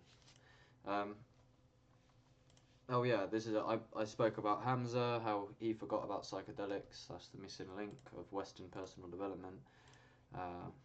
There's like some fucking fruit truck. It's like an ice cream truck, but with organic fruit. I love this. When an old farmer opens his mouth, you better listen. Growing your own food is like printing your own money. And if you go on mobile, they all have tunes, like music connected to the image. For here, I got Alchemist Ash, who's liked this image, who's a rapper. I'm making him some visuals now with the song that he's got with Mr. Traumatic. He's got a tune that's linked on this picture. It goes, obviously, the economy robbing me. That's why I'm on the land growing broccoli. I'm not interested in banks or monopoly. I celebrate and give thanks to the god of me. Elevate to the astrals consciously. Spin around in a fractal anomaly. But yeah, you get it. There you go. If you don't make time for your wellness, you'll be forced to make time for your illness. But yeah, it's cool. Check it out, mate. There's the vlog where I was eating wild carob in nature in Malaga with the nature family. Hashtag nature family.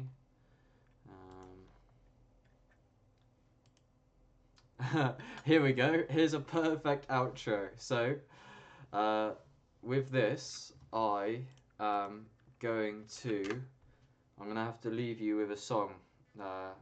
This is gonna be a top quality outro. So if we find Alyssa Monsanto, who's another connection that I only got through YouTube. She's actually uploaded something about Diddy. That's cool. I wonder...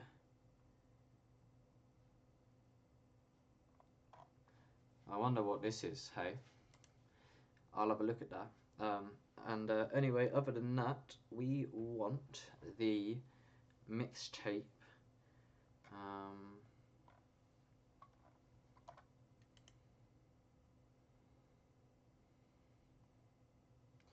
Oh yeah, that's cool that she's uploaded that one.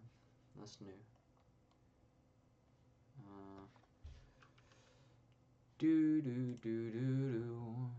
Yeah, 2 secs, here it is. Yeah, I just got to leave you with a song as soon as possible that's relevant to that image.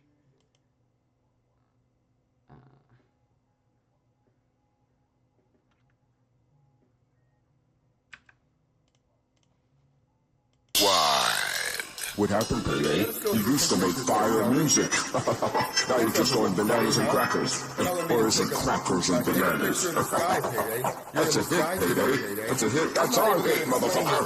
Crackers and bananas. Crackers and bananas. This is psychological warfare. Psychological warfare has been declared. This is psychological warfare. Psychological warfare has been declared. This is psychological warfare. Psychological warfare has been declared. Psychological warfare. Psychological warfare. This is psychological warfare. Psychological warfare has been declared. This is psychological warfare. This is psychological warfare. Psychological warfare has been declared. This is psychological warfare. Psychological warfare has been declared.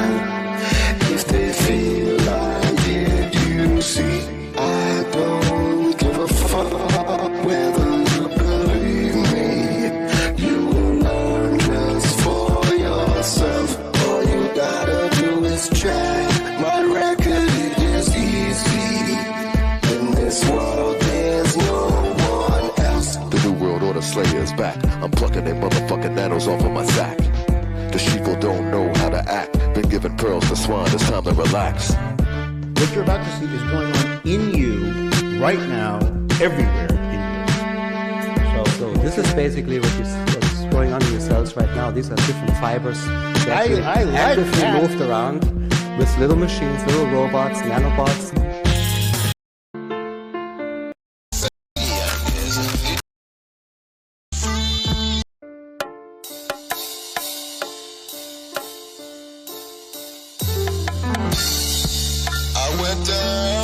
Justice Department. Saw all my gang stalkers, bosses standing there in general costumes. I said, which one of you merely mouth atomic clock and justice signed off on Mr. Monsanto's gang stalk? Up stepped this distinguished gentleman with a sparkling beard and long flowing white hair. He called himself Garlic Dick. I said, if you let him go, let him go, let him go, let him go. He said you could just call me GD. Can you tell him to set Monsanto free?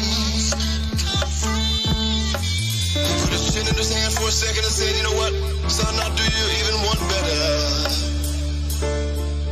I'll give you the addresses, telephone numbers, and fingerprints of all 33. He was hard to find.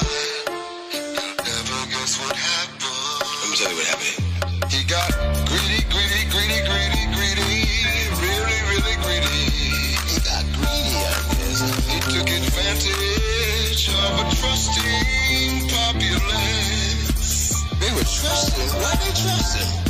The moment the dumb trust zombified public found out about it, they summoned the courthouse. They were zombified. And the judge sentenced him to lifetime house arrest. He got to stay in his house his whole life?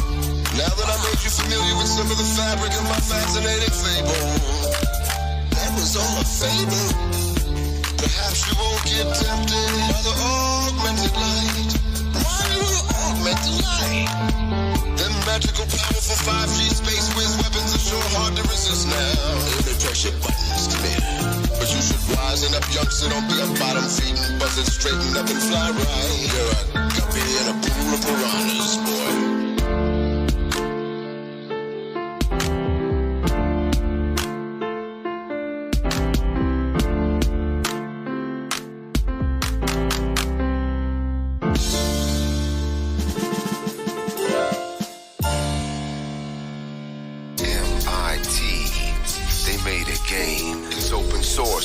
Nobody knows its name. AirTap. Hey yo, why don't you share that? You're keeping it to yourself. It's not fair, Jack. MIT, they're so amazing. Working hard while you're lazing in the grass, grazing. Sheeple, try to pay attention. Learn to be scholarly. Massachusetts Institute of Technology. MIT, we offer the solution. Whether you want clean air or pollution. Adjuvants for your vaccine. You need to transport graphene. Our nanobots cause microclots. We give psychoshocks, I know that's mean. We can cause a windstorm or make a breeze stop. Facilitate your privacy or help you eavesdrop. Is there a clueless nation you would like to gang star? From Baltimore to Beijing, from Boston to worldwide. They made a game. It's open source, but nobody knows its name. AirTap. Hey yo, why don't you share that? You're keeping it to yourself. It's not fair, Jack. MIT, they're so amazing. Working hard while you're lazing in the grass, grazing. Sheeple, try to pay attention. Learn to be scholarly. Massachusetts Institute of Technology. We offer the solution. Whether you want clean air or pollution. Our nanobots cause microclots. Our nanobots cause microclots. Our nanobots cause microclots. Our nanobots cause microclots. Our nanobots cause microclots. The gang star automation from Boston to Bangkok. Our nanobots cause microclots. They made a game. It's open source, but nobody knows its name. AirTap. Hey yo, why don't you share that? You're keeping it to yourself. It's not fair, Jack. MIT, they're so amazing. Working hard while you're lazing in the grass, grazing. Sheeple, try to pay attention. Learn to be scholarly. Massachusetts Institute of Technology. MIT, we offer the solution. Whether you want clean air or pollution. Adjuvants for your vaccine. You need to transport graphene. Whatever you need, sedatives of speed. Turn an alcoholic to a crack fiend. We can cause a windstorm or make a breeze stop. Facilitate your privacy or help you eavesdrop. Is there a clueless nation you would like to gang star? From Baltimore to Beijing, from Boston to worldwide. They made a game. It's open source, but nobody knows its name. AirTap. Hey yo, why don't you share that? You're keeping it to yourself. It's not fair, Jack. MIT, they're so amazing.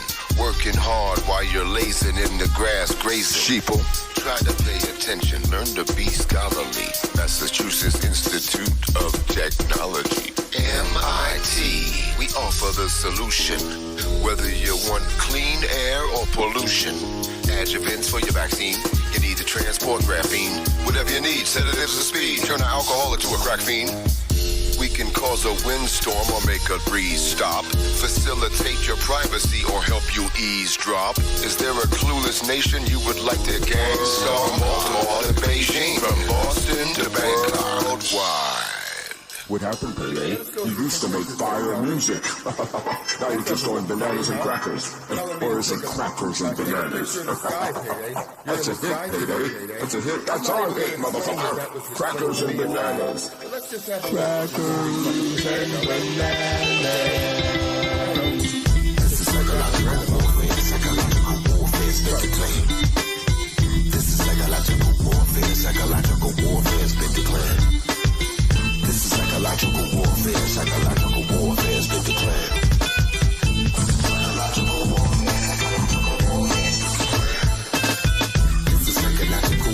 Psychological warfare has been declared. This is psychological warfare. Psychological warfare has been declared. This is psychological warfare. Psychological warfare has been declared. This is psychological warfare. Psychological warfare has been declared. This is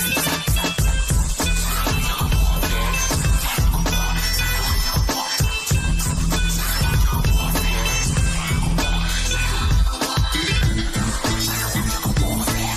Psychological warfare has been declared.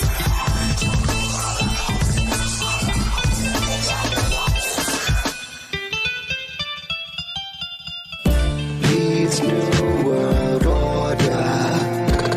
Cyclones got their nanos up in me. They'll squeeze my heart or tear it all apart. If they feel like it, you see, I don't give a fuck whether you believe me. You will learn just for yourself. All you gotta do is check my record, it is easy. In this world, there's no one else. The new world order slayer's back. I'm plucking them motherfucking nanos off of my sack. The sheeple don't know how to act. Been giving pearls to swine, it's time to relax. What you're about to see is going on in you right now, everywhere in you. So this is basically what's going on in your cells right now. These are different fibers that I like actively that. moved around with little machines, little robots, nanobots. Try not to tell us.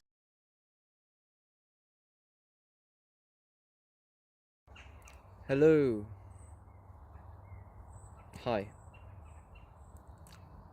Here we are. Here you are. Here we are. Here I am. I am. You am. You is.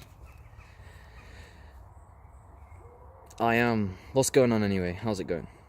This is probably going to be a bit of a different video. I'm not sure. Don't expect anything from me. I'm just out here, you know. I go often on contemplative / meditative walks, which is what I'm on at the minute. I could / sometimes I do listen to some podcasts while I'm on these walks, or I listen through my own catalogue of talks. Like I'll end up listening to this audio in the future. And it's kind of weird how like time jumps like that. Like when I'm watching, like, because thing is, I can film a video on my computer with my camera facing me in my bedroom, right? And then I'll watch the video a year later in that same room on the same device that I used to record it. And I don't know, it's just weird, man, like karma and time, and like how, like, I don't know, it's hard to explain. Like for example, I can film with my phone here. I can make a video like this in my living room, and I have done before many times. And I'll turn the camera around and like I'll film my TV, like, and I can watch, like, I can film myself in my living room watching one of my own videos that was on the TV in my living room, and the video that I'm watching was filmed in my living room also, while I was filming the TV in my living room that was playing a video that was recorded in my living room of me filming the TV of me making a video of. So it can go on forever, essentially.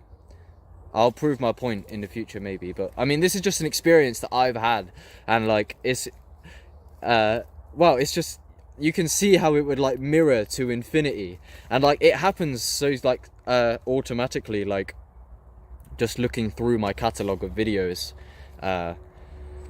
over time. I just like, it's just like infinity and God, and that's what a lot of my life is. I feel it's just like I just feel like I'm just traversing God all the time, and I'm just learning and grasping the self deeper and deeper.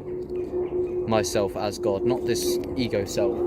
I'm talking about the self. There is really only one self. But yeah, like you know what I mean. Anyway, I can, like, yeah. What I was saying is, I was listening to an old. Actually, it's unreleased. It's not a podcast. Sometimes I just do voice notes to myself privately, and half the time I upload those anyway to publicly. But yeah, I earlier this morning I recorded a private voice note, just contemplating some things, solidifying some ideas, and then I went for a walk up in this nature, which I'm super grateful to have local to me. And I was listening to the talk I did, and I don't know, it's just kind of weird how like you can listen to your own talk further on in time, and it's weird how time just kind of clips like that. But yeah, that's it. I was up here just listening to a podcast, going on my contemplative, decompressing walk. I've been walking around barefoot for ages, no shoes and socks, just touching the earth and connecting and breathing deeper. Just done some breath work before I got on here. And yeah, like I just that's it. I contemplate. I do these talks like this, of a wide range of nature, and then I might listen back to them, and re-contemplate them, and I don't know. It's just like infinity is so like infinitely interconnected, and yeah, that's all I was saying. Is I didn't mean to branch off into such a long talk, but I just been around, walking around, listening to some of my old podcasts, making the connections, and then other than that, yeah, I can tend to gain gravity with my contemplations, in terms of like, and this is an insight for you guys, is like, yeah, like normally I can be roaming and my mind will just like rehearse lyrics subconsciously, or I'll just like, yeah, just be singing music, or something, and breathing shallow. But then like, as I breathe deeper and I gain traction with the contemplation, I can go super deep, where like I can walk for like 2 hours. Just normally I'm holding this crystal, some form of crystal, and I'm just contemplating, walking nowhere, talking out loud half the time, like just contemplating, yeah, like and it's not inherently that I have to contemplate, because I contemplate about no mind. I contemplate about God and enlightenment as well. I contemplate about whether or not contemplation is even a good use of my time, or is even necessary, or like, it's like a holistic contemplation. And half the time, yeah, I might be more just trying to like figure out what to do with my existence, or if there is anything to do. Does it matter? And it could be of any sort of nature. Sometimes I come up here and I can have a different attitude on, and I just walk, and I kind of, yeah, I can like hone in on this kind of almost like a trance, but I have to like kind of make myself do it, where like you gain momentum. It's like a snowball effect, kind of, where, yeah, when I said this is an insight for you guys, it's just that do this, like there's so much, like everything you need to know is within your mind, as Traumatic would say. It's tricky, it's a paradox. It's tricky because everything's in your mind, you know, like how do you know how can you be confident that this isn't a dream?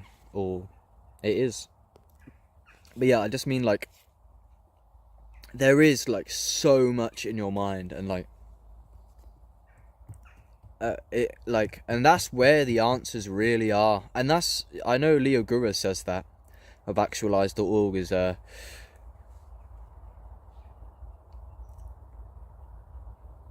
answers are, the real deep answers are like really deep within, almost spiritually, at like the core of your being. And something that kind of dovetails with it is you can only save yourself, as again Mr. Traumatic would say.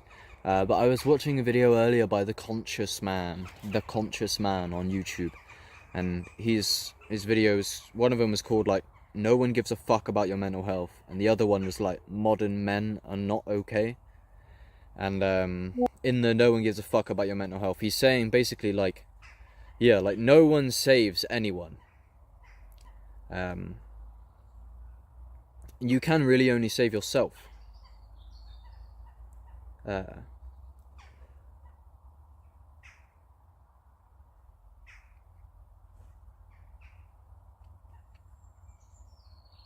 Yeah, where like you're not gonna get the...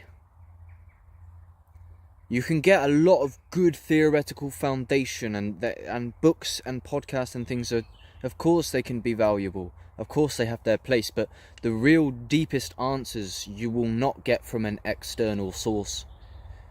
They will come from within yourself. Maybe in the midst of breath work, in the midst of a psychedelic peak, in the midst of a meditation, just walking, or like shower thoughts, you know? Shower thoughts. I think I don't know who it was. They say that, I think it was Isaac Newton, like, I don't know, like, what was the talk I was listening to? It's about, like, it was called, like, overstimulation is ruining your life.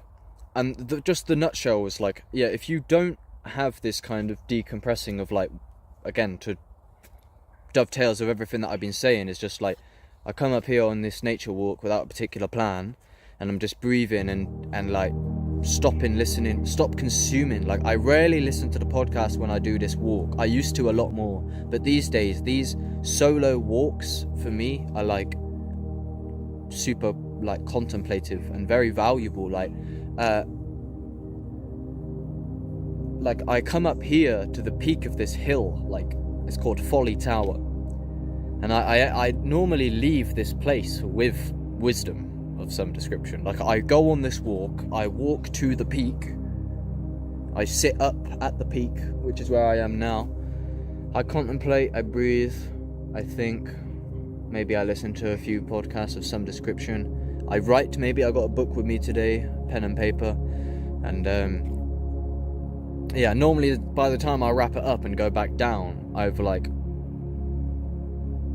somehow managed to like almost create or like dig and find some form of value within myself. Like, I come up here in pursuit of like, it's almost like I do it and I return with something. I leave to go on like a meditative and contemplative walk, and by the time I get back, I'm normally different, for many different reasons. Like, I may do breath work, I may meditate, and just decompress in general, do the grounding, and just being in nature, like, is, you know, you need to go on a daily walk. For me is key. I need to just walk. That's literally it. Like, fuck everything in a way, and like just be present and walk. And like, presence is key, man, because life can be so busy, but to be present is such a gift, because you can just kind of forget about everything and just kind of be with what is. And a lot of us don't get that enough. Running from the present moment, I've been guilty of in the past. But let me tie those loose ends. Sorry. So the video was saying, I left in the dust a minute ago, is basically, what was it? Yeah, overstimulation is ruining your life. It's like, you if you're always just drowning yourself with external information, whether it's podcasts, books, anything, you don't have any time for the intrinsic, like, intuition to flourish. And that's where the deepest stuff is. Like, you don't get most of it from the outside. Yeah, it's like, life is so kind of tricky and counterintuitive like that, where, like, just in general, and I'm not really talking about anything exactly for this video, so get gone if you're not a fan. Sorry, I did say that at the start. I don't know what I'm doing, don't expect anything from me. But, like, yeah, it's almost like the external world is like, it's just fake. Like, all of it comes from the inside. In terms of, it's like, the external world is like an illusion. Like, the senses, the form, the duality, it's like illusory. Well, that's how I've been feeling more recently, where it's like, you actually, like, are creating it on a metaphysical level, but, like, with your attitude, where, like the way that I feel is, like, it's almost like the external world can, like, just, like, play games with you, and, like, on a metaphysical level, until, like, it's like some next level, like, Buddhist kind of teaching, where it's like, where, like, you spend your life trying to, like, change and grasp and, like, alter the kind of external world, but the real teaching is, like, when you actually give up doing that. I'm not saying you should, but I'm just saying, what, like, it's almost like the so-called external world is, it's like a construct to awaken the internal world, kind of. This is a very abstract, very big topic, but to tie it together with what I was saying about the shower thoughts and that, is like, yeah, it's just, yeah, it's basically, yeah, the deepest revelations and the deepest insights, yeah, it all comes really, it comes like from and through your mind and your human vessel.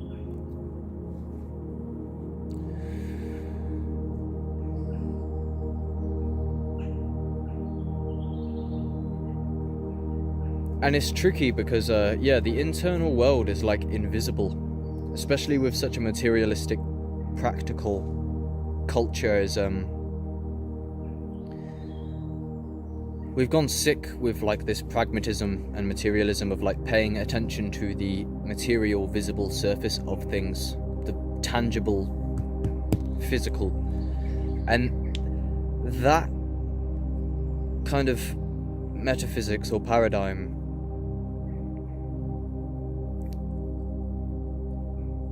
like, it kind of, yeah, it makes the internal world, like, invisible, but it becomes more visible with wisdom. Like, the internal world can cultivate, like I say, like, when the external world keeps fucking you about, and it's like a paradox, and it's, like, impossible to win in a way, like, you know, it's mad. Like, the third dimension is just like, you know, if we're really a material system, like, anything could happen on a whim, is how most people believe. Like, with this scientific material paradigm, it's like, you know, you may win success, but then an earthquake or a car crash. So it's like, what is this, like, trap of the third dimension? Like, it's like the external world is just a trap. Like, yeah, like, desire and that, you know, like, you want what you need, or that you think you need, like food. You want what you need. You're born as a human, you want what you need, food, you go and pursue food, and then, you know, there's more on that kind of Maslow's hierarchy of needs. And it kind of reels you in like that with desire. But then, like, it all, like, you just end up trying to control your circumstance, but like, it's rigged from the ground up, because, like, you're trying to preserve a body that is, like, in the ultimate end going to not remain in the longest time horizon. So it's like, think about, like, trying to be healthy. Like, I get sad if I'm not healthy, kind of. I'm not saying you should, but like if I eat junk food, I have a habit of like being down on myself, and I'd be like, oh, I shouldn't have ate that. I'm sacrificing my health. It's like Alan Watts says, like when you're born, you're kicked off a precipice, and you can try and like cling to rocks as you're falling, but like everything is falling, kind of like impermanence. The one occurrence is impermanence, and it's like, yeah, you're trying, like, does anything really matter like that? Like everything is almost like only relatively real, where like it's all in your mind. Like you care, like you should care about your health. I get it, and it's not wrong to, but it's like, you know, the body is going to leave anyway in the ultimate end. It's still right to be healthy. That's still right action, you know, so that you can live and you don't get a disease and your family don't have to deal with that.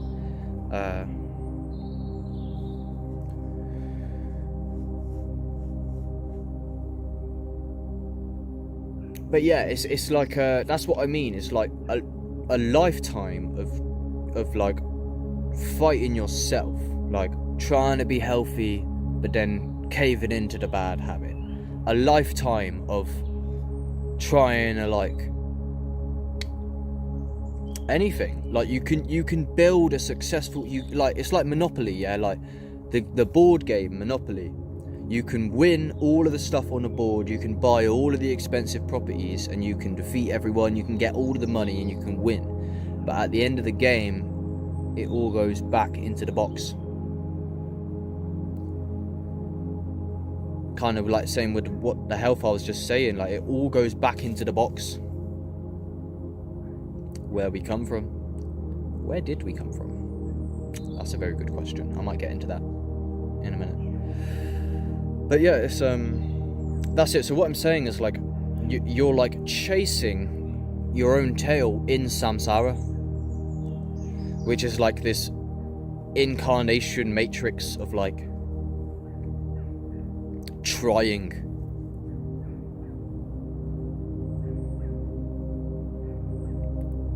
And like completely getting caught up in like essentially trying to freeze reality. If life is impermanence and you have bias, like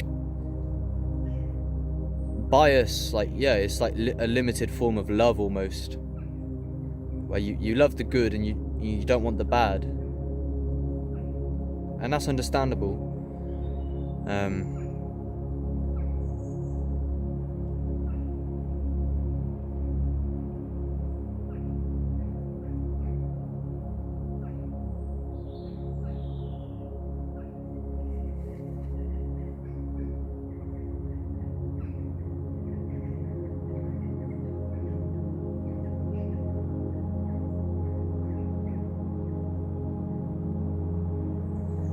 But yeah, you know, it's like that's what the teaching of suffering is. It's to let go. Fall back to the force that's carrying you. Sun gazing.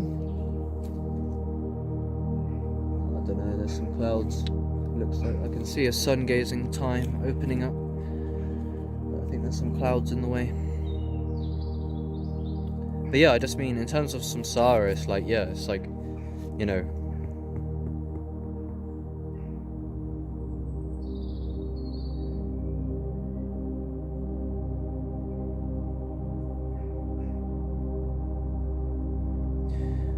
yeah.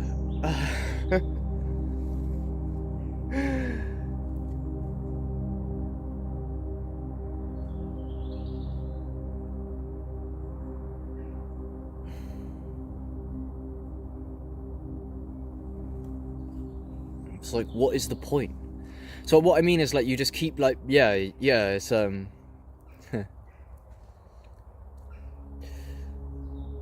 you're trying to like preserve temporary things, and then you suffer when they fall apart. Mr. Nature sent me a quote that I reposted on my Instagram. I can't remember it exactly, but it just went along the lines of like, I'm sorry to say this, it sounds harsh, but like, you needed to fuck up and make them big mistakes. You needed to fuck up like hard and deep like that in order to return, and to you hit your head so hard with your own self-deception in terms of like, you know,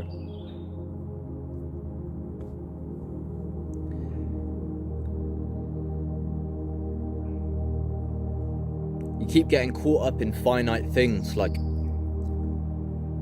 am I gonna...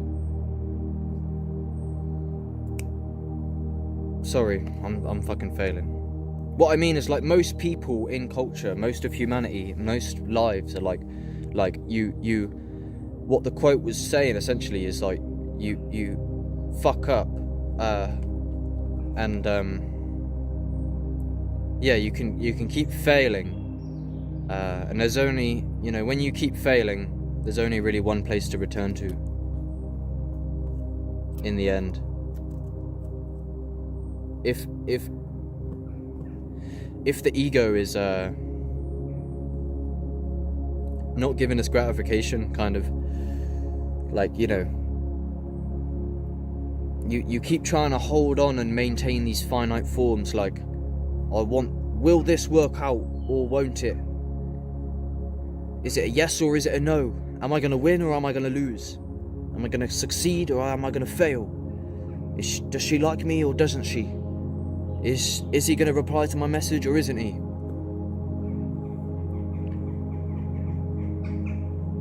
And even deeper things like, yeah, like, you know,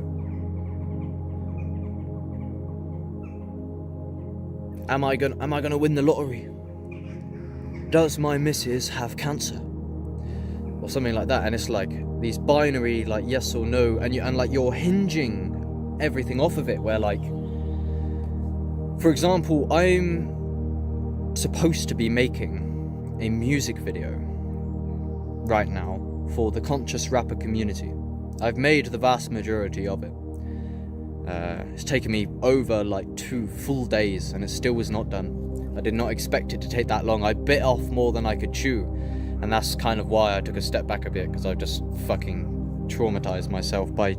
I was like, yeah, I can make you visuals for your music video, and then I just went way overboard trying to make it as cool as possible, and it's a very big endeavor. It happens to a lot of people. Like, people will decide that they're gonna create a video game and like they decide with all like they're proper on it, and then like when it actually comes to where the rubber meets the road, it's a much larger endeavor than they originally anticipated. They bite off more than they can chew. But anyway, this music video, I've learned a lot about myself through this video, because basically the conscious rapper community wants me to finish this music video for them, and Michael DeSalza is the head of the conscious rapper community, and I'm working with him, and I'm making this music video for him and MC Words and Bespoke and Flowmatic for the Conscious Rapper Community Cypher Volume 1, which is out now. And the video will be out ASAP. So basically, like, this video, it's like I've been struggling with myself a bit in terms of, like, I've always had I'm trying to work bad habits out of me. I'm getting a lot better with time. I'm trying to be more disciplined and more sharp and practical, and have less excuses, and to execute more, and to seize on the opportunities that come in my life as this human. I'm playing like this survival game, and it's my life purpose. Like, I care about the conscious rapper community. I'm a part of them. I have conscious raps myself, and they will help me, and I will help them, and I want to succeed with this conscious rapper community, and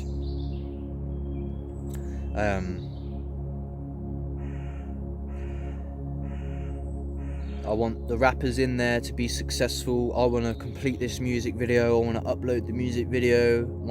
I OXSN, my name on there, and I want to build a YouTube channel myself and make a big community and share talks of like-minded nature and help people, and that's all good. Operation Bodhisattva is valid, or just Bodhisattva, where like you could potentially save a future or past incarnation. You know, if whoever's watching this video now, you could have been me in a past incarnation, and this could be basically you talking to you. So you listening to me, how do you know that you wasn't me in the past? Or how do you not know that you will be me?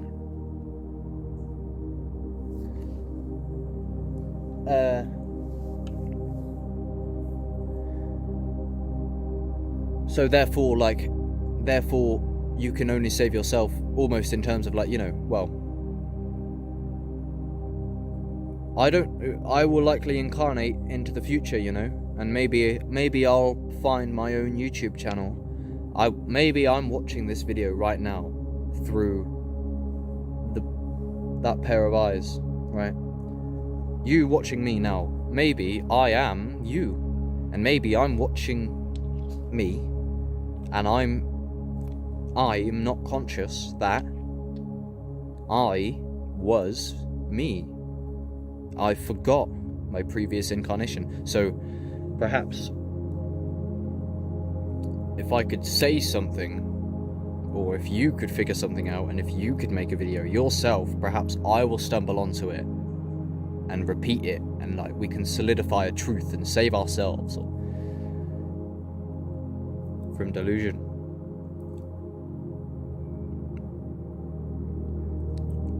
But yeah, this conscious rapper video is like, yeah, so basically I've been like, I like, you know, so I've been struggling with this discipline and stuff, right? Rightfully so, in terms of like, you know, survival foundation is important. Like, by all means, pursue personal development. By all means, that is really important to me.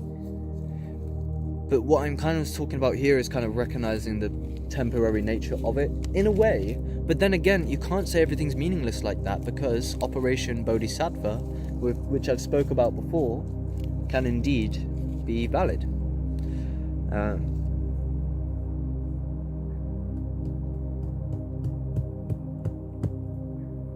But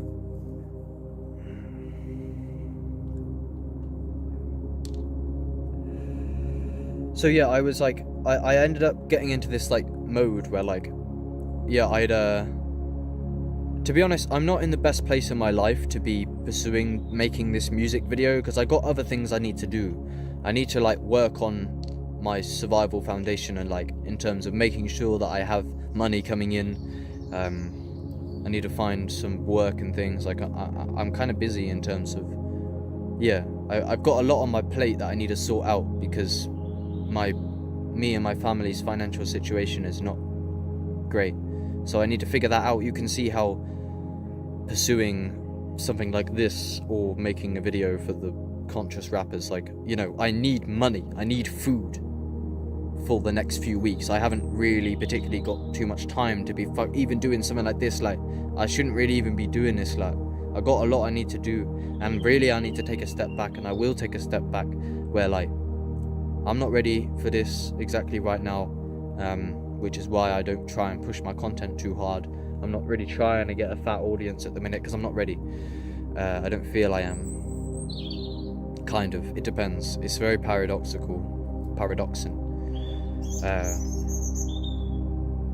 But I want to become more tangible, where like I don't want to just do these talks. Like, I want to show you like an eco village that I fucking own, like a community that I've built or something, and then I can do the talks also while amongst community and like-minded people. So I do care about the goals. Like, the goals are important. You should strive to be good, and a lot of scriptures and religious texts and things speak about these things, like be fruitful and multiply, and pursue your goals. Be good in the world, take good action, be charitable. But it's kind of paradoxical how, like, yes, be good, but also, like, does it absolutely matter? I'd say yeah, but like ultimately, absolutely, like I don't know if anything kind of matters. It does in terms of like, because like, I've devoted like, I couldn't even as like a master yogi play a role of the bad guy. I feel like I'm fighting for good forever. Like I don't feel like I could even play or act as the bad guy. Like I feel like I've just like adopted this almost ideology of like goodness prevails because evil is so gruesome that I would not even fucking like, if I could, like, you know, after death, after God realization and that, like, if I could incarnate for fun as like Hitler or, well, I don't know exactly the truth about Hitler to be fair. If I could, for fun, like, I need to go to that sun gazing quick time. This is a golden opportunity right here. Like, yeah, I wouldn't, like, I'm just like devoted to being good in terms of like, yeah, I wouldn't even want to be bad, like, by any means. Like, I want the truth. Like, it's like a devotion to truth, a devotion to God. It is really a devotion to God. Which is what you're looking at right now.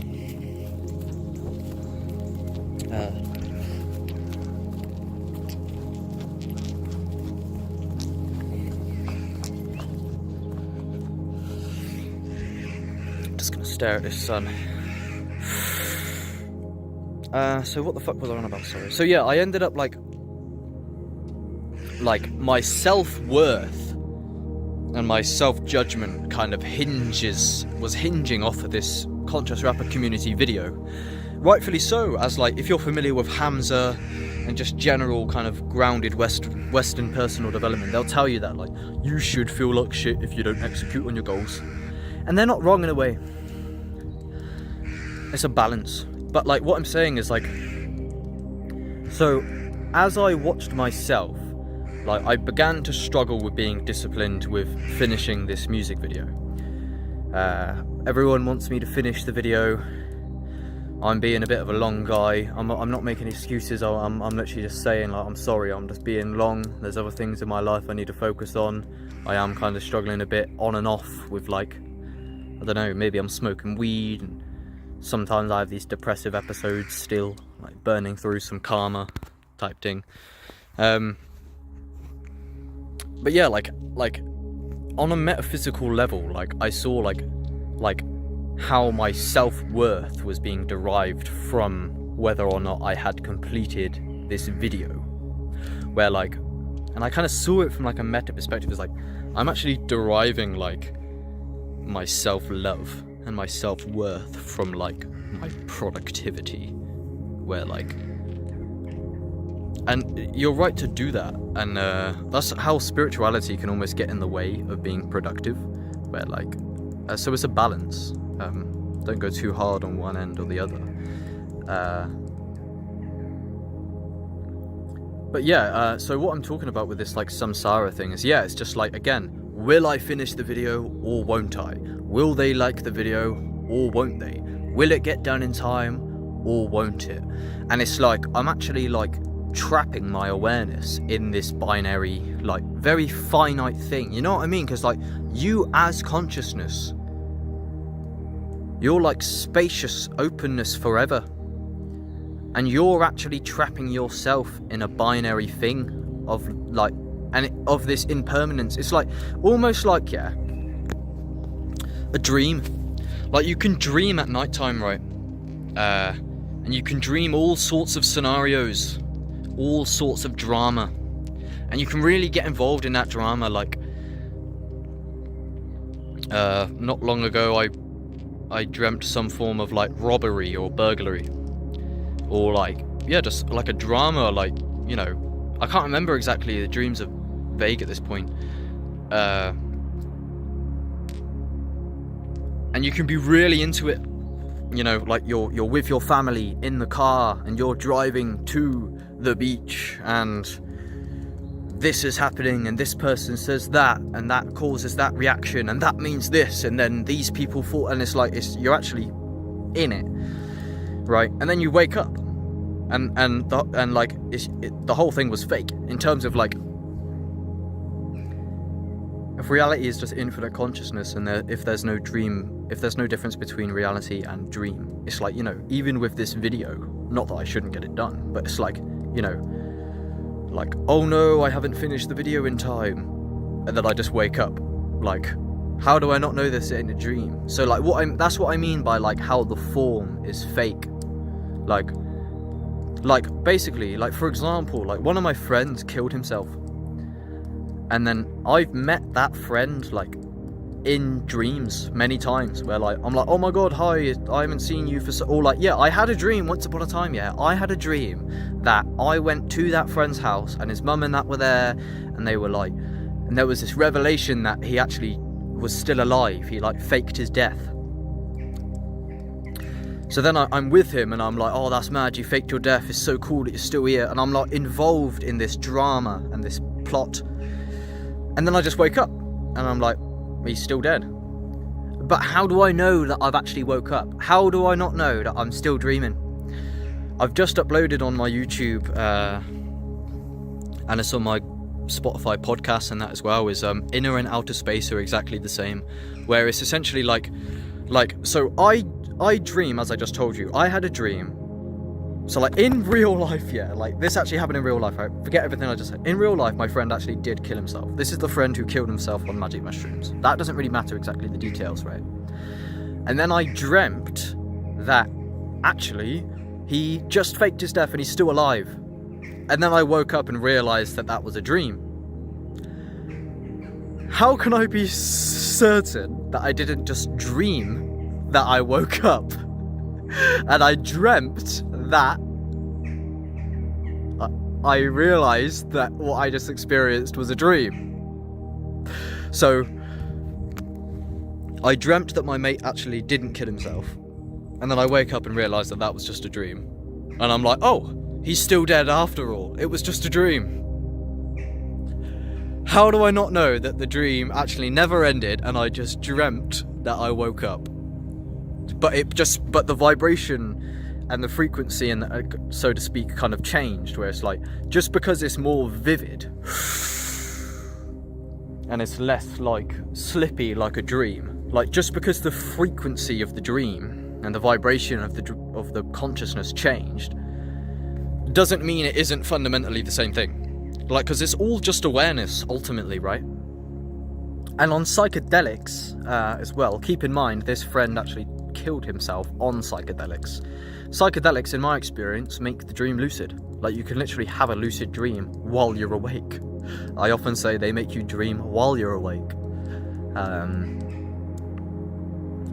And they can collapse the dream like that. And keep in mind, yeah, this friend was the friend who killed himself on psychedelics. And I've also, by the way, dreamt that I've taken a psychedelic, and then I've dreamt a psychedelic experience. I'm not fucking joking. It wasn't super full on, like a proper psychedelic enlightenment thing, but I dreamt that I took LSD, and then my pupils turned into hexagons, and I had a dream. I had a psychedelic trip inside a dream, because I dreamt that I took a substance. And a lot of people like Leo Guru and Actualize.org speak on that this can actually go really deep, that you can actually have like super deep awakenings in dreams, and I've had forms of that. Why am I talking about this?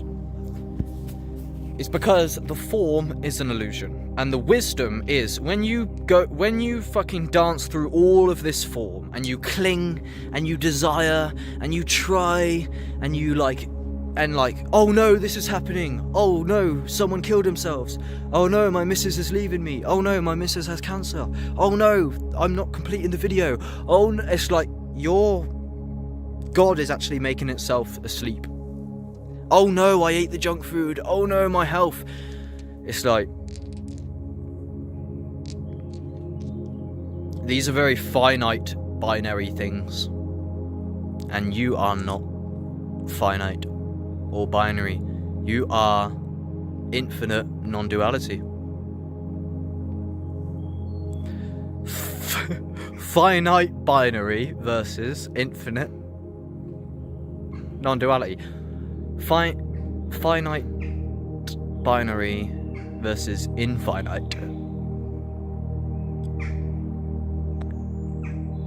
non-duality. I gotta go in a second because my phone is gonna die, and I need it to not do that. But yeah, essentially that's it. Samsara is that. So you will keep on so that's to stem it all together and to tie it all up now, because I gotta go because my phone is gonna fucking die. Hopefully it doesn't. But the wisdom, the deepest wisdom, is within, because through going through like millions of incarnations of different lifetimes, you learn that it's basically hopeless, and then you give up. But you don't give up like, oh, give up. It's like, nah, it's like you give up and you fall back on where you came from, and you lose the ego and you merge with the original source, which is God. Who are you? That is the coolest question ever, because when you realize, it's mad. Who are you, eh? What are you? You are the one. Don't you see that? Like, you are literally the one. Because it's all one thing. That's you.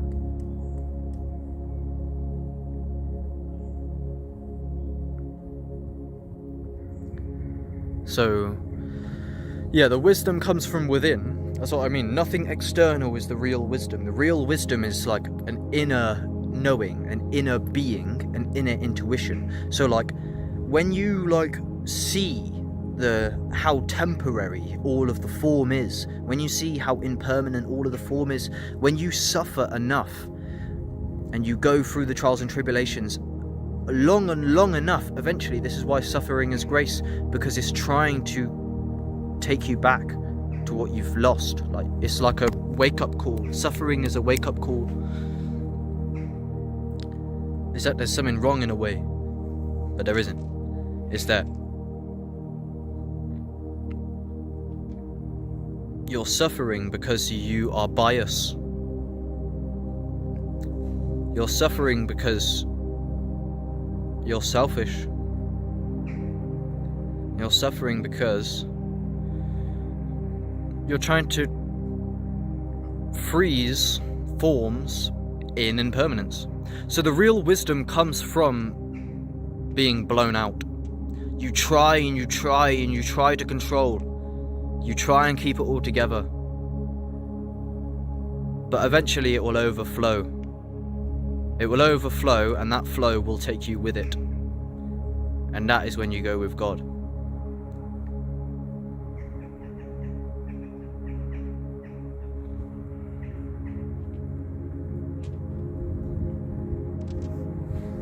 Because you can't hold back the flood. It's coming. This is the calm before the storm. I gotta go. I really do. I'm out. Am I gone? Fuck's sake. I'm not gonna make it. I gotta go. I love you. Alright. Sorry if that didn't make much sense. I'll leave part 2 in the description. Okay. I tried my best. This is not a good video exactly. My energy is not super great at the minute. But anyway, I love you. Bye.